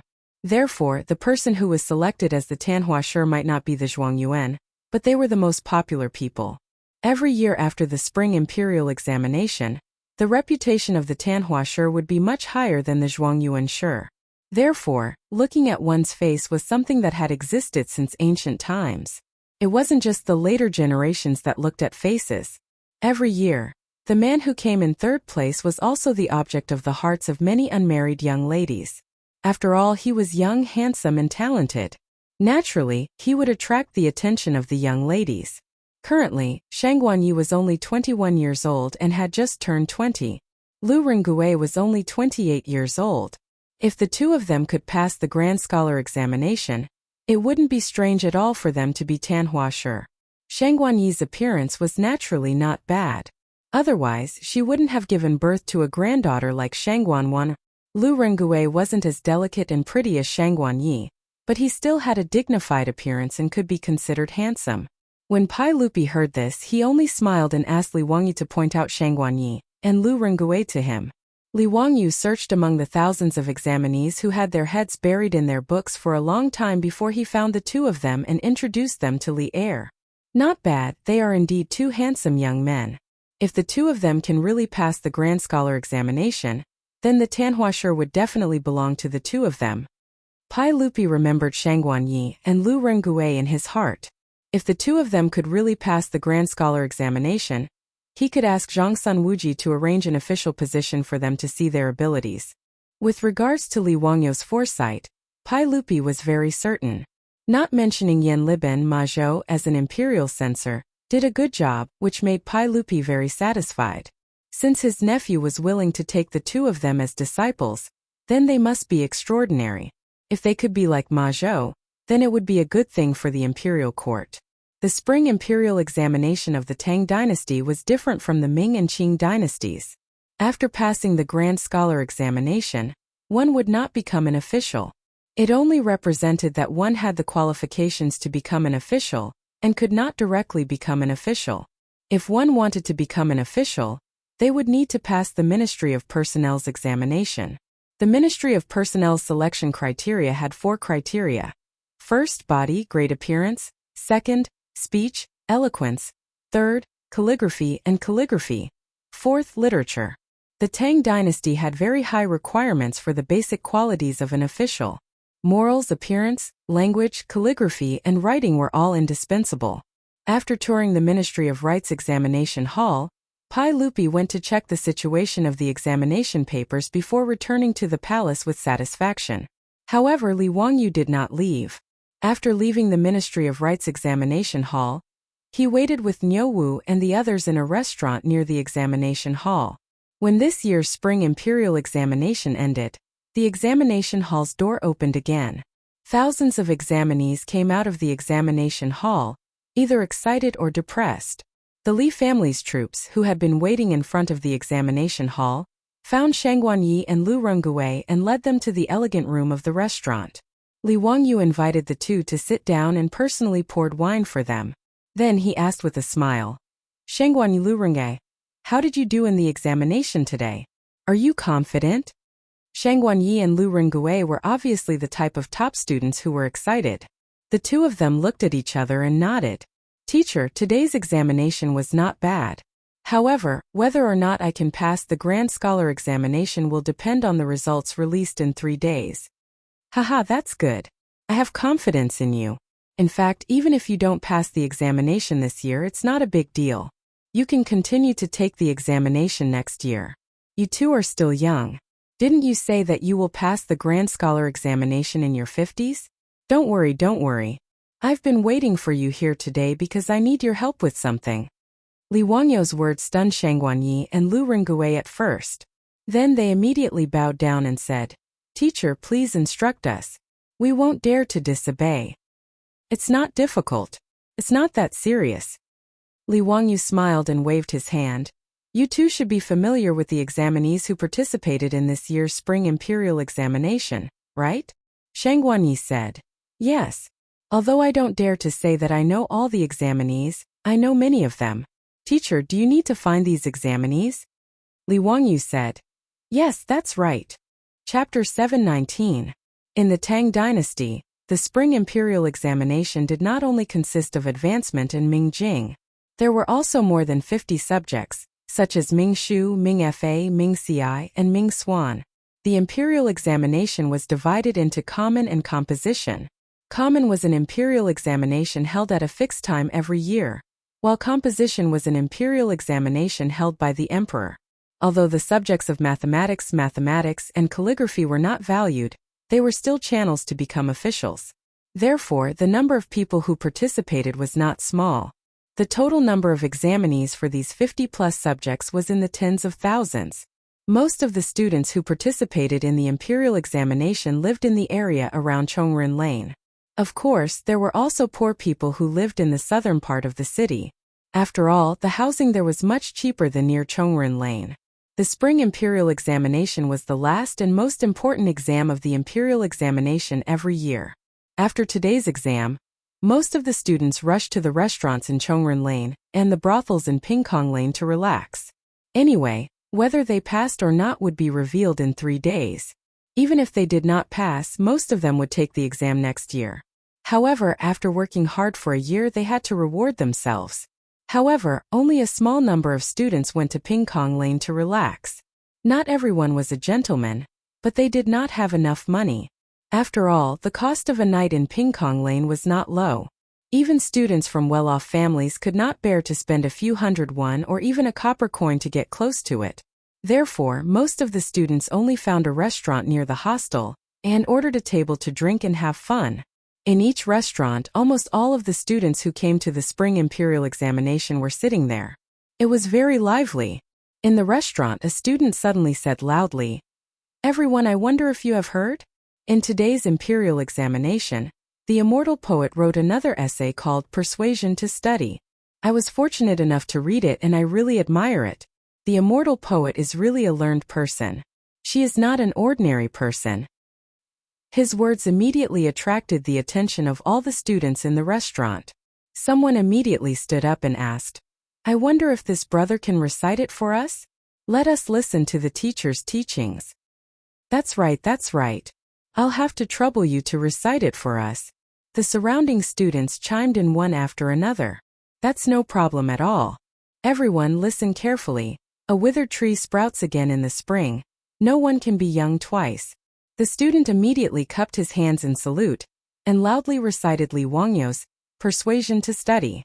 After the 200-word essay was recited, the originally noisy restaurant suddenly became quiet.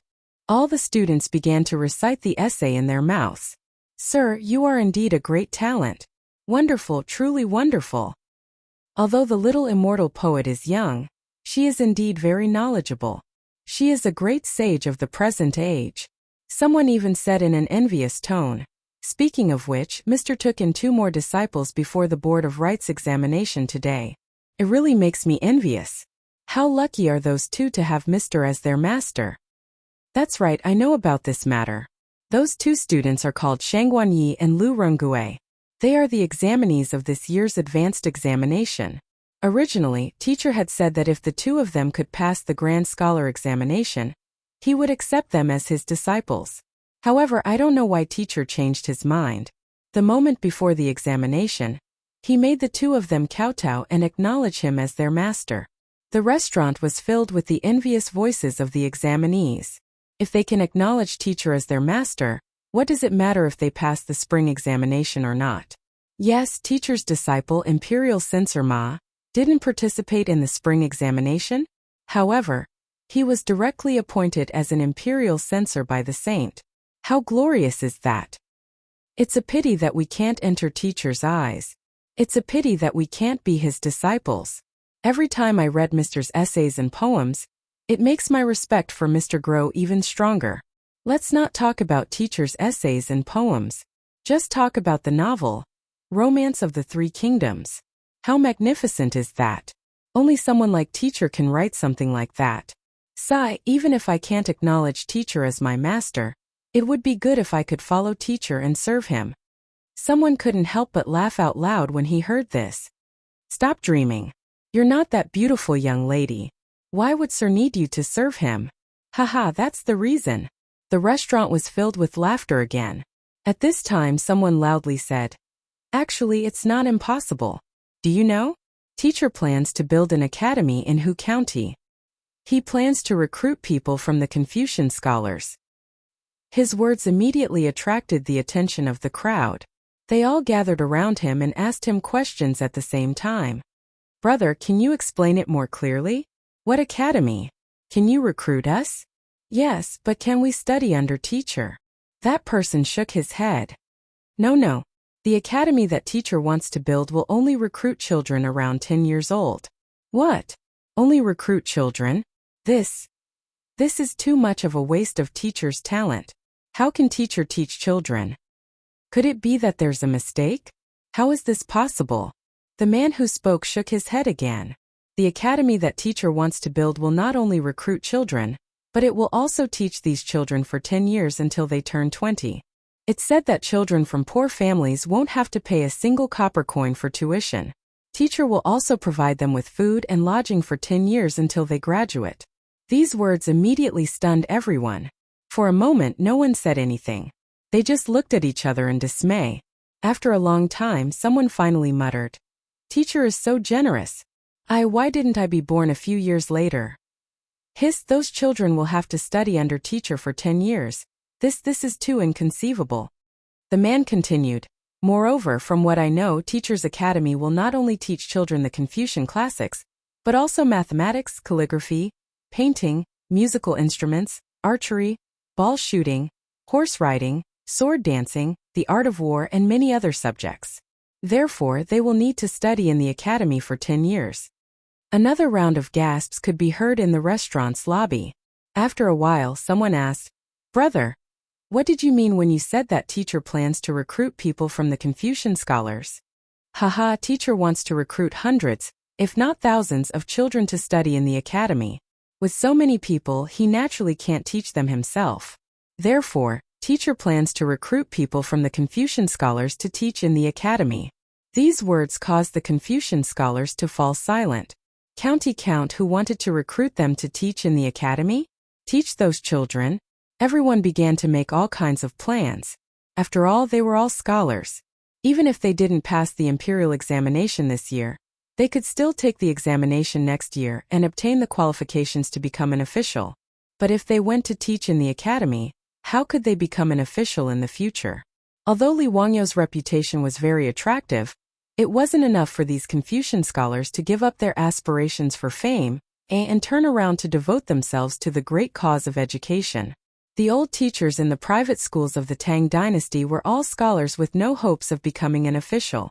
How many people as young as them would be willing to give up on fame? Chapter 720. In the eyes of these students, if Li Wangyo's purpose of building the academy was to recruit them, they would find a way to study in the academy even if they had to sell everything they had. But he just wanted to recruit them to teach a group of naughty children in the academy, which made them hesitate. No matter how famous Li Wangyu was, it was not enough to make them abandon their future to follow him. For a moment, there was an awkward silence in the restaurant. The middle-aged student who spoke before suddenly laughed and said, do you think that teaching in the academy will delay your future? Isn't that the case? Of course not. Not only is there no harm, but there are also great benefits. Oh, please explain it to us in detail. The middle-aged student who spoke coughed softly and said, most of you are not from Chang'an, right? Everyone nodded and said, of course.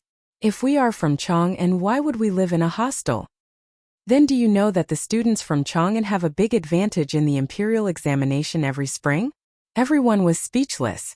They looked at each other and nodded again. Of course, the imperial examination of the Tang dynasty was not very fair. At least the students from Chang'an and the surrounding provinces had a big advantage compared with the students from other provinces. The reason was simple. It was far away. The imperial examination of the Tang dynasty was held once a year. For the students from Chang'an, they had to pass the preliminary examination in their original provinces, and then go to Chang'an to take the imperial examination in spring. If they did not pass, they had to return to their original provinces to prepare for the examination next year. The Tang dynasty was not like the modern era, where there were many means of transportation such as planes and high-speed trains. A round trip which was far away might take half a year. Most of the time would be wasted on the road. Therefore, many students who were far away could only take the imperial examination in spring every 2 years. It was not impossible to stay in Chang'an, but they had to be recommended by high officials to skip the preliminary examination and take the imperial examination in spring directly. That was one of the reasons why the examination was popular. But even if only the students who entered the imperial examination were counted, how many of the thousands of students could be recommended? Most students still had to spend a lot of time and money to travel back and forth. Therefore, the students from Chang'an were far superior to the students from other provinces and counties in terms of study time and convenience. Everyone naturally understood this point, but there was nothing they could do. The middle-aged student continued in a loud voice. Do you all know that the teacher has already said that anyone who is willing to teach at the academy will not only be provided with food and accommodation, but will also receive a monthly salary of 3 strings of copper coins. Most importantly, every year before the spring quarter examinations, Mr. is willing to recommend candidates to participate in the spring quarter examinations. His words immediately caused a commotion among the students in the restaurant. Instantly, the sound of everyone's discussion almost overturned the roof of the restaurant. This brother, are you serious? Will sir really recommend it to us? As long as we teach at the academy, you will recommend us? A monthly salary of 3 strings of copper coins? This is equivalent to a 5th or 6th rank official. The middle-aged student laughed and said, of course. Not only that, the teacher also said that he would invite the great scholars of the imperial court to teach law and official document writing in the academy. Even if ordinary commoners were lucky enough to pass the grand scholar examination, they still had to go through the selection process of the Ministry of Personnel. On the other hand, the Ministry of Personnel's selection was very practical. It depended on whether the new Jinshur had a good understanding of legal documents, and whether they knew how to write laws and official documents. How would those commoners have the opportunity to come into contact with these? Therefore, the imperial examination of the Tang dynasty was not easy for commoners. It was full of difficulties. The middle-aged student's words caused the discussion in the restaurant to become louder. At that moment, many people were already tempted. However, they could not help but ask curiously, "This brother, how did you know all this?" Haha, to tell you the truth, I also plan to go to Mr.'s academy to teach those students. The 2 disciples that Mr. accepted in front of the entrance of the Ministry of Rights today, Chang'an Yi and Lu Rengue, are my good friends. It was Chang'an Yi and Lu Rengue who told me about this. As the saying goes, it's better to be happy together than to be happy alone. That's why I told you this. Hearing this, everyone nodded and bowed to the middle-aged student to express their gratitude. However, the middle-aged student continued, "However, don't think that it's easy to go to the academy to teach and get Mr.'s recommendation. As far as I know, Mr. will not only interview you, but also give you some pre-job training. Only those who pass the test can enter the academy to teach." May I ask what pre-job training is? This new term naturally attracted everyone's curiosity. They naturally knew that not everyone could go to the academy to teach. However, they did not understand the meaning of training at all. The middle-aged student could not answer. He had only heard this from Chang'an Yi and Lu Rengue. He only said that it was Mr.'s request. I don't know. In short, it's not a bad thing. If you don't pass the test this year, instead of going back to your hometown, it's better to go to the academy to try. If you can stay in the academy, you can earn a generous monthly salary. Moreover, You can revise your homework while teaching and prepare for the exam next year. It's not a bad idea. Brother, you're right. In this case, Mr.'s Academy should give it a try. I wonder when Mr.'s Academy will start recruiting? Where do we go to register? The middle-aged student raised 3 fingers. In 3 days, the Ministry of Rights will release the list. If you don't pass the test, you can go directly to the Imperial College. At that time, Mr. will borrow the Imperial College to interview you. Thank you, brother. The students bowed again and then discussed with each other whether they should go to the Imperial College to take the exam 3 days later. However, it was obvious that the middle-aged students' words had touched most of their minds. If the list was released 3 days later and they failed, they would go to the Imperial College no matter what.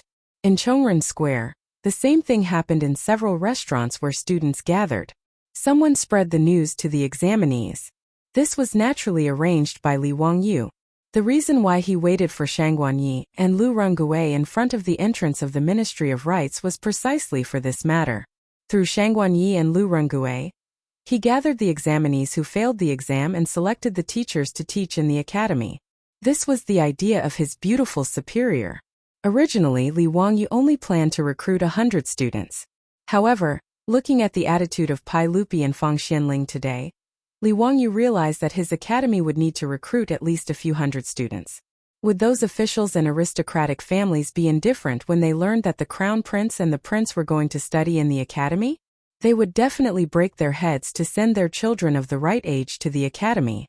With so many children of the officials and aristocratic families going to the academy, would those commoners and merchants not be tempted?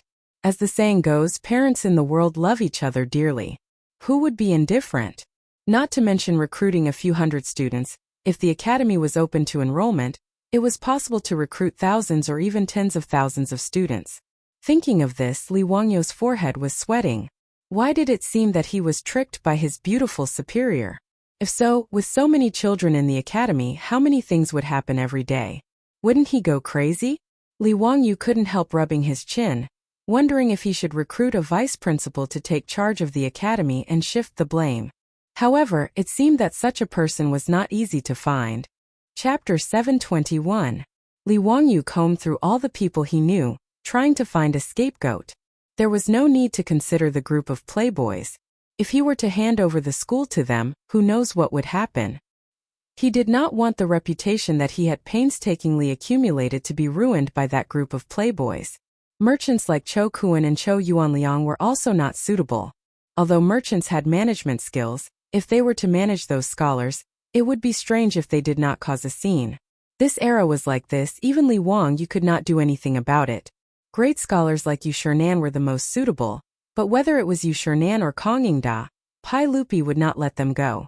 Moreover, he did not have the qualifications to let these big shots give up being third-grade officials and go to the school to be some vice principal. More importantly, this group of old men were too old. To let them work so hard to manage an academy, Li Wangyu could not bear it. After thinking about it, Li Wangyu tragically found that he could not find a suitable candidate. Not only must he have literary talent, he must be able to suppress those scholars who went to the academy to teach. He must also have management skills, and most importantly, he must be young and strong.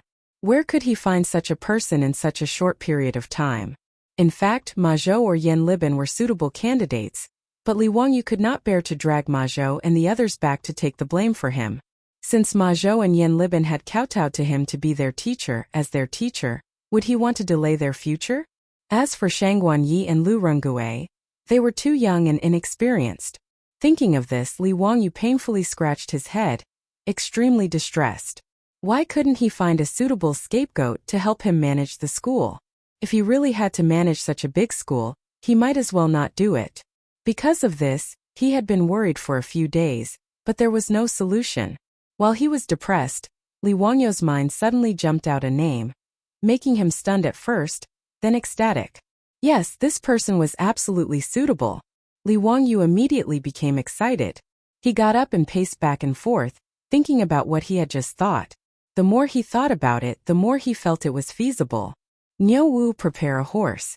Let's go to Chang'an City. I want to enter the palace. Li Wangyu thought it through and punched his own palm. He raised his head and laughed. Niuwu did not know what was going on. He rushed over and said, Lang Jun, it's already past midnight. The drum of dusk in Chang'an will sound in 2 hours. Are you sure you want to go to Chang'an now? The beautiful boss also walked out and asked curiously, Wang Yu, why are you in such a hurry to go to Chang'an? Li Wangyu laughed and said, it's about the school.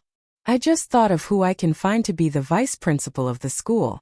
Wahahaha. I'm really a genius. The beautiful boss gave him an angry look.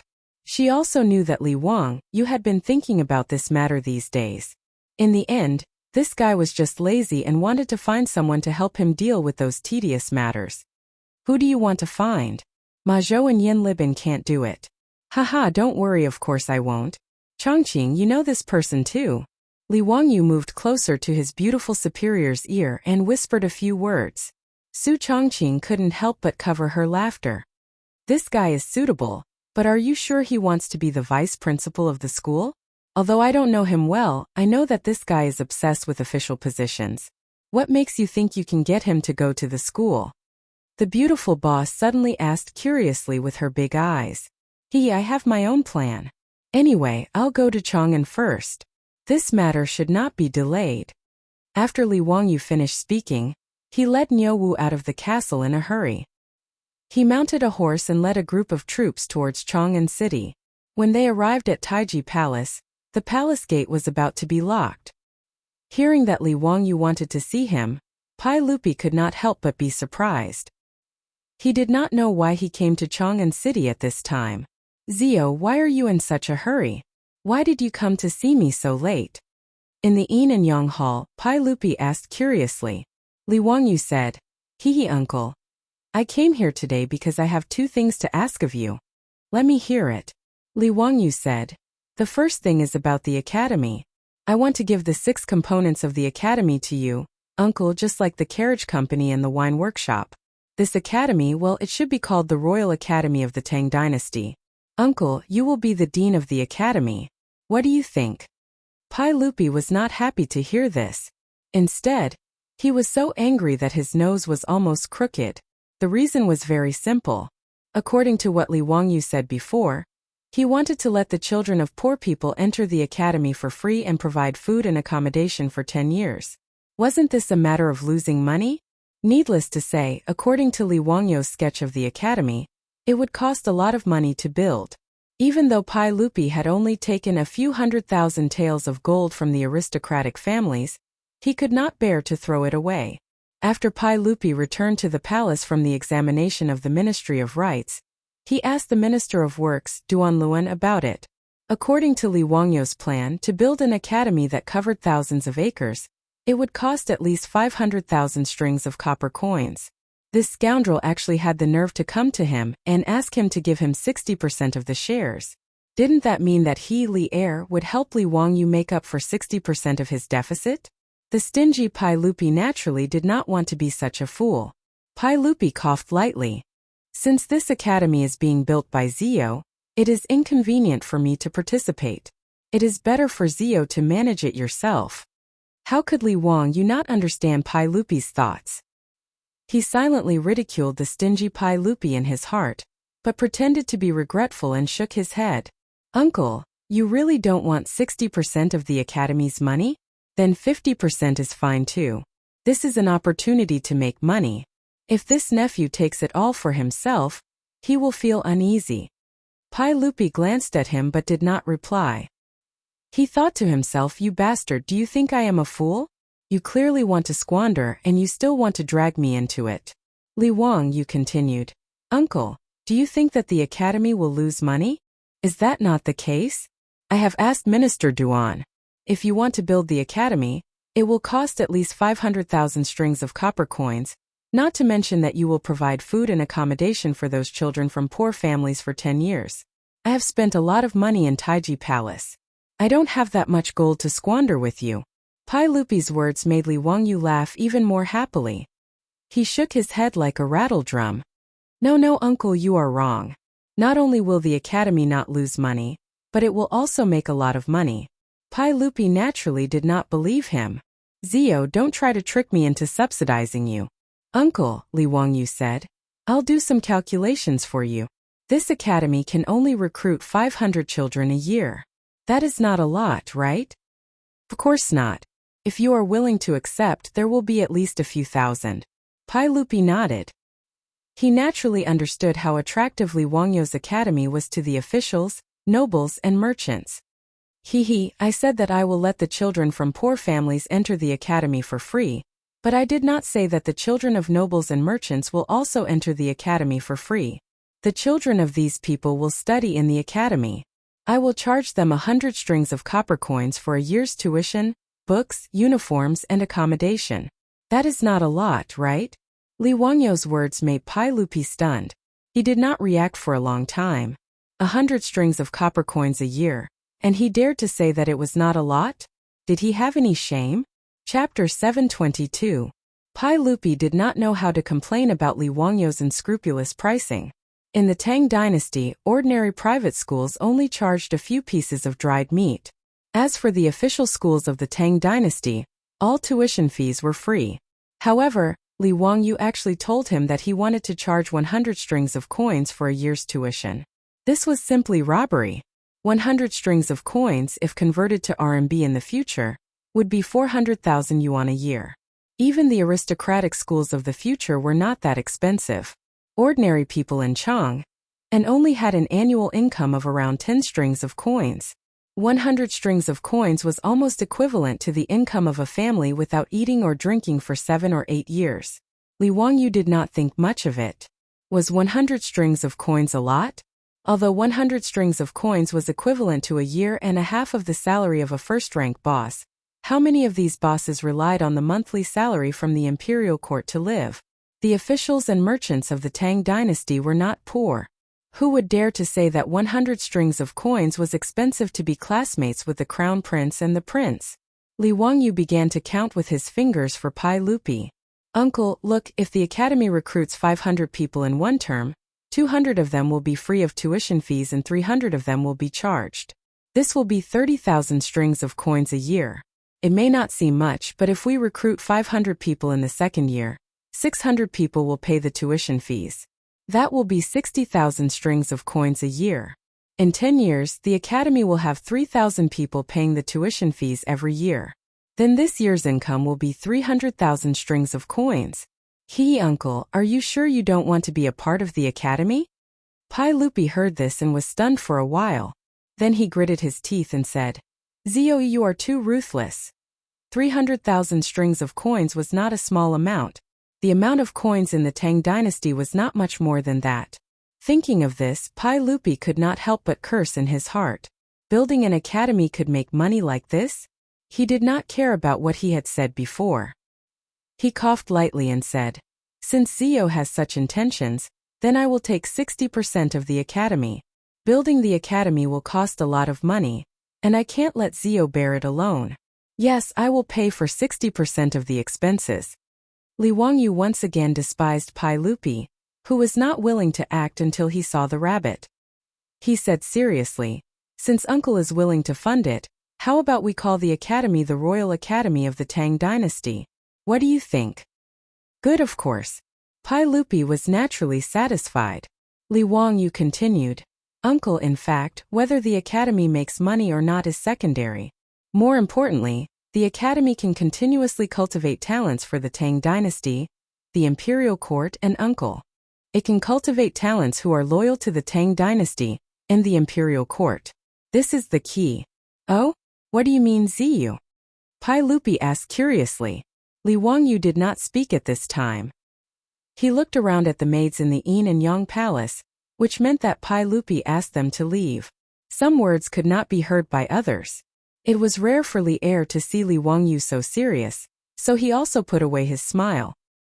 He signaled to the palace maids and ordered them all to leave. Even Mitua was not left. Soon, only the uncle and nephew were left in the hall.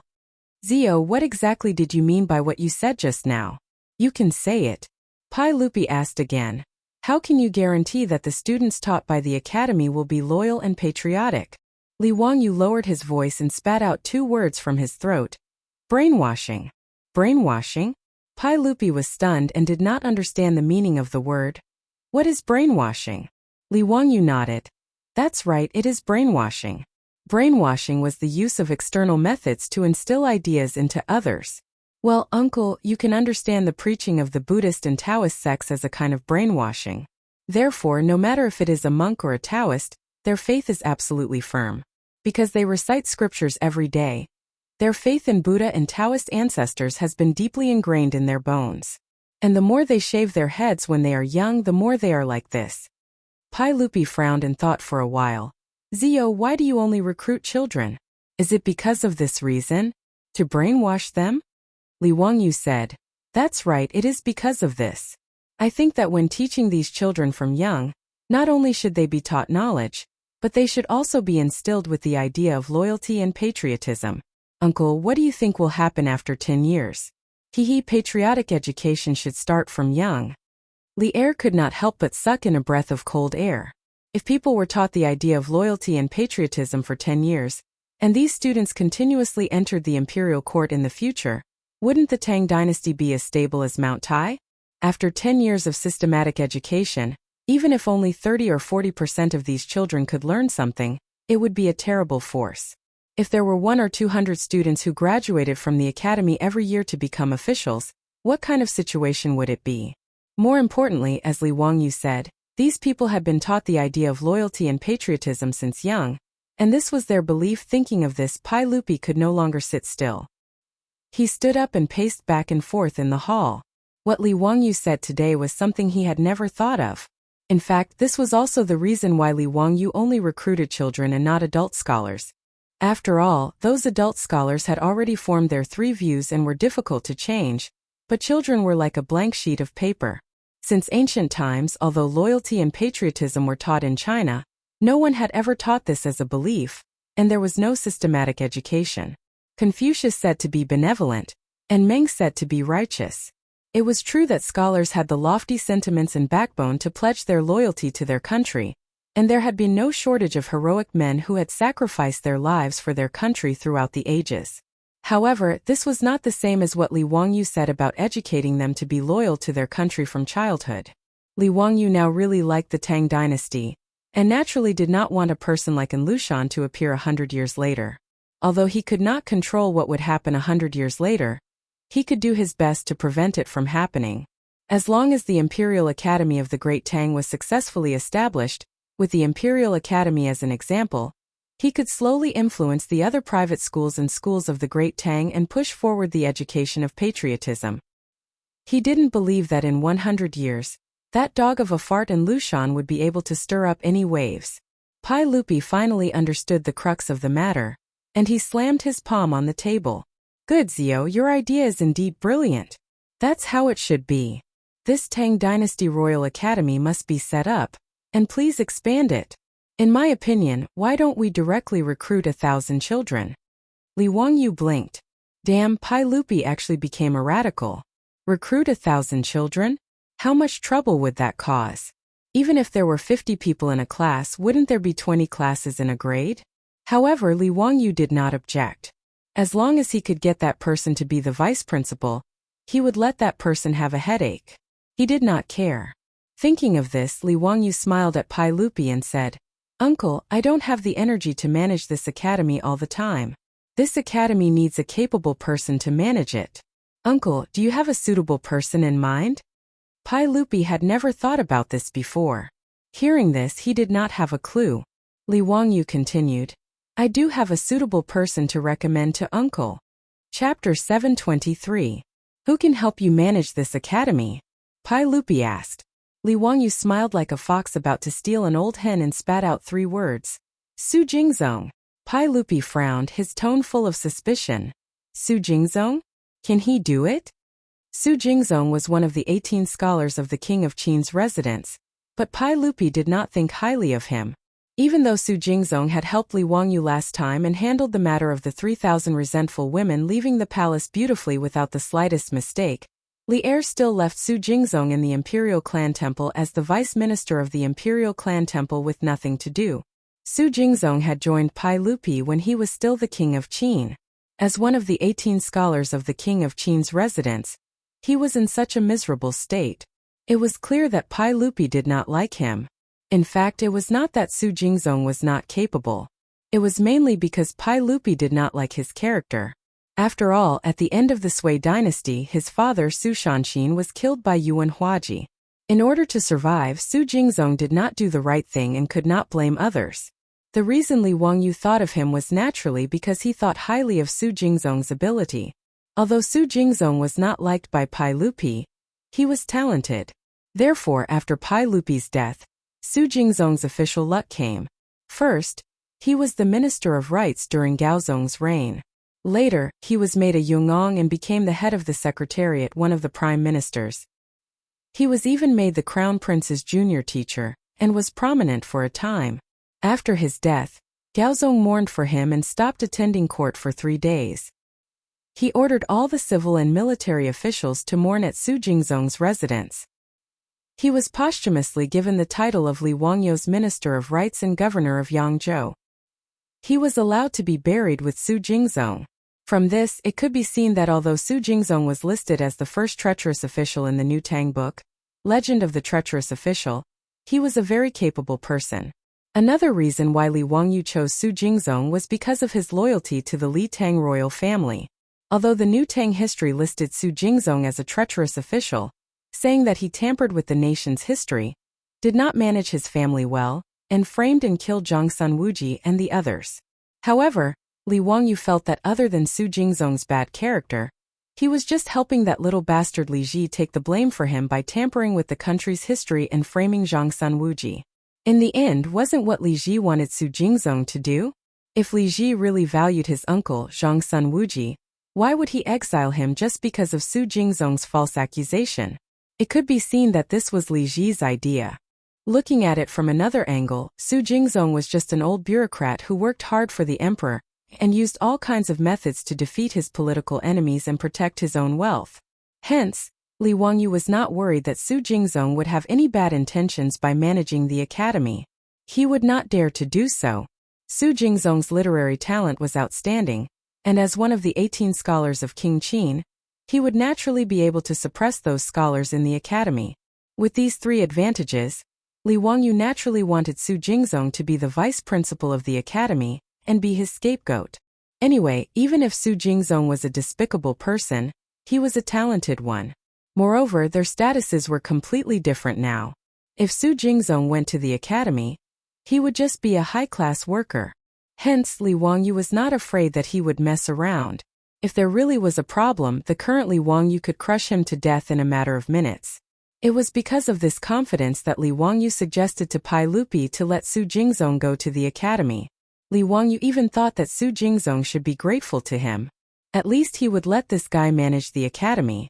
In the future, Su Jingzong's name would definitely not appear on the list of treacherous officials in the new Book of Tang. Li Wangyu persuaded. Uncle, Su Jingzong was one of the 18 scholars of King Qin's mansion. If he continues to be a Shaoqing in the Zongjing Temple, it will damage your reputation. Why don't you let him go to the academy and make him the vice principal? It will be the best use of him. Pai Lupi thought for a while and felt that it was not impossible. He nodded slightly to show his agreement, but then asked doubtfully, after all, Su Jingzong is a Shaoqing in the Zongjing Temple and an official of the 4th rank in the imperial court. You want him to give up his position and become the vice principal of the academy to manage it. Unless Su Jingzong is willing, I can't force him. Li Wangyu smiled. Uncle, since the academy is now the property of the royal family, as the vice principal of the Royal Academy of the Tang Dynasty, he should naturally have a rank. Why don't you make the vice principal of the academy the same rank as the chancellor? If Su Jingzong is transferred to the academy, won't it be the same as being promoted? This. Pai Lupi hesitated and did not know how to answer. Li Wangyu continued to persuade. Uncle, the role of the Royal Academy is no small matter. Naturally, you should be the vice principal of the academy. It should be set as a rule that the vice principal of the Royal Academy can only be the emperor. In this way, all the students of the academy will naturally be the emperor's disciples and their relationship will be closer. In this way, since you are the vice principal, Su Jingzong will not be a disgrace to him. Pai Lupi was attracted by Li Wangyu's words of the emperor's disciple, and nodded repeatedly. He felt that Li Wangyu's idea was really good. The ancients were particular about the relationship between the emperor, and the teacher. The relationship between the master and the disciple was very special. There was even a saying that a teacher for a day was a father for life. Sometimes even the relationship between the emperor and the minister, or the relationship between father and son, might not be as strong as the relationship between the master and the disciple. If all the students of the Royal Academy were the emperor's disciples, the benefits would be self-evident. In addition, Li Wangyu's brainwashing education and patriotism education had opened the door to a new world for Pai Lupi. As the emperor, what he wanted the most was to protect his imperial rule. And Li Wangyu's words just happened to scratch at his itch. Pai Lupi understood this and was immediately overjoyed. Good. What Zio said is very reasonable. Haha, the vice principal of the Royal Academy should naturally be me. After he finished speaking, he looked at Li Wangyu. What about you, Zio? Li Wangyu smiled embarrassedly. Uncle, I'm still in the process of cutting off my decline for my father, so I can't be an official. As for the Royal Academy, I'll be a teacher there. I'll give advice behind the scenes for Uncle, and then I'll go to the academy to teach the students. Li Wangyu naturally didn't want to care about the complicated matters of the academy. It would be best if he could leave the academy to Pai Lupi and Su Jingzong. When he was free, he would go to the academy to teach the students. He was respected and carefree. As a shareholder of the academy, he could also earn some gold. How could he not be happy? Although he wanted to find something for himself to do, he definitely didn't want to tire himself out like a model worker. Wouldn't that make him a fool? He had money, a house, and a few beautiful women at home. Even if he felt a little lost now, he definitely wouldn't tire himself out like a dog. When Pai Lupi heard him use the treasure of cutting off his decline for his father, he was so angry that he almost kicked his butt. This bastard was obviously lazy to the bone, but he still found so many excuses. I'd like to see what excuses you have next year. Li Wangyu smiled embarrassedly and touched his nose. He didn't say anything. Let's talk about next year's matters next year. Pai Lupi pondered for a while and continued.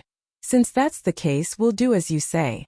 I'll give Su Jingzong a decree to let him be in charge of the academy's construction and be the vice principal of the academy. However, you'll still have to be in charge of the academy's construction. Of course. Li Wangyu nodded. Li Wangyu was still very willing to command others to do things by moving his mouth. Su Jingzong, a treacherous official during the Gaozong era, was arranged by uncle and nephew just like that. Chapter 724. After the conversation with Li Wangyu, Pai Lupi instantly became interested in the Tang Dynasty Royal Academy.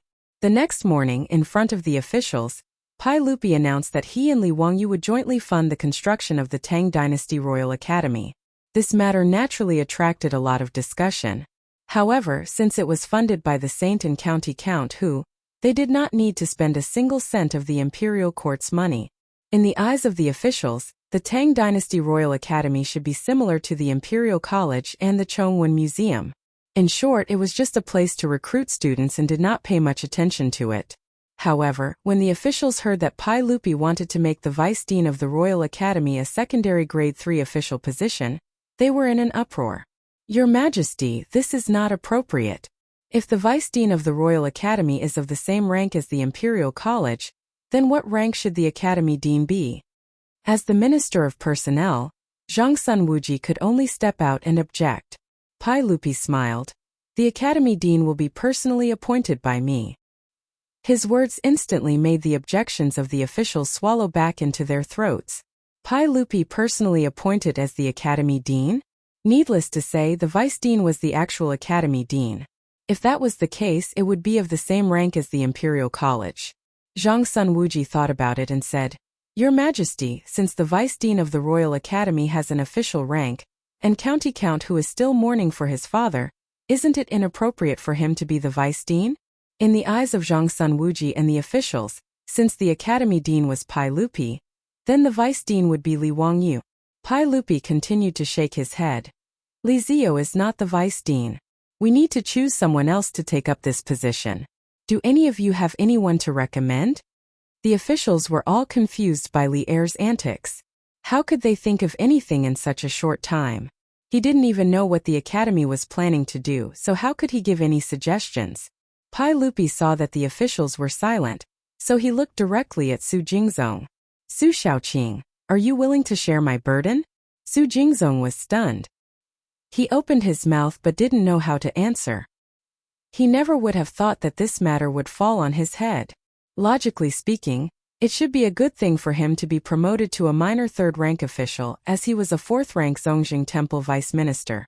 However, Su Jingzong knew that once he became the vice dean of the academy, it would be difficult for him to return to the imperial court. Wouldn't he be welded to death in the academy? Just like Kong Yingda, although he was the chancellor of the imperial college and had a noble status, he was far away from the imperial court. However, Pai Lupi had already spoken. Even if Su Jingzong was unwilling, there was nothing he could do. He could only brace himself and bow. If your majesty does not abandon me, I will do my best. However, I have never managed the academy and am afraid that I will fail your majesty's trust. Pai Lupi didn't care what he had to say.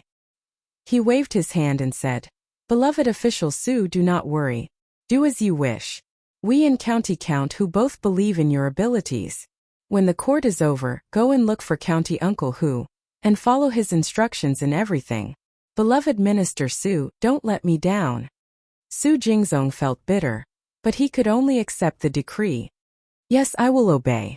Thank you, Your Majesty, for your grace. After dealing with Su Jingzong, Pai Lupi said no more and began to deal with other matters of court. Su Jingzong returned to the officials, his heart filled with complex emotions. He didn't know whether to laugh or cry.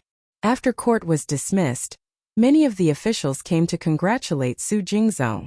Principal Su, congratulations, congratulations.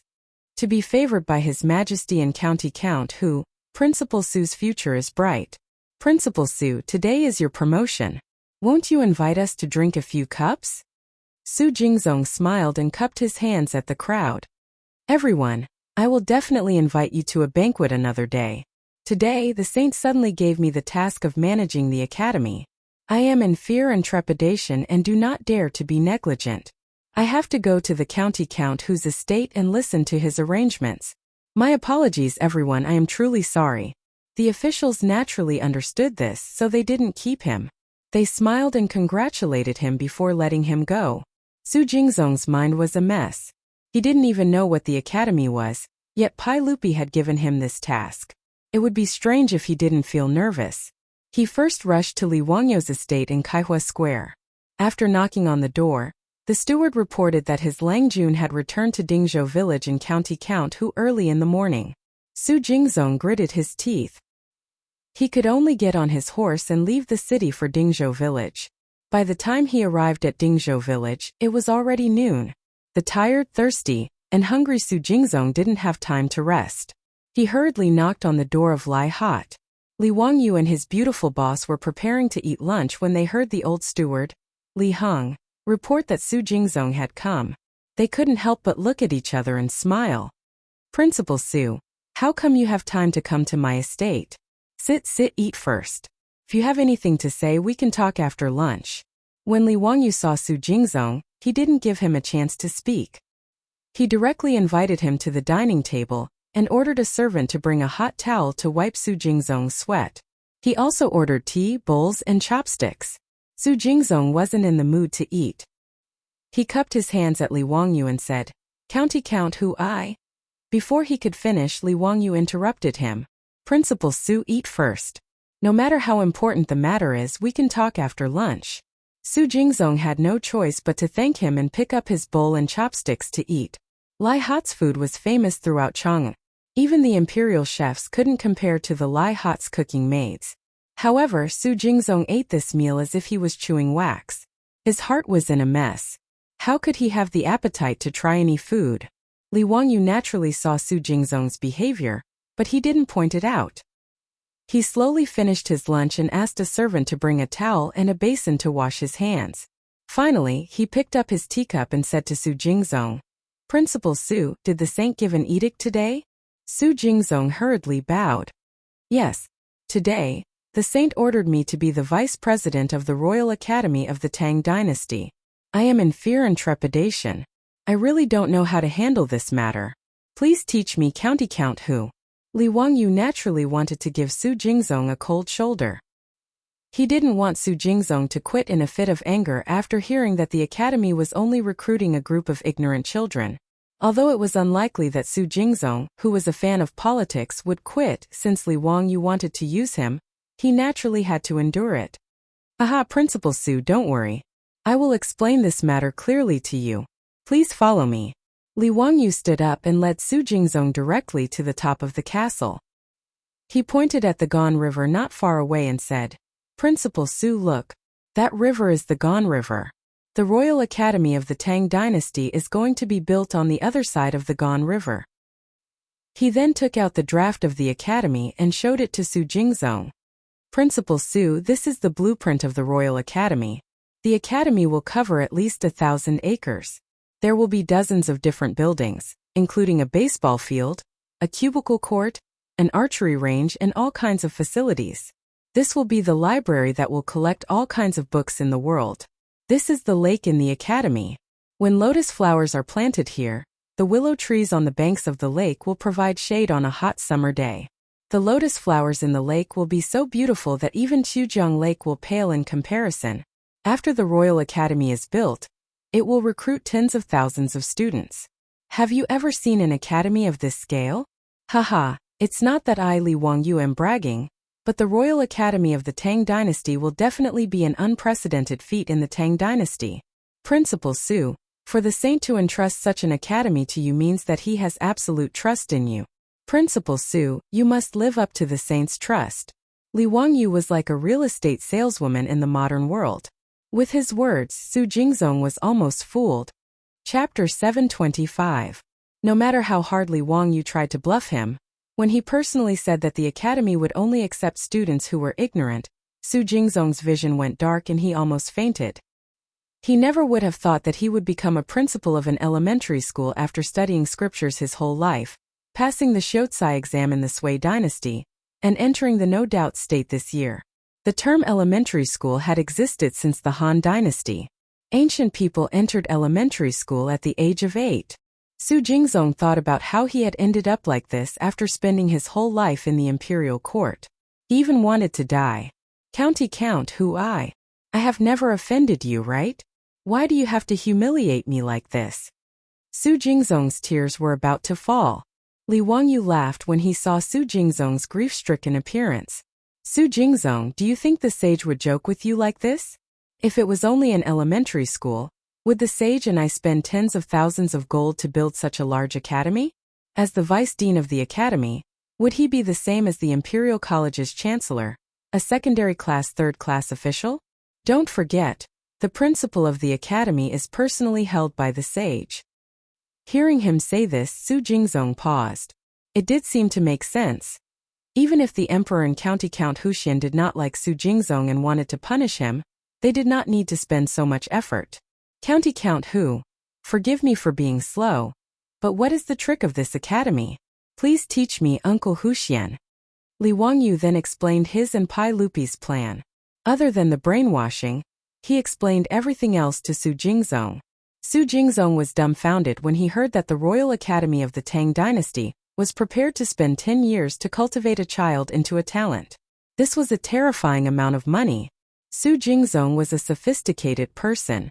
After listening to Li Wangyu's explanation, he could roughly guess why Pai Lupi valued the Royal Academy so much. This was the place where Pai Lupi was cultivating the emperor's disciples for the imperial family of Li Wangyu. Understanding this, Su Jingzong suddenly felt a surge of hot blood. Such an important academy was actually given to him to manage by the saint. Did this mean that Su Jingzong was also someone that the saint valued? When he heard that Li Wangyu was going to collect 100 strings of copper coins per person as tuition fee, Su Jingzong could not restrain his jaw from dropping, and was speechless for half a day. Evil, this is King Evil. It should be noted that in the east and west of Chang'an, a Tujua-ton horse was only worth 10 strings of copper coins, and a bull was only worth 4 or 5 strings of copper coins. These 100 strings of copper coins were equivalent to 10 Tujua horses or 20 oxen. Yet, it was only a year's worth of tuition? County Count Hu, isn't the tuition fee too expensive? I'm worried that the academy won't be able to recruit any students. Li Wangyu shrugged his shoulders. Could it be that the academy that the saint and I spent so much gold to build is not worth this little bit of money? Perhaps you don't know, but the crown prince and the other princes of the saint will also enter the academy to study. Su Jingzong's eyes lit up. County Count Hu, are you serious? Of course he knew what this meant. If he could become classmates with the crown prince and the other princes for 10 years, 100 strings of copper coins would be nothing. Su Jingzong only had one thought at this time, and that was to send his son, Suong, to study in the academy. Although Su Jingzong was almost 40, he had 5 sons. His youngest son, Suong, was only 10 years old, which was the right age to enter the academy. But when he thought of the tuition fee of 100 strings of copper coins, Su Jingzong felt a toothache. County Count Hu, if my son wants to study in the academy, the tuition fee. Li Wangyu glanced at him. Su Jingzong was born in the Su family of Gaoyang, which could be considered an aristocratic family. Would he be short of copper coins? Sure enough, this guy was as greedy as history said. In history, Su Jingzong even married his daughter to the son of Fengong, the chief of a minority tribe, in order to collect money. Naturally, the officials in the imperial court criticized him, thinking that he was greedy for money. Li Wangyu saw that he even wanted to save on the tuition fee of 100 strings of copper coins. He was so angry that he almost laughed. Sir Su, if your son can enter the academy, will only take half of the tuition fee. Li Wangyu said. Since Su Jingzong was willing to put down his pride to talk about this, he naturally had to give face to the deputy director of the academy and give him a 50% discount. Hearing this, Su Jingzong beamed and couldn't help thanking Li Wangyu. But he immediately reacted. Just now Li Wangyu said that if one could enter the academy, didn't the academy only need to take money to recruit students?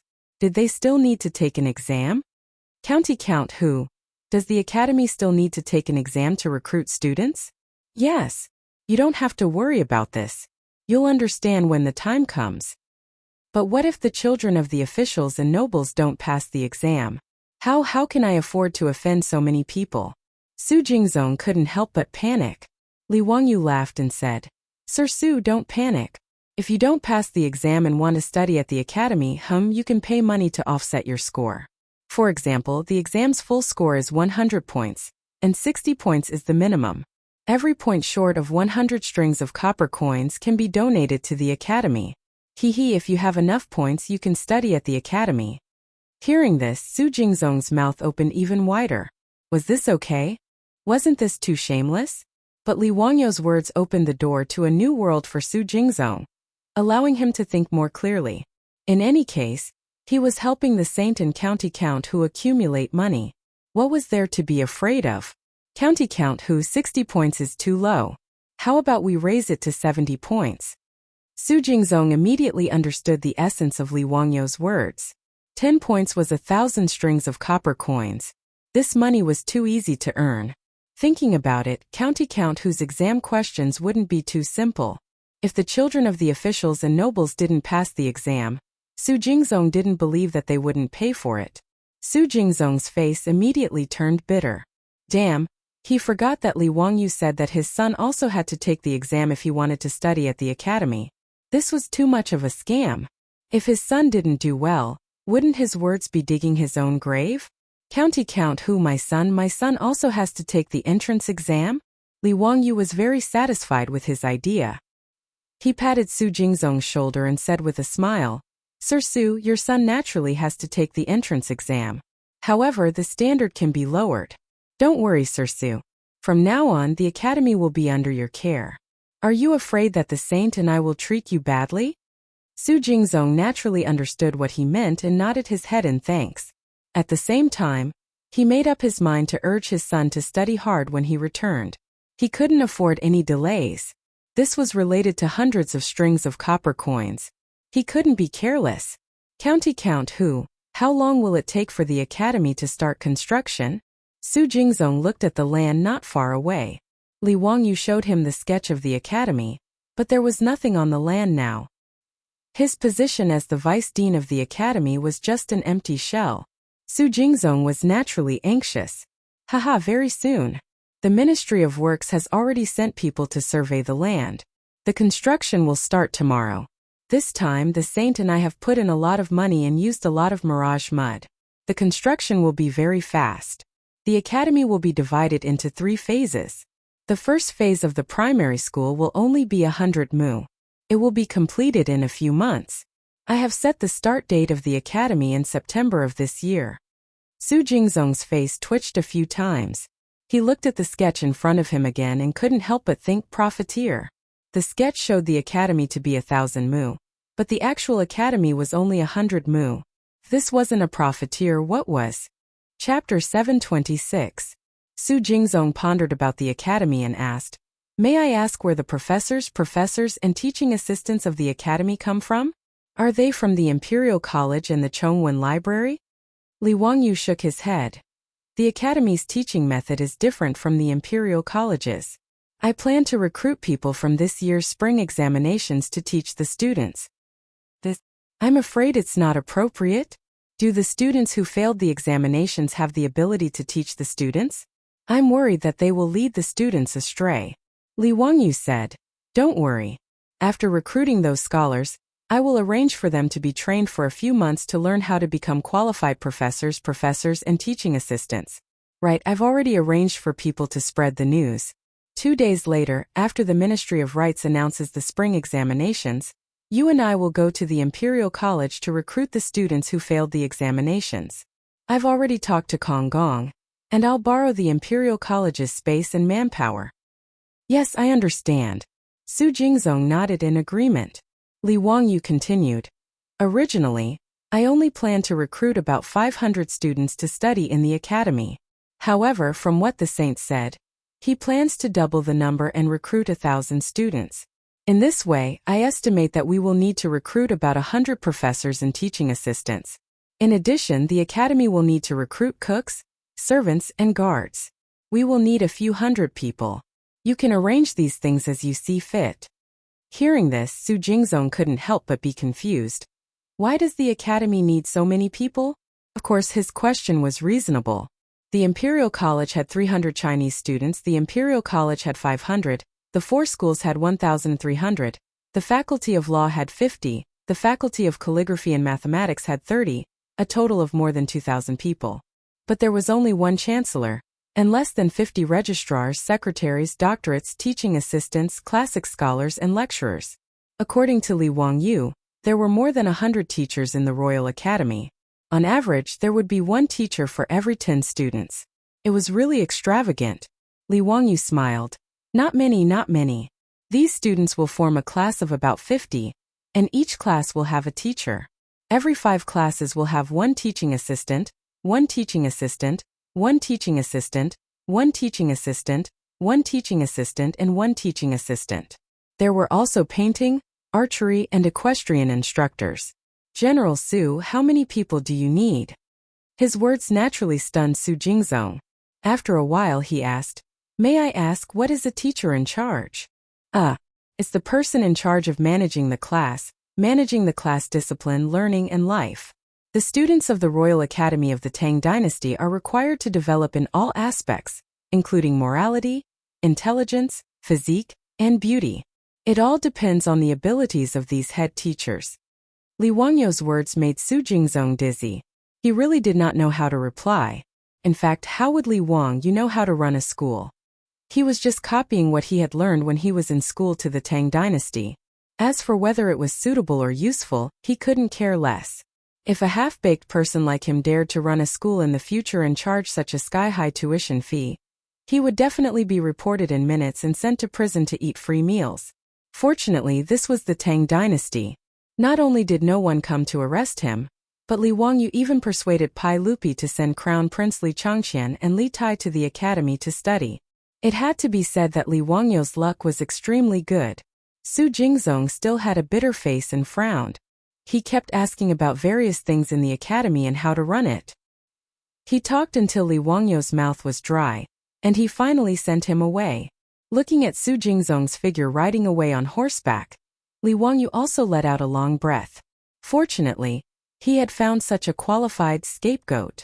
Otherwise, this school could really torture him to death. 2 days passed in the blink of an eye. On the day of the release of the results by the Ministry of Rites, Chang'an became lively again. Not only tens of thousands of examinees for this year's spring examination swarmed to the Ministry of Rites to see the results, but also many of the citizens of Chang'an ran to the Ministry of Rites to watch the fun. In this year's spring examination, 300 people were admitted to the Classics department, 26 people were admitted to the Jincher department, and dozens of people were admitted to the other departments such as the handwriting department, the writing department, and the arithmetic department. In fact, the most people were admitted to these less important subjects. Few people participated in the examination, so the admission rate was about half. After all, illiterates were still everywhere in the Tang dynasty. Although the students of the handwriting department, the writing department, and the arithmetic department were not valued, in fact, the government had a great demand for these students. The admission rate for the classics department was also not low, about 40%. Only the Jincher department, where only 1% of the students were admitted to the Jincher department, was full of gold.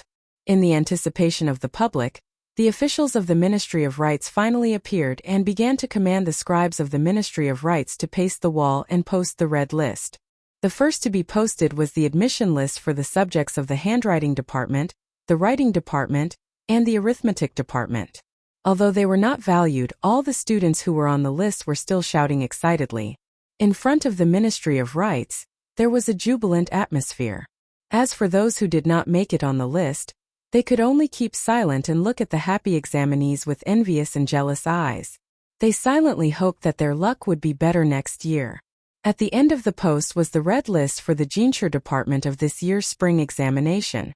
The examinees who came to see the list, whether they were from the Jincher department or not, could not help but hold their breaths. After all, unlike other subjects, as long as one was admitted to the Jincher department, he was already half a step into the official career.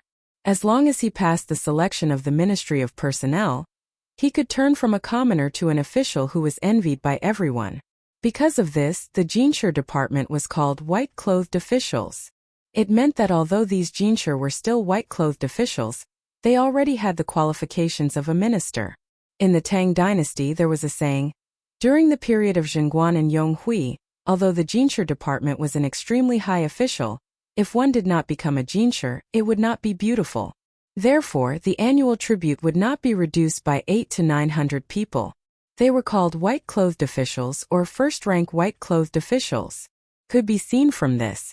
Shang Guanyi and Lu Rengue were naturally among the crowd today. There were many familiar students around them who were still making fun of them. Brother Shangguan, brother Lu, the two of you should be certain to make it this year, right? Now that the two of you are apprenticed to County Count who, if you can't even make it to the Jincher department, County Count whose face will be lost, haha. Brother, you're wrong.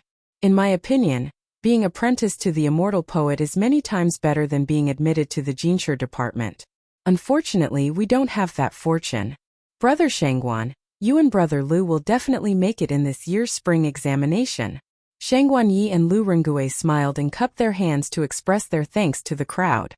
However, in their hearts they were still extremely nervous. Their palms were already sweating. The results are out. The Jincher department has released the results. Someone at the front of the crowd shouted loudly. Immediately, the crowd rushed forward a few steps. Everyone wanted to see the names on the list as soon as possible. Chapter 727. This year's imperial examination. A total of 26 candidates. The official from the Ministry of Rites said, 26th, Cui Dunley from Hebei Circuit. 25th, Sun Chu from Guangzhou Circuit. 24th. As the official from the Ministry of Rites announced the names of the candidates who passed this year's imperial examination, the crowd burst into cries and howls from time to time. It was obvious that those cries came from the people whose names were called. It was no wonder that these people were so excited. As the saying goes, being a farmer in the morning, ascending to the emperor's hall at night. This kind of opportunity that could completely change one's identity and status after passing the imperial examination, anyone who encountered it would be ecstatic. Fanjin was like this when he passed the imperial examination. Wasn't he so happy that he went crazy? Soon, half of the names of the 26 candidates were called. Lu Rengue and Shang Guanyi still didn't hear their names.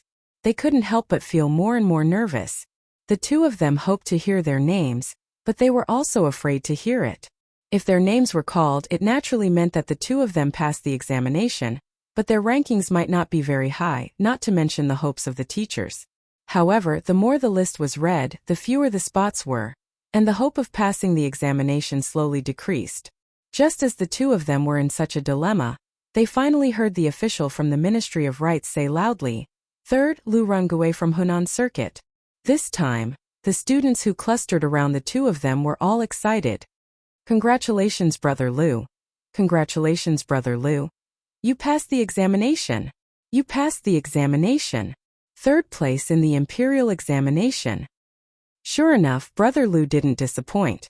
"You've won honor for the students of Hunan Circuit." Lu Rengui was still calm. He only clenched his fists tightly and didn't shout out loud. Chang'an Yi also bowed to Lu Rengui. "Congratulations, Brother Lu. You got what you wanted." Lu Rengui patted Chang'an Yi's shoulder. "Don't worry, there are still 2 more people. Brother Chang'an will also pass the examination." While everyone was talking, the official from the Ministry of Rights deliberately paused for a moment after announcing the name of the second person.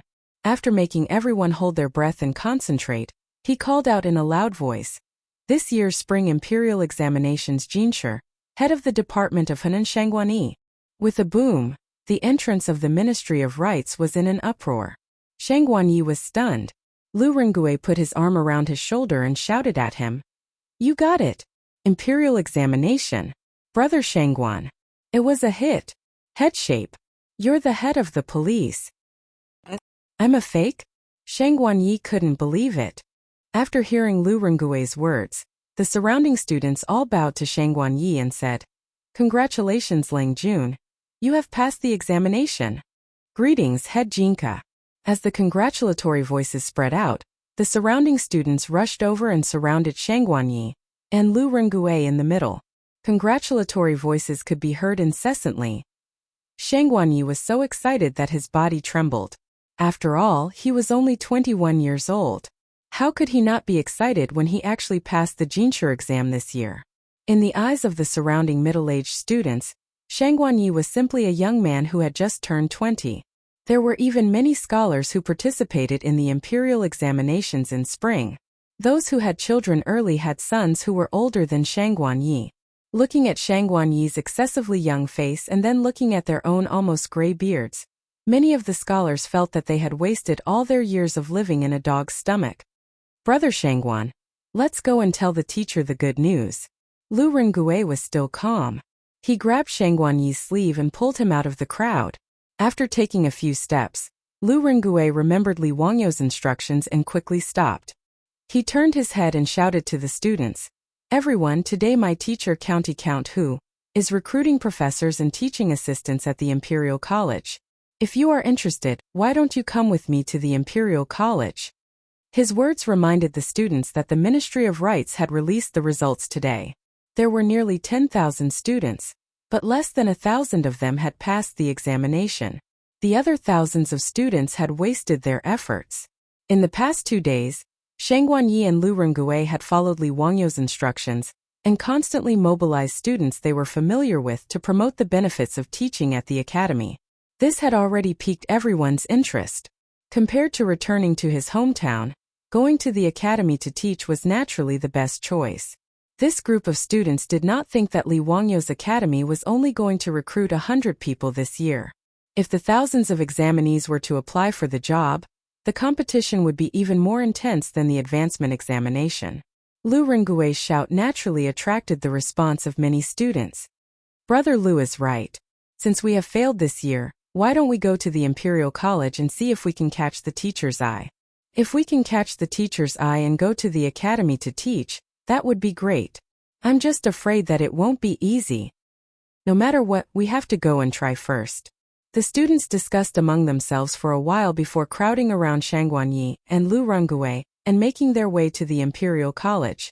At this moment, Li Wangyu and Su Jingzong were already waiting in the Imperial College. The Chancellor of the Imperial College, Kong Ingda, was also accompanying them.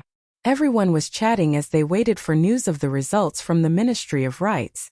Kong Ingda twirled his beard and smiled. Zio, I heard that a few days ago you took in 2 more disciples. Did they also participate in the spring examination this year? Li Wangyu nodded and said, Kong Yingda is right. Their names are Chang'an Yi and Lu Rengui. They are candidates for the imperial examinations this year. Su Jingzong smiled and said, Kong Yingda might not know, but these 2 disciples of County Count who were picked up from a restaurant in your residence. Oh, there's such a thing? Li Wangyu said. It was a coincidence. I was drinking in Kong Yingda's restaurant when I ran into these 2. Out of love for talent, I agreed to take them in as my disciples. Haha, then you should be thanking me, Kong Yingda said. Zio, do you have confidence in these 2? Speaking of which, this year's spring examination should be the fairest of the spring examination. Zio's suggestion of copying the names of the candidates, sealing off the examination hall, and sealing off the grading of the exam papers made me gasp in amazement. The spring examination should be like this. In the past, the aristocratic families, officials, and nobles all interfered with the spring examination. I was already dissatisfied, but I didn't know how to avoid it. It was only after Zio spoke to the saint that I came to a realization. Zio, I thank you on behalf of all the scholars in the world. Kong Yingda sighed. Li Wangyu rubbed his nose a little embarrassedly and smiled. You flatter me, Kong Yingda. To the side, Su Jingzong joked. Kong Yingda might not know, but County Count who boasted to the saint that in this year's spring examination, the 2 disciples he took in would definitely take first place and third place. Kong Yingda smiled and said, Oh? In that case, I'll have to wait and see if Zio really has such a discerning eye for pearls. Haha, if Zio's words are true, then it'll be a good story. Li Wangyu said. Actually, I was just joking with the saint. How could the Grand Scholar examination be so easy? Out of more than 1,000 candidates, only 26 were accepted. How could it be so easy for a magnificent army to cross a single wooden bridge? If the 2 of them work hard and one of them is lucky enough to pass, how about I treat the 2 of you to a drink today? Aha, that's how it should be. It's settled then. While everyone was joking, Niuwu rushed in from outside and said while panting, Lang Jun, the Board of Rights. The Board of Rights released the results passed. That Chang'an Yi and Lu Rengui both passed. Lu Rengui is in 3rd place, and Chang'an Yi is in 1st place. When Niuwu said this, the 3 people who were joking just now were stunned. They looked at each other and couldn't believe what they heard.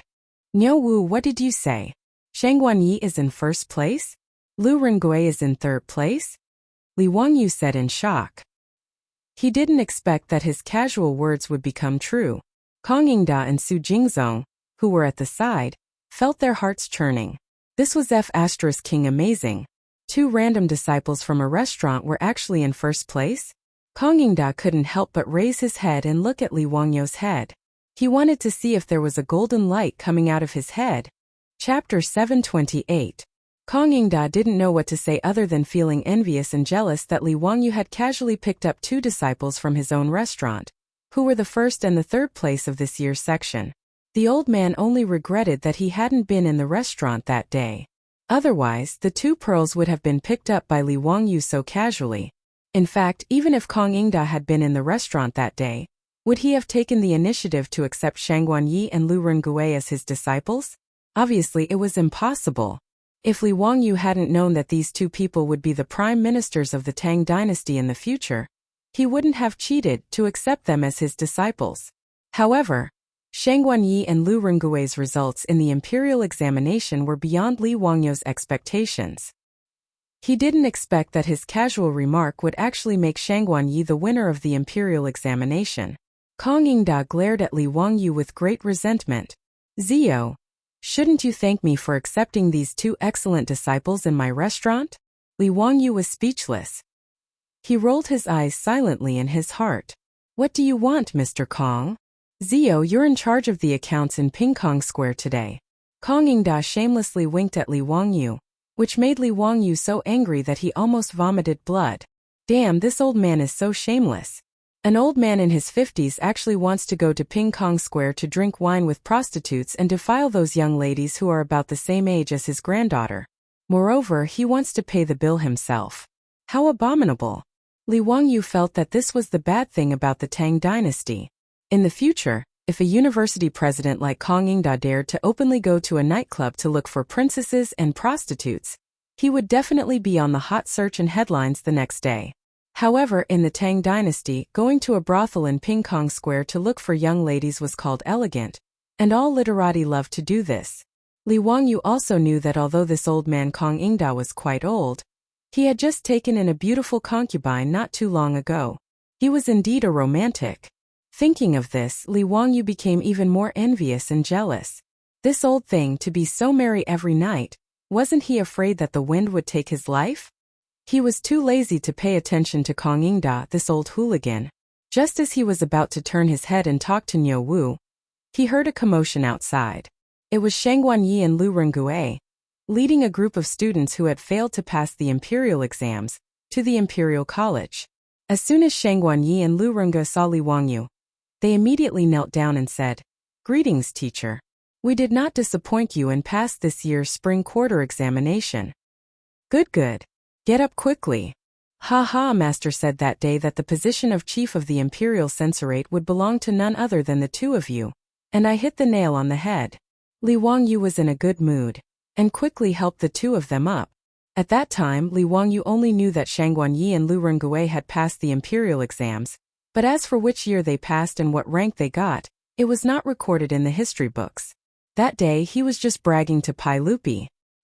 He did not expect that Chang'an Yi and Lu Rengue would really give him such a surprise. However, Kang In-da, Su Jingzong and the others did not know about this. They really thought that Li Wangyu had a discerning eye. That day in the Kang family's restaurant, he saw Lu Rengue and Chang'an Yi's talents at a glance. His admiration for Li Wangyu's eye for talent was unparalleled. As for the group of examinees who had failed to pass the imperial exams, they also greeted Li Wangyu and the others noisily. When they looked at Chang'an Yi and Lu Rengue, they were so envious that their eyes were about to spit fire. In the eyes of everyone, these two people were simply winners in life. Not only did they pass the imperial exams in spring at a young age, but they also took Li Wangyu, a famous teacher in Chang'an, as their teacher. Their future was limitless. How could they not be envious? While they were talking, Ma Zhou and Yin Libin also came together. After greeting Li Wangyu, Kang In-da, and the others, they smiled at Chang'an Yi and Lu Rengue. "Teacher, these two are our new classmates, right?" Li Wangyu nodded and introduced them. "Yes, this is Chang'an Yi, the head of the imperial exams. This is Lu Rengue, the third in the imperial exams. Chang'an Yi, Lu Rengue, these two are your senior brothers, Yin Libin and Ma Zhou. In the future, the four of you should get closer." Chang'an Yi and Lu Rengue greet the two senior brothers. "Hello, junior brothers. The two of you are really talented. It is not easy for you to pass the imperial exams and get third in the imperial exams in spring. I am ashamed to say that the two of you did not participate in the imperial exams in spring. Haha, it is a pity." Yin Libin laughed. Although he and Ma Zhou were officials now, they did not enter the official career through the imperial exams. This was a small pity for Yin Libin and Ma Zhou. At the beginning of the Tang dynasty, the imperial exams were still in the early stages. The 9-rank system was still popular. The so-called 9-rank system referred to the talent survey issued by the imperial court.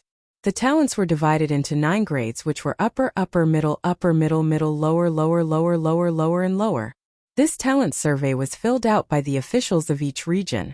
Whether or not they were officials, they would be registered.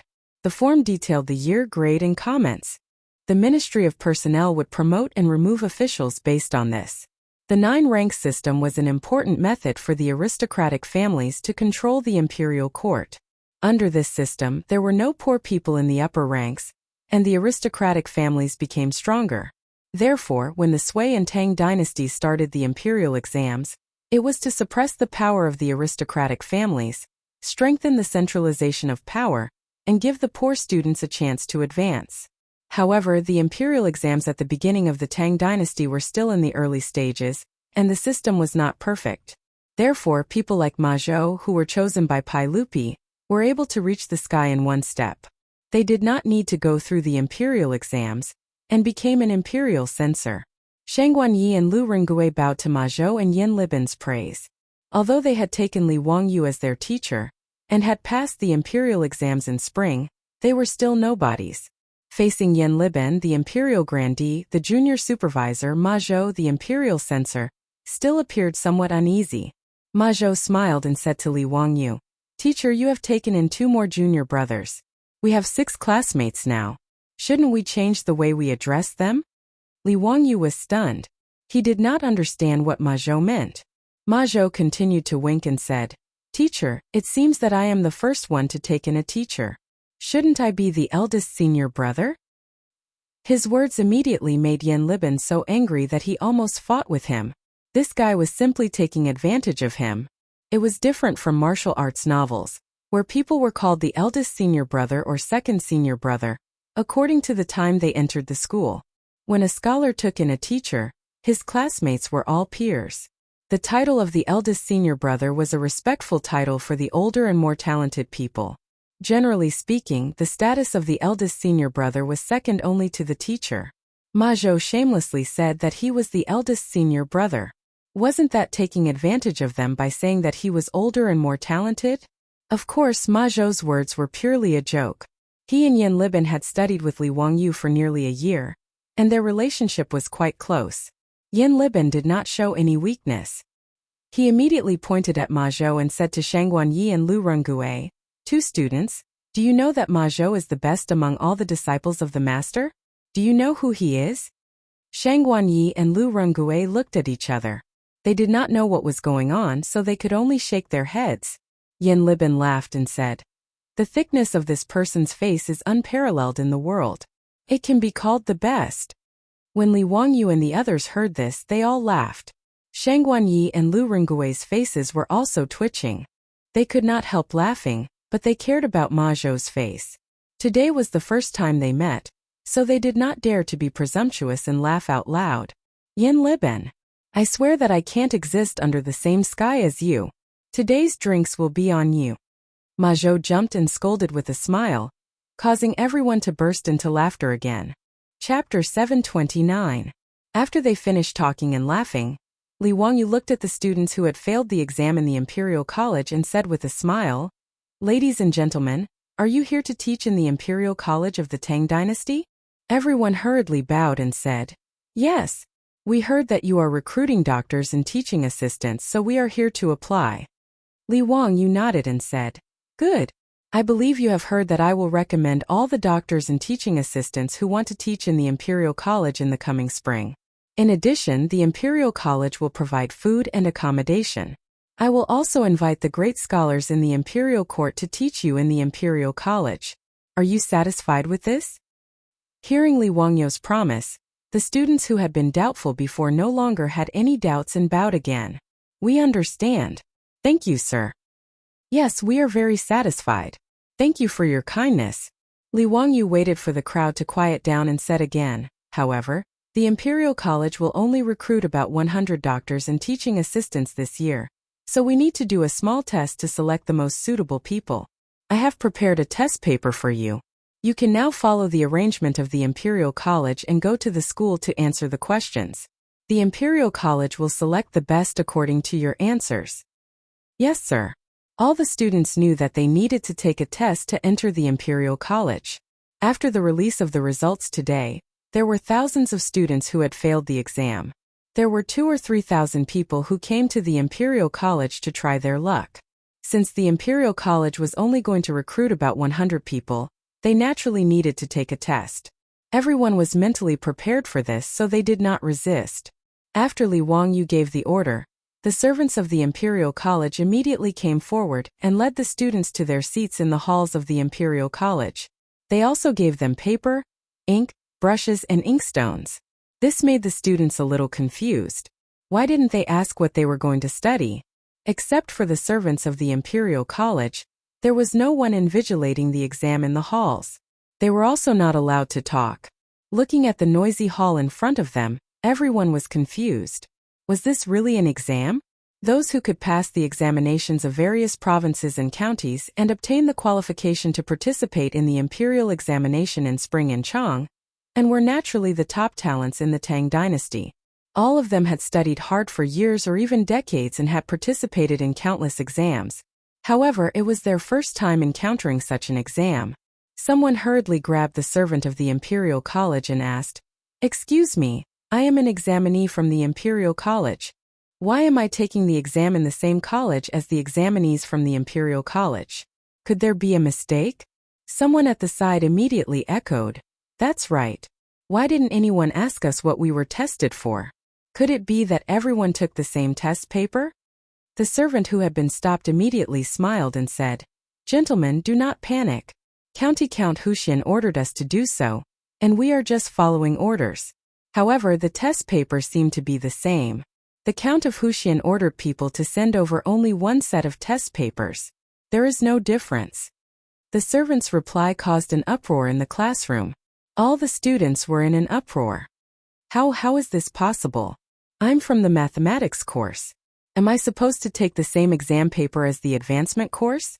Then is the test for mathematics or the Imperial College? That's right. I'm from the Imperial College. Am I not taking the exam for calligraphy? I'm from the medical college. I don't know anything about mathematics, calligraphy, or the Imperial College. Someone was so angry that he put down his brush and prepared to leave. Ridiculous, this is ridiculous. Isn't the teacher playing with us like this? I don't want to take this exam. Someone at the side quickly pulled him back and advised, "Brother, don't be in such a rush. Let's take a look at the test papers first. The teacher is the county count who founded the country. How could he play such a joke on us?" That's right. Let's take a look at the test papers first. What kind of person is the immortal poet? How could she play around like this? There must be something we don't know about this. While the 2,000 to 3,000 students in the Imperial College were in an uproar, Kong Yingda and Su Jingzong were also shaking their heads in the Mingluan Hall of the Imperial College. No one knew what Li Wangyu was planning. There were so many students and they were all sent to the Imperial College to take the exam. How could they take the exam? Ziyu, what is the content of your exam? Why aren't they divided into subjects? How are they going to pick the students? Kong Yingda couldn't help but ask. Su Jingzong, who was standing at the side, also nodded repeatedly. Clearly, he was also filled with questions. Even Li Wangyu's disciples, whether it was Ma Zhou, Yan Liben, Shang'an Yi, or Lu Rengue, were confused. The students studied different subjects. In the Tang dynasty, there were more than 50 subjects in the spring Imperial College examination. How could they take the exam when so many students were mixed together? Li Wangyu laughed and asked Niu Wu to fetch a few test papers that he had prepared. He handed them to everyone. Kong Yingda, the test papers are here. You'll know when you take a look. Kong Yingda and the others took the test papers that were printed with engravings and looked up. When they saw the questions on them, everyone in the Mingluan Hall was dumbfounded. What kind of questions were these? How could these be called exam questions? The examinee's name, place of birth, address, and the subjects they studied were all normal procedures for the exam. However, the questions below had nothing to do with normal in the eyes of the crowd. Question 1. Do you remember when others are good to you or bad to you? Yes. No. The second question. Do you prefer solitude to crowds? Yes. No. The third question. If your lifespan could be calculated, would you want to know? Yes. No. The entire page of test papers was filled with questions, but they were all nonsensical in the eyes of the crowd. Not to mention how frivolous these questions were. Even these multiple-choice questions were never seen before. Even a great scholar like Kong Yingda did not know what multiple-choice questions were. Multiple-choice questions only appeared in the 1950s. Of course, Kong Yingda and the others did not know. However, looking at the meaning of the questions, everyone could roughly guess that they had to choose their answers according to the questions on the paper. But what was the point of these questions? Could they tell the examinee's level of knowledge? Could it be that the examinee's preference for solitude or crowds could also decide whether to teach in the academy? After reading the test paper, Kong Yingda was so angry that he blew his beard and glared. He had kindly lent the Imperial College to Li Wangyu, so that he could choose the professors and teaching assistants of the Tang dynasty's Imperial College. However, who would have thought that Li Wangyu would be so mischievous and create such a test paper? Wasn't he just toying with him and those students? As the Chancellor of the Imperial College, Kong Yingda placed great importance on these scholars. When he saw that Li Wangyu was toying with them, he was instantly enraged. Count, how could you toy with those students like this? They came because of your reputation as the immortal poet, Li Wangyu. Even if they are ignorant, you cannot toy with them like this. No, you are not allowed to take this bullshit test again today. This old man will not allow you to trample on the dignity of scholars like this. They're not entertainers. Kang Yingda's sudden outburst of anger left Su Jingzong gaping, but he did not know what to say. After all, his thoughts were basically the same as Kang Yingda's. However, because Li Wangyu was his boss, he did not dare to say anything. Ma Zhou, Yan Liben, and the others also had awkward expressions. Even though they had been studying under Li Wangyu for almost a year, and were used to Li Wangyu's messy thoughts, they still found it hard to understand what their teacher meant by giving them this test paper. Just as Kang Yingda was about to explode in anger, the door to Mingluan Hall was pushed open. Duke Kong, why are you so angry? Is Zio messing around again? Chapter 730. Master Kong, don't be angry. If Zio is messing around, I will definitely teach him a lesson. The one who entered was Pai Lupi in casual clothes. Behind him were Fang Xianling, Du Ruhui, Zhang Sun Wuji, and the others. When the people in the Mingluan Hall saw Li Er personally arrive, they hurriedly bowed. This subject greets your majesty. When Shangguan Yi and Lu Rengue found out that the person who came was the emperor of the Tang dynasty, they were so excited that their bodies almost trembled. They followed the others and bowed. Pai Lupi smiled and waved his hand, indicating that everyone was excused. He then looked at Shangguan Yi and Lu Rengue. Today, I heard that the Ministry of Rites announced that Zio's 2 new disciples were ranked 3rd and 3rd. I was curious, so I came with Master Fang and Master Du to join in the fun. I didn't expect Zio's foresight to be so unique. His words really came true. When Zio said that one of his disciples would be ranked first, I didn't believe it at all. Haha.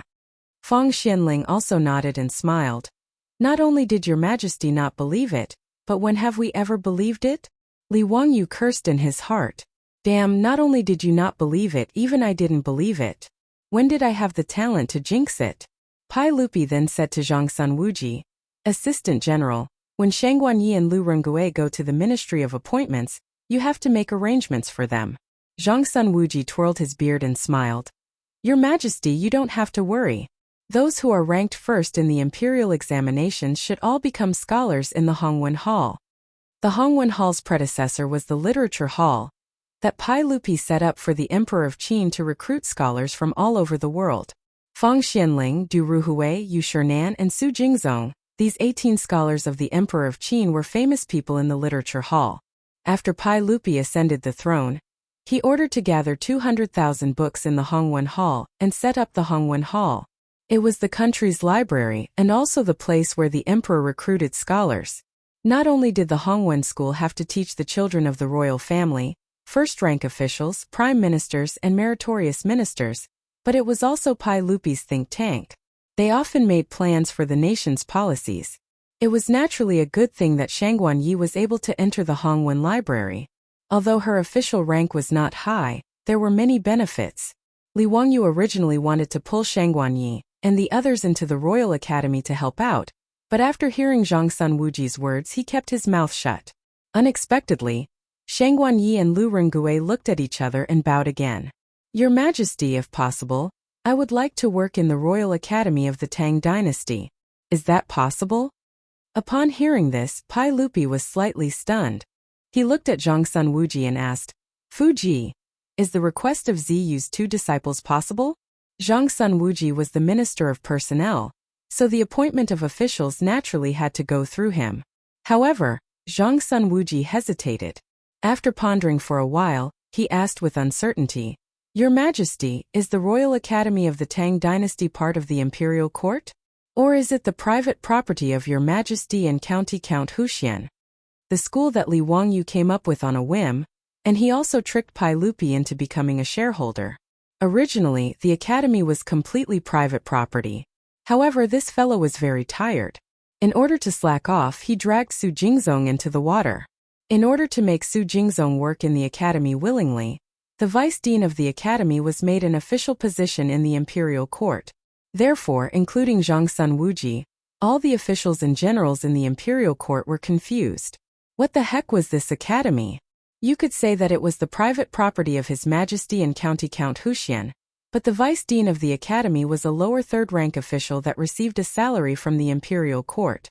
It could be said that the academy belonged to the imperial court, but the cost of building the academy was paid by His Majesty and County Count Huxian. In the future, the income of the academy would have nothing to do with the imperial court. This gave Zhang Sunwuji, the big boss of the Ministry of Personnel, a headache.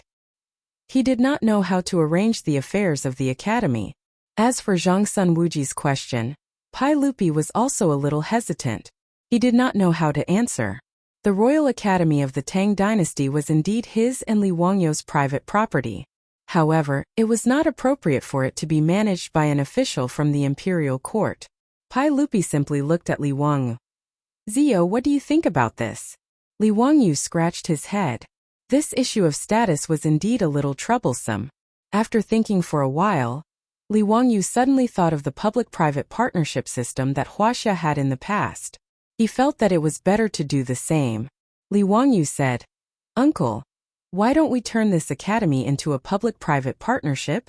Pai Lupi and the other big bosses could not help but frown. What public-private partnership? They had never heard of it.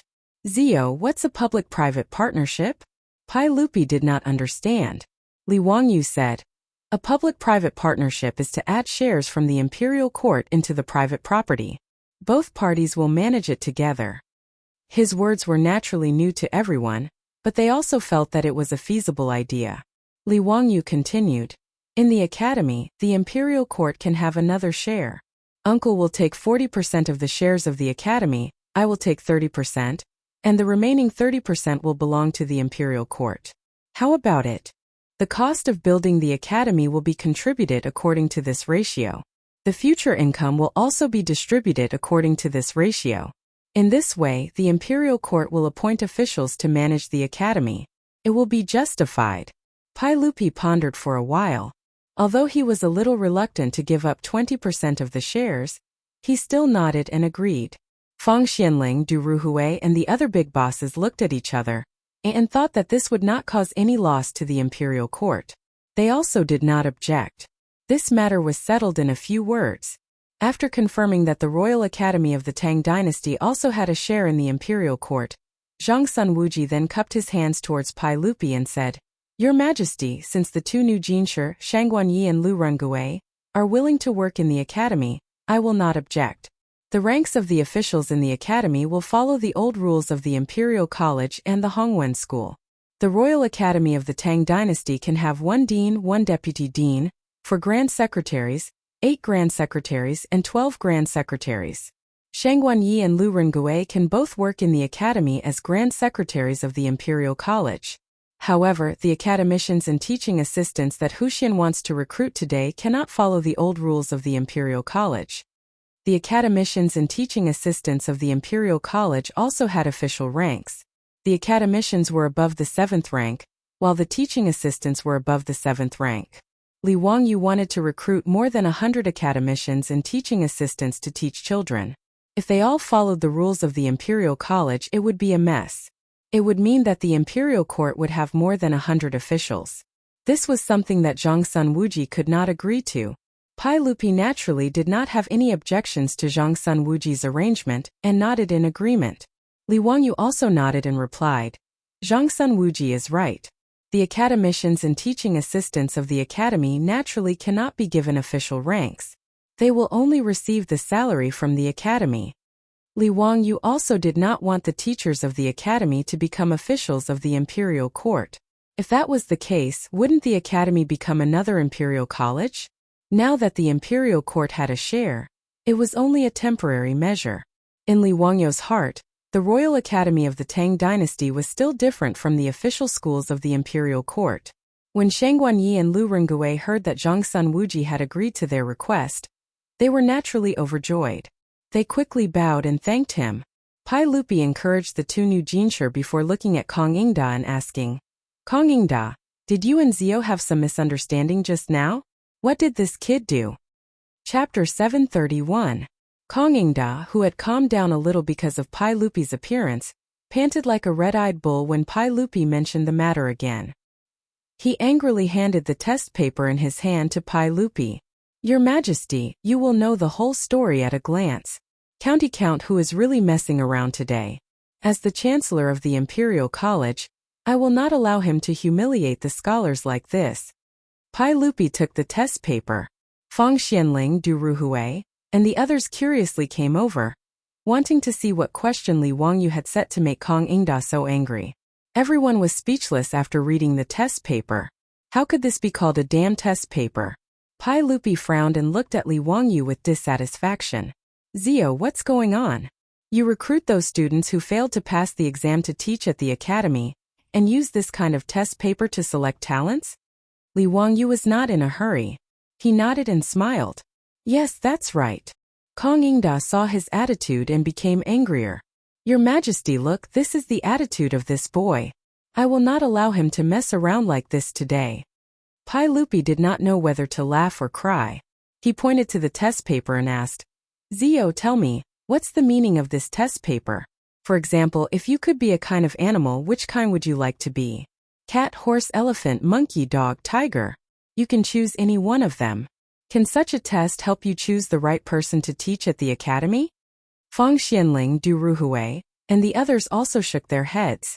They felt that it was no wonder that Kong Ingda was so angry today. Even if they saw the so-called test paper, they were still a little uneasy and angry. Li Wangyu laughed and pointed to the test paper in Pai Lupi's hand.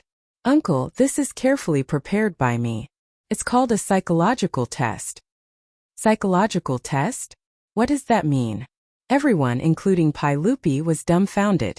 What the hell was that? Why was it that he couldn't understand a single word, but when they were put together he couldn't make sense of it at all? Li Wangyu explained. The psychological test is to use these questions to measure the intelligence level of the person being evaluated, as well as the differences in personality. To put it simply, I want to use this method to test the natural disposition of these examinees. In fact, the so-called test questions that Li Wangyu came up with were a set of psychological test questions from later generations. Moreover, it was a set of psychological test questions from the famous Rand Corporation in the United States. Many famous companies in the future also tried to use psychological tests to test the personality of their employees, and they achieved good results. Li Wangyu naturally didn't know anything about psychological tests, but his beautiful boss did. This set of Rand Corporation's psychological test questions was stored in the beautiful boss's phone. His beautiful superior gave Li Wangyu an idea to recruit students who failed to pass the exam to teach in the academy. She asked him to select teachers based on this set of psychological test questions. After all, the academy was now teaching students who were ignorant. Li Wangyu naturally wanted to choose those who were kind and patient. And this set of psychological test questions was the most convenient method in the Tang dynasty today. Otherwise, with Li Wangyu's ability and the fact that he didn't work in the HR department in later generations, even if he interviewed the students one by one, he might not be able to tell who was suitable. His beautiful superior could do this. She was a department manager in a big company, and naturally had interviewed many employees. But there were thousands of students in Chang'an City who failed to pass the exam. It would be very tiring to rely on his beautiful superior to interview them alone. How could Li Wangyu, who cared about his woman, bear to do that? Therefore, this set of psychological test questions from Rand Corporation was the best choice. Although it might not be accurate, it was close. But no one had heard of this psychological test before. Even with Li Wangyu's explanation, they were still confused and didn't understand what he was talking about. Kong Ingda snorted discontentedly. Humph, this person is divided into 5 sections, each different. How can you tell the difference by answering some questions that don't make sense? Don't talk nonsense, County Count who? The 5 sections that Kong Ingda said were Huaxia's understanding of people's personalities since ancient times. People were divided into 5 types: seal type, comparison type, food type, wealth type, and official type. Each type had different life weights, hobbies, abilities, and specialties. At the same time, the ancients divided these 5 sections into 2 types: positive and negative, also known as the positive and negative 10 types. This was the understanding of people's personalities in ancient Huaxia. But of course there was no psychological test in Huaxia at this time, and there was no way to test people's personalities. So in the eyes of everyone, Li Wangyu was purely fooling around. Li Wangyu shrugged. Duke Kong, why would I joke about the academy? I can get 30% of the academy's shares, which is worth tens of thousands of taels of gold, right? Does Duke Kong really think that I have too much gold in my house? Kong Yingda was stunned and felt that Li Wangyo's words made sense. It seemed that no one would take so much money just to joke with these scholars, right? Pai Lupi frowned. Zio, do you really think that you can find out a person's personality just by answering these strange questions? Li Wangyu nodded. Uncle, it's true. Although I can't say that it's completely correct, it's pretty close. I'm thinking that although these scholars didn't pass the spring imperial examination, they should be quite knowledgeable since they were able to pass the provincial exams. They should be more than qualified to teach those students at the academy. Therefore, I believe that we should choose those students who are kind and patient to teach in the academy, so that they won't mislead the students. Therefore, I racked my brains and worked hard to come up with this set of psychological test questions, just to see the nature of these students who failed to pass. He shamelessly said that he worked his heart out, but in reality, it was just his beautiful superior who handed him the phone and he copied the questions. But Pai Lupi and the others didn't know that. They really thought that Li Wangyu had put in a lot of thought into it. Although they had never heard of this psychological test before, since Li Wangyu said it so confidently, they could only give it a try. Pai Lupi said to Kong Yingda, Master Kong, don't be angry. Whether this psychological test succeeds or not, we'll let this kid try. If he doesn't succeed, I'll teach him a lesson on behalf of Master Kong.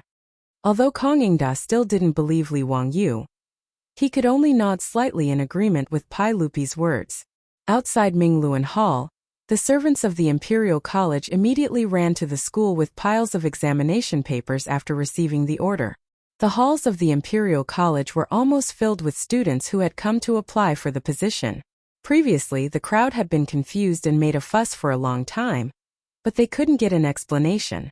They could only wait patiently for the examination papers to be handed out. But when the servants of the Imperial College handed out the examination papers one by one, the students once again went into an uproar when they saw the questions on the examination papers. What kind of question is this? If you had to live with an animal or insect that you hate, which one would you tolerate? Snake, pig, rat, fly? What kind of damned question is this? Tao ancestor above, is this really an examination paper for us to do? The students who had been clamoring to leave were so angry after seeing the examination papers that they slammed their palms on the tables in front of them. I don't want to take the examination anymore. County Count, who is clearly toying with us. Although I'm not talented, I'm not a plaything for these nobles. Everyone, farewell. Just as the examination papers were handed out, there were people in every hall who angrily stood up, flung their robes, and left with a cold snort. In a short while, hundreds of people refused to take the examination and left with a flick of their sleeves. Chapter 732. Hundreds of students left in a huff. Naturally, this matter was immediately reported to Mingluan Hall. Everyone was stunned when they heard this. Hundreds of students, just like Kong Yingda, actually left in a huff because of Li Wangyu's so-called psychological test scroll. It was really awkward. Ma Zhou and the other disciples looked at Li Wangyu with slight worry. Pai Lupi glared at Li Wangyu fiercely. Zio, your examination has just begun, and so many people have left in dissatisfaction. How can the academy recruit people? Li Wangyu was not anxious at all. Uncle, don't worry. I think it's a good thing that these people have left. Oh, why do you say so? Li Wangyu explained. Obviously, these students who left have bad tempers and can't accept new things. They are not suitable candidates to be teachers of the academy. So what if they leave early? Haven't only a few hundred people left? There are more than 1,000 students left. Uncle, you don't have to worry. Hearing this, Pai Lupi thought for a while and felt that it made sense. He did not say anything else. Kong Yingda, on the other hand, began to glare at Li Wangyu again. Zio, do you mean that I'm also a bad-tempered person who can't accept new things? Li Wangyu was speechless. Why did this old man take the initiative to accept the flying dagger? Master Kong, what are you talking about? Master Kong is only angry at me because you care about those scholars. In a moment of desperation, and you don't treat me as an outsider. Naturally, I only feel grateful to Master Kong. Why would I mean that? Li Wangyu's explanation made Kong Yingda nod slightly. reluctantly accepting his explanation. Kang Ingda said, Zio, don't blame me for being meddlesome. I'm also worried that your actions today will affect your hard-earned reputation in the scholarly world. You also know that the scholars in Chang'an now call you the little immortal poet and respectfully address you as teacher. Since this is the case, Zio, you should cherish these scholars and not make fun of them. Yes, Lord Kang is right. Li Wangyu hurriedly bowed to Kang Ingda to express his gratitude. Although the old man had a big temper just now, the old man really didn't have any bad intentions towards him. Li Wangyu knew what was good for him. Ever since Li Wangyu had transmigrated to the Tang dynasty, he had met several great scholars. Whether it was Yu Shinan, Kang Ingda, Lu Quan, or Li Gang, all of their characters and knowledge were indisputable. They also cared for him a lot. Li Wangyu also respected these elders from the bottom of his heart. He would not hold a grudge against Kang Ingda just because he lost his temper with him. However, Kang Ingda did not let him off the hook. He continued, Zio, even if this exam paper is the psychological test you mentioned, how can you prove that it is effective? Pai Lupi, Fang Xianling, and the others all looked at Li Wangyu. Naturally, everyone was also curious. Could it be that this person's nature could really be predicted by these inexplicable questions? Zhang Sun Wuji joked. Then do we have to invite Yuan Tiangang here? Asking him to read the faces of those students and read their fortune? This will prove whether the psychological test is accurate or not. Everyone laughed when they heard this. Now, as Pai Lupi's think tank, Yuan Tiangong's reputation in the imperial court was getting more and more resounding. Many officials and nobles would beg Yuan Tiangang to read their faces. Li Wangyu also laughed with everyone. However, when Zhang Sun Wuji mentioned Yuan Tiangang, he suddenly thought of another person. That was the famous person in history Li Chunfeng, who was said to have written the pushback chart with Yuan Tiangang. Li Chunfeng should be 27 or 28 years old now. He was still very young. Moreover, Li Chunfeng was intelligent and studious since childhood. He read a lot of books and was especially proficient in astronomy, calendar mathematics, and so on. Li Wangyu pondered for a moment. It seemed that Li Chunfeng should be studying and researching astronomy at the Bureau of History. Should he ask Pai Lupi for him and send him to the academy? Seemed to be feasible. A Taoist like Li Chunfeng would be a scientist in the Tang dynasty. It seemed too wasteful to spend his whole life studying astronomy and calendar at the Bureau of History. He was thinking absent-mindedly about this matter when his body was gently pushed by Ma Zhou. Teacher, His Majesty is asking you if you have a way to prove the results of the psychological test. Only then did Li Wangyu come back to his senses. He smiled at Li Erxiao and said, Uncle, this matter is simple.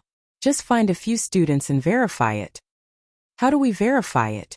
Li Wangyu thought for a moment and replied, After the students finish the psychological test, Uncle and the officials can take a few of them. Then, get someone to find the friends of these students. I can immediately find out the general nature of this person based on their answers. Uncle, if you ask the friends of these students, it will be clear whether it is accurate or not. Kang Ingda and Fang Xianling nodded. Ziyu, this is a good idea. Our friends know best about this person's nature. They will know after asking. Pai Lupi also nodded in agreement. Okay, we will follow Ziyu's idea. Mr. Kang, tell the students who came to the Imperial College to take the test today not to leave in a hurry. Once they're done, I want to see whether Zio's psychological test is real or if this kid is just messing around. Kang Ingda naturally had no objections and asked the servants of the Imperial College to pass the message. Li Wangyu's psychological test did not have many questions. There were only 20 to 30 multiple-choice questions. There was no need to think about the questions. The students could only answer these strange questions based on their intuition. After a quarter of an hour, the students in the Imperial College had finished the test. Immediately, servants came forward to collect the thousands of test papers and send them back to Mingluan Hall. Pai Lupi saw that the test papers were sent back and randomly picked 2 of them. He called Kang Ingda, Fang Xianling, and the others to each pick 2 test papers and give them to Li Wangyu. Then, he immediately asked someone to summon the 10 students and their friends to Mingluan Hall. Okay, Ziyu, these 10 people. Let's see if you can judge their nature based on their test papers. Pai Lupi's face was full of disbelief. Li Wangyu smiled and took the 10 test papers. He took out a piece of paper and called Ma Zhou, Yan Liben, Shangguanyi, and Lu Rengui to his side. Bin Wang Liben Yu Xiao Zhangzi, according to the standards on this paper, marked these 5 test papers. Shangguanyi's name was Yu Xiao, and Lu Rengui's name was Zhangzi. After the 2 of them were apprenticed, Li Wangyu immediately put this free labor to use. What he gave Ma Zhou and the others was the psychological test paper evaluation form. In the test paper, each answer to a different question would have a corresponding evaluation score. Finally, these evaluation scores would be summed up to obtain a numerical value. Based on this numerical value, an effective quantitative analysis could be carried out. Of course, Li Wangyu also knew that the psychological test only provided a certain reference. It could not completely accurately reflect a person's character and nature. It could only roughly analyze a person's interests, attitude, character, and temperament. However, this was enough for Li Wangyu to choose a teacher for the academy. Under the gaze of Pai Lupi, Fang Xianling, and the others, Ma Zhou and the others quickly finished marking the 10 test papers. Chapter 733. Li Wangyu stepped forward and took a test questionnaire. He looked at the values given by Ma Zhou and the others according to the evaluation form, and then took out another evaluation form from his body to compare them. Uncle everyone, this student named Zhao Ziyang has a free and uninhibited personality, but he is stubborn. Sometimes he even has his own way. In my opinion, he is not suitable to be a teacher in the academy. Pai Lupi and Fang Xianling naturally did not believe him. He then asked someone to go out and call in Zhao Ziyang's classmates and friends for questioning. These students did not know why they had been summoned to the Mingluan Hall. They were uneasy. After they were let in by the servants of the Imperial College, they quickly bowed to the crowd. Other than Li Wangyu, these students naturally did not know Pai Lupi and Fang Xianling. However, looking at everyone's attire, the respectful attitude of the servants of the Imperial College, and the burly guards outside Mingluan Hall, they knew that they could not afford to offend the nobles in front of them. This student greets Mr. and all the esteemed guests. May I know why Mr. and all the esteemed guests have summoned us here? Someone asked cautiously. Kang Yingda stroked his beard and smiled. Don't panic. I am the Chancellor of the Imperial College. I have called you here to ask you a few questions. Hearing that the elder in front of them was the Chancellor of the Directorate, Kang Yingda, the group of students hurriedly bowed down once more. Greetings to Chancellor Kang. If Chancellor Kang has any questions, we will answer them to the best of our abilities. Let me ask you, is Zhao Ziyang a good friend of yours? The students were stunned and did not understand what he meant. They could only nod. Yes, Zhao Ziyang is familiar with us. We are all students from Hebei province. Kang Yingda nodded and continued to ask, according to your understanding, Zhao Ziyang has a free and uninhibited personality, but he is also stubborn. Sometimes he even has his own way. The students were stunned when they heard this. They looked at each other and did not know how to answer. They were even more surprised. Did Zhao Ziyang do something wrong?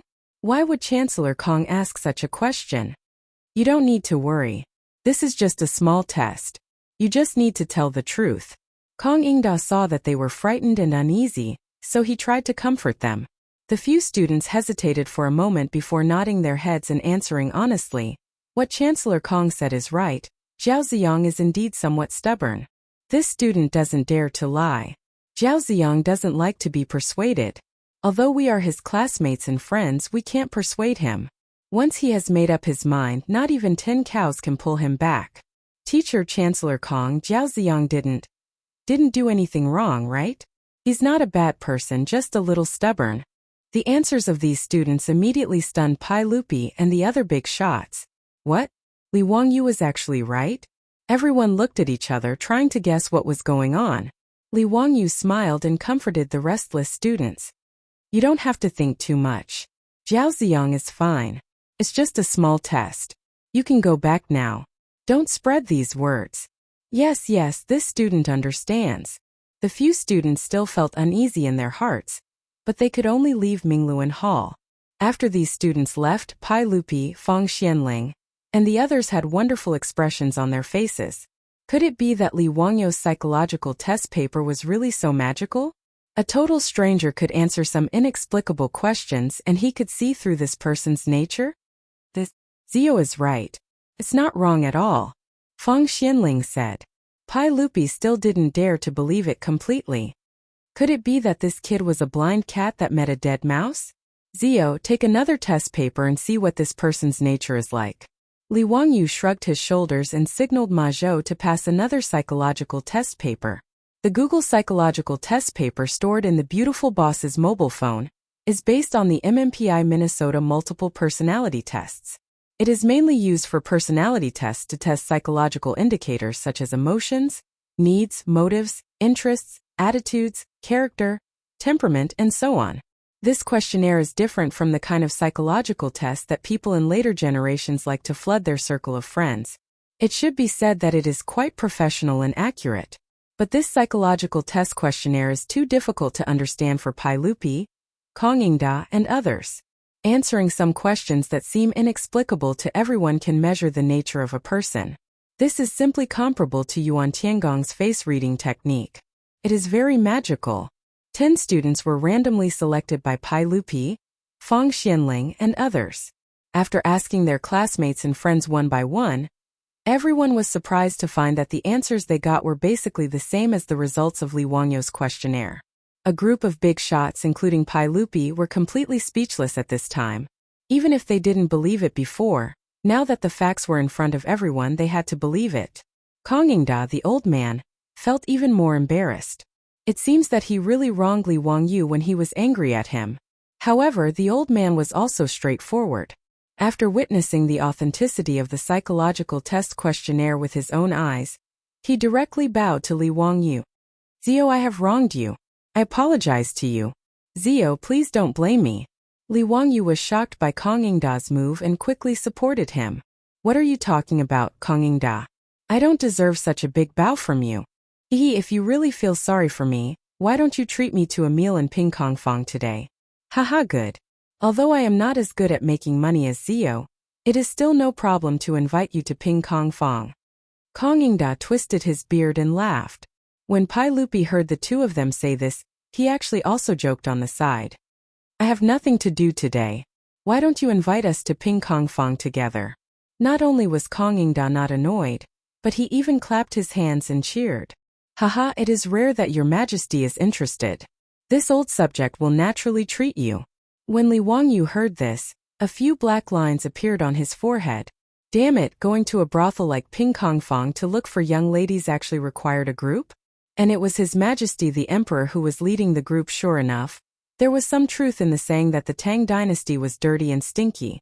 The emperor and ministers of the Tang dynasty were really quite open about matters between men and women. Now no one doubted the authenticity of Li Wangyu's psychological test anymore. Pai Lupi suddenly asked, Zio, can you teach this method of yours to the Ministry of Official Personnel Affairs? If you let the Ministry of Official Personnel Affairs use this method to select officials, wouldn't it be able to remove those greedy people from the imperial court? When Zhang Sun Wuji heard this, he frowned, as if he didn't agree with Pai Lupi's words. However, he cleverly maintained his silence. Li Wangyu pondered for a while, then slowly shook his head and rejected Pai Lupi's suggestion. Uncle, I'm afraid this is inappropriate. Since the imperial court selects officials based on the imperial examination, how can we reject people based on their personalities? If Uncle wants to deal with corruption, you should strengthen the supervision of the officials. Using psychological tests to determine the appointment and dismissal of officials is too much of a joke. When Li Wangyu said this, Zhang Sun Wuji secretly heaved a sigh of relief. His gaze towards Li Wangyu became more and more pleasing to the eye. Pai Lupi pondered over Li Wangyu's words and could only nod helplessly, accepting his explanation. Everyone chatted for a while, then under Kong Yingda's lead, they left the Imperial College and walked towards Ping Kong Fong next door. Chapter 734. The largest imperial college in the Tang dynasty and the largest red light district in the Tang dynasty, or even the world's largest red light district, Ping Kong Fong, were only separated by a 100-meter wide street. Li Wangyu even maliciously wondered if the Imperial College had been set up in Ping Kong Fong to make it convenient for the teachers and students of the Imperial College to go to Ping Kong Fong to drink and have fun at any time. Just by looking at Kong Yingda's familiar appearance, Li Wangyu knew that this old man was definitely a regular customer. In fact, in the past year or so, Li Wangyu had followed Chang Chumo and his group of playboys to Pingkongfang to drink and drink. However, it was the first time that he had led his 4 disciples to drink and drink with Pai Lupi, the emperor's concubine. He always felt that it was unreliable. Later generations said that there were 4 irons in life. They were carrying guns together, going through windows together, sharing dirty things together, and going to brothels together. What was going on with him leading his disciples to visit brothels with Uncle Tsong? However, since he was already here, Li Wangyu would not be pretentious. Anyway, even if he had been to the brothels in Pingkongfang so many times, he had never had any mishaps. At most, he had only hugged and taken advantage of them. It was not that Li Wangyu was a clean freak, but he was afraid of death. In the Tang dynasty there were no condoms or umbrellas. Whether it was the young ladies in the brothels or the huji in the Hu wine taverns, they were all a pair of jade-like arms that could be pillowed by thousands. What if he accidentally contracted a dirty disease? Although Sun Simiao had created penicillin, in Li Wangyu's opinion, the handmade penicillin should not be injected. It was really not reliable. It was not easy for him to transmigrate to the Tang dynasty. Now, he had changed from a loser to a county official in the founding of the Tang dynasty. His family had so much money that he did not know how to spend it. He did not want to lose his life because of a moment of impulse. Li Wangyu did not think that if he died, he would be able to transmigrate again. It was because of this thought and the deterrence of his beautiful superior at home that Li Wangyu did not dare to really have any thoughts in these brothels. Pai Lupi wanted to visit the brothels in person. Mitua, the provincial supervisor of internal servants, had already arranged everything. Although it was Kong Ingda, when they stepped into the brothels, Li Wangyu found that the brothels had already been emptied. The guards outside were all palace guards in casual clothes. Sister Bao'er of the painting house naturally did not know Li Er, but she knew Kong Ingda. Kong Ingda chose this brothels. Kong Fong was also a regular customer. The brothels, Fong Kong Fong brothel, brothels. Speaking of which, the brothels in Peace Square were naturally not businesses that just any merchant could do. The owners behind them were actually all big shots in the imperial court. Sister Bao'er was naturally unwilling to clear the place. Although Kong Ingda was a secondary 3rd-rank chancellor of the Imperial College, the master behind her painting tower had a high status. If it was only Kong Ingda who came here to drink, how could he have the qualifications to ask people to clear the place? Sister Bao'er was just about to stop them when she heard those strong men say that the guest that Chancellor Kong was going to invite was the Count of Huxian, whose name had spread throughout Chang'an. Sister Bao'er's expression immediately changed. Not only was she not angry, but she was also smiling. She signaled the shop assistants in the building to cooperate with the strong men and carefully persuaded the customers in the building to leave. Of course, there was a reason why Sister Bao'er of the painting house was so cooperative when she heard that Li Wangyu was coming. Firstly, although Li Wangyu was only a 4th-rank county count who had founded the country, everyone in Chang'an knew that he was a relative of the Li Tang clan. He was the uncle and nephew of the sage. Secondly, Li Wangyu was the teacher of the crown prince. In the future, when the crown prince ascended the throne, he would be the preceptor of the emperor. In the city of Chang'an, no one dared to despise the young county earl, except for a few prominent dukes and aristocratic families like the 5 surnames and 7 looks. Of course, the most important thing was Li Wangyu's identity as the immortal poet. Ever since the Spring Lantern Festival, when Li Wangyu's 2 poems about the Spring Lantern Festival appeared, which of the young ladies in Pingkong Lane did not yearn for him day and night? There was one infatuated lady who missed Li Wangyu so much that she was about to be possessed. Sister Bao'er was also a shrewd person. Naturally, she wanted to curry favor with Li Wangyu. If this little immortal of poetry in Chang'an had a good time in her brothel and left a few words of legendary works, then her brothel would become famous in the Peace House. There were tens of thousands of brothels in Peace Square. They were similar to the entertainment circle in the future. That was, they all needed to be famous. If the ladies in her painting house could get a few poems from the county count, then wouldn't her business be famous in the future? Sister Bao'er knew that before the county count was conferred a title, he had left a poem in a painting house in Peace Square, praising the beauty of the ladies in the painting house. As a result, as the reputation of the county count became more and more prominent, the business of the brothel became one of the best in Peace Square because of Li Wangyo's poem. How could people not be envious of it? The person who told the imperial guards to say so was Mi Tuo, the Minister of Internal Affairs. He knew that if he didn't reveal his identity, Kong Ingda, the Chancellor of the Imperial College, was not enough to make the painting house clear. It was not convenient for Mi Tuo to say that Fang Xianling, Zhu Ruhui, and Zhang Sun Wuji were coming to visit the brothel. Therefore, he could only use Li Wangyo's name.